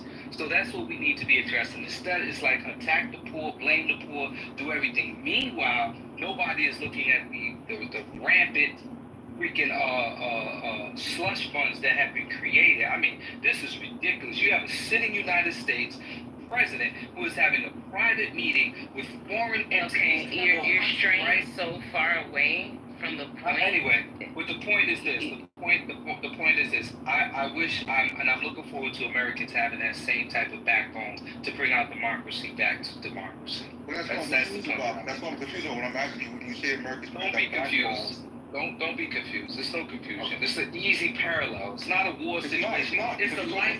You're talking about people fighting another country as a military versus someone going against the government. Christ. And for you to say they were they had the chutzpah to go to war. Did you forget we were at war for 20-some fucking years as well? They had to defend themselves. Yeah, so yes, it might not have affected you. It might not have affected you getting on that plane. They defended themselves. But we have plenty of people in this country that you're saying that they defended themselves. Would you agree that they stood up and defended themselves? Would you agree with that? Would you agree that people on the stage? Would you agree? I'm not talking about the stage. That we've been at fucking war for over 20 years as well? I'm not talking would you about agree the to that? stage. No. You cannot answer the question with a question. Do you agree? Okay. Do you agree that the Ukrainians lasted longer than most people thought? Do you agree? No, I don't agree. Okay. I think the issue is that, and I've said this in every room, these metaphors and these analogies, they be fucking shit up because they don't be working. I think what's happening is, Robert, you're talking about citizens demanding accountability from their government. What we're talking about with Ukraine is the citizens taking arms in defense of their nation state against an invading nation state. And I think what Haitian is saying is that those two things aren't parallel. That's all. It's two different, yes, in each instance, it's the citizens standing up, but the context and the circumstances matter, and it makes a big difference. Okay. So that's what the discrepancy is. Yeah, but the correlation to really be like the point is that I don't think so that I we're was taking trying. enough- So Robert, I was trying to bury it because people, don't want to have a debate about that. So I was trying to wrap it up in a nice bow, where there was clear articulation of your position, clear articulation of Haitian's position, and then we could carry on. That's all. Okay. All right. Great. Because I'm more lost than ever. All right. So here we go with this. HEXET is once again under scrutiny after new reporting details how Donald Trump and White House staff were not informed of a pause on weapons shipments to Ukraine last week.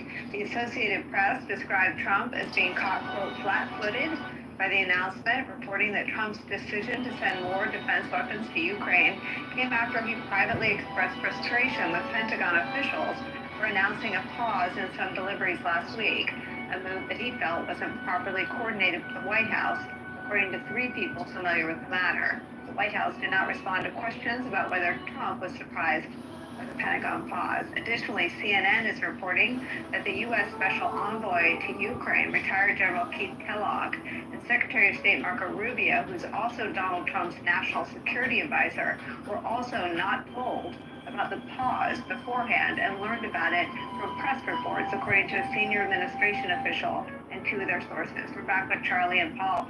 Charlie, Ann Applebaum said something interesting yesterday, that all the policy is pro-Russia, that all the policy reflexes and all the policy outfits are pro-Russia.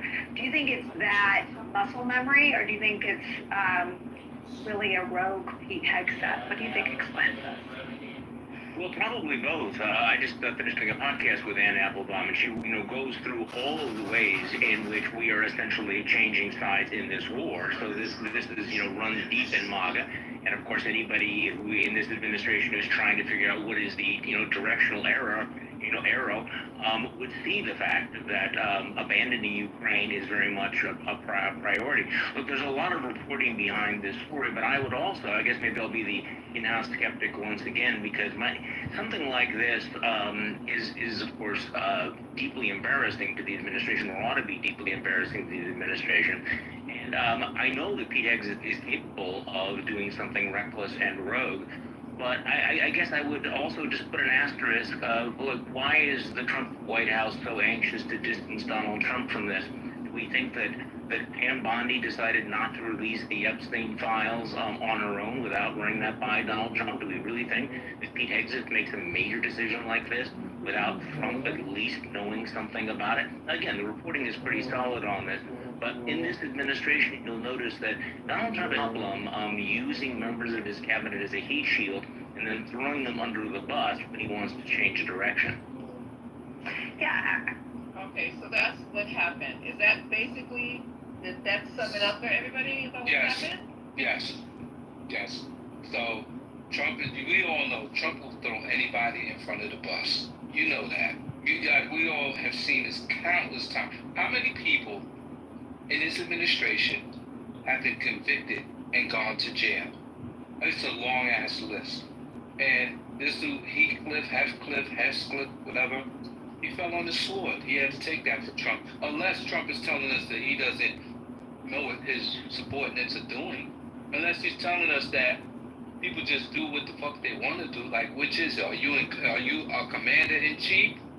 Or are you just letting people do what the fuck they want? And if not, if that wasn't at your direction, the only action you can do is fire him. I mean, like, it's scandal after scandal after scandal with an individual that's supposed to have supreme confidence in that role.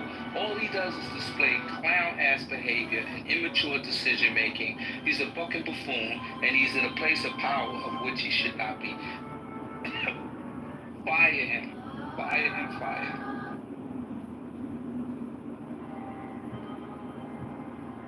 Like the sneakers in the PTR, but not the color of They look better in person, they do. I can see why. Anybody want to comment on that?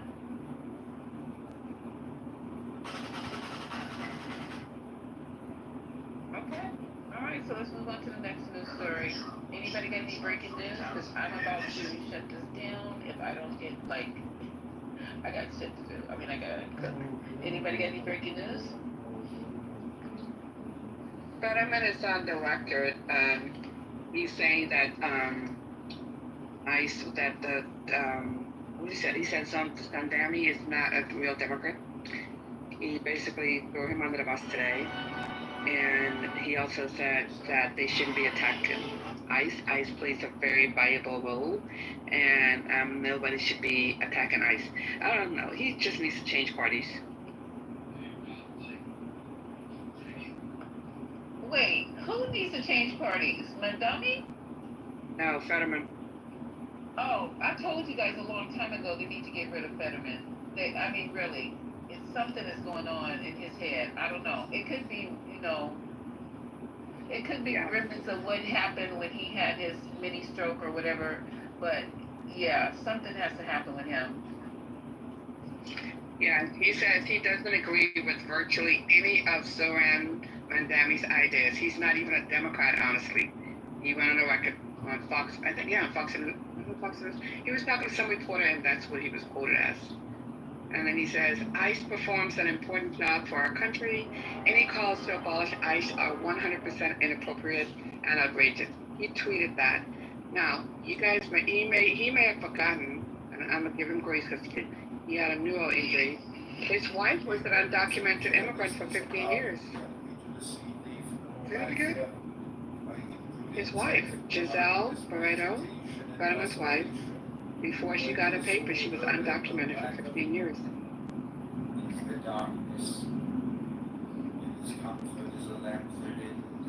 This guy's crazy. Did she get penalized? I don't know. I have to go back and look at it. Wait, I know she has papers now. what did you say he did, Lavon? Oh, he went on the record and he said, what he said, ICE performs an important job for our country. Any calls to abolish ICE are 100% inappropriate and outrageous. And he tweeted that.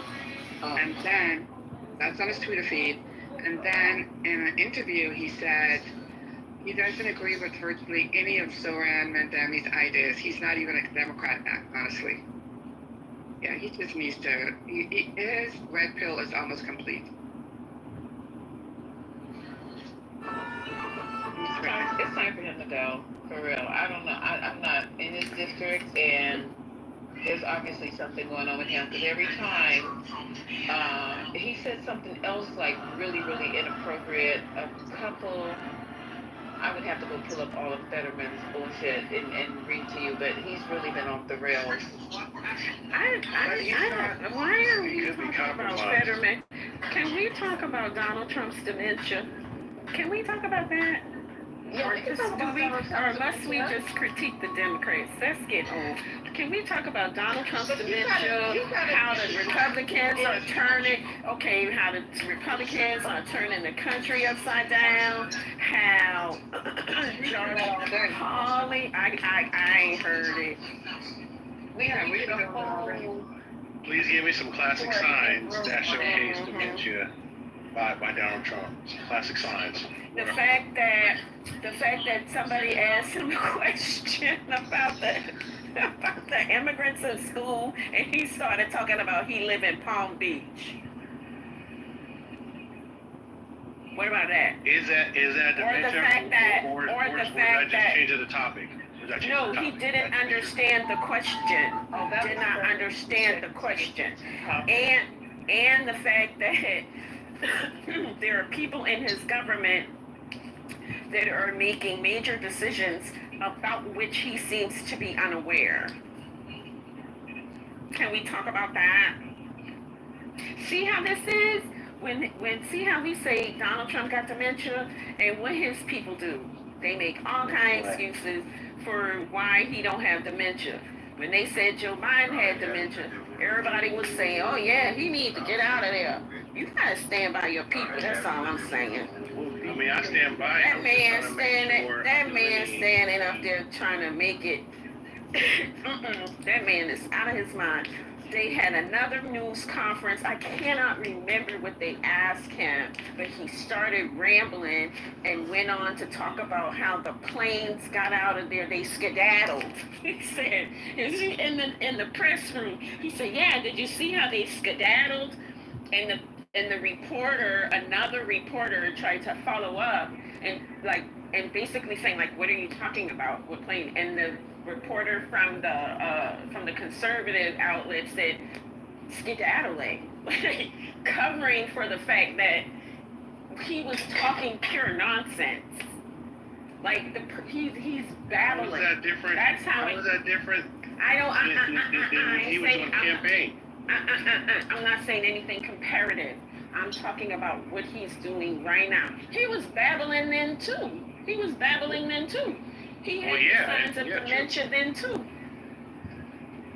Okay, incoherence, inability. Oh, Dr. AG, he was talking about the gold leaf pattern. You remember that? Yes. Dr. AG, you're saying it's very reminiscent. It's very reminiscent of when Ronald Reagan was president, and Ronald Reagan had the tendency. Can you go on mute? Ronald Reagan had the tendency to tell these stories about himself, and then it would turn out that the stories were actually parts that he had played in movies. Like he was confusing reality with characters he had played in movies. It's the same thing. This person is demonstratively senile and developing or living with dementia. Right in front of us. I want to point something out. Demonstrative senile. I love that. I want to point something out, okay? Over the history of America, we have had plenty of presidents that had some type of problems that probably should have been dismissive. I don't want to talk about them. I want to talk about No. Let me land. America is used to covering it up until the presidency is over. We don't know how to remove him. We've never done it.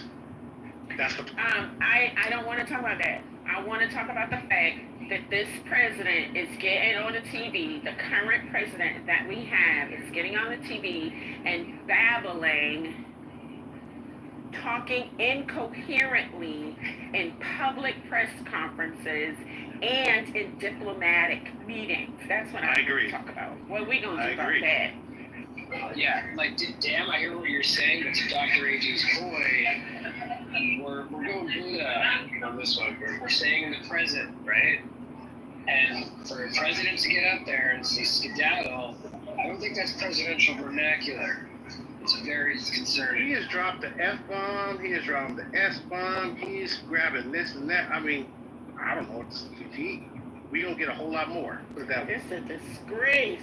So I mean, would Dr. AG would saying that I'm going to put a 50% tariff because he wants his friend out of some kind of prosecution in another country, would that be considered partially deranged or demented? It's definitely megalomaniac, like, yeah, and it would be a sign, because, as, a lot of people, as they are in the stages of dementia, even when they treat the dementia patients, sometimes they give them antipsychotics because some of their behaviors are in line with, like, some psychological disorders. So his behavior could be, it could, all of that craziness that we think like he's crazy, it could be just how his dementia is indicating. So yeah, I would say. Alright, so what else should we be looking for when he starts to fall into the deeper stages or further along? What else are we going to be looking for? Like what else is coming? I don't know, because he's already talking like he's got a mouthful of drool. I guess we just need the drool to come out, I guess. I don't know. Okay, so this is the, I got so much background noise I can't. This is the actual clip. when he starts rambling. I'm trying to find this stuff as we go along here. God, I need to go cook. But this is the clip of him talking. They asked him a simple question, and wow, can I find this on a better? Yeah, this would be fine. I'm not. I don't go to a gay person and I say, what the fuck are you doing? Or let's say, example. Dude, why don't you throw them off buildings? That's like the coolest thing. That's like the one thing I think like Muslims are super cool for is they throw them off 10-story buildings. But like, okay, you faggot. Guess what? You won a last-minute appeal. If you float back up on the way down, I'll granted your appeal, and you'll be saved. Amazing. But like I live in the Netherlands, right? In the Netherlands, there is a lot of like gay people. They even have the gay pride. I don't know if you've seen that. Like the gay pride, they go to the I don't pay attention to that. I don't pay attention to sodomites. Okay, very good, because it's very wrong. Like they go half naked. There are children on the street. You know, they see people like making out. It's very throw them off buildings. You know, it's problem solved. I'm actually like I get disgusted. You know, but I have to accept it. Why? I'm living in a country where this is like accepted. You know, so I'm not gonna grab a gun and shoot them or stuff, you know. And let's say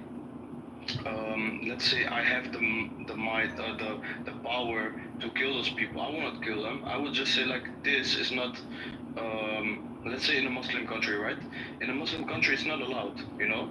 But I'm not gonna kill them. The true Muslim people, they're not gonna kill them. They're gonna say like this is not allowed here, you know. This is not allowed. In the Bible, Sodom and Gomorrah, Sodom and Gomorrah, like it was destroyed.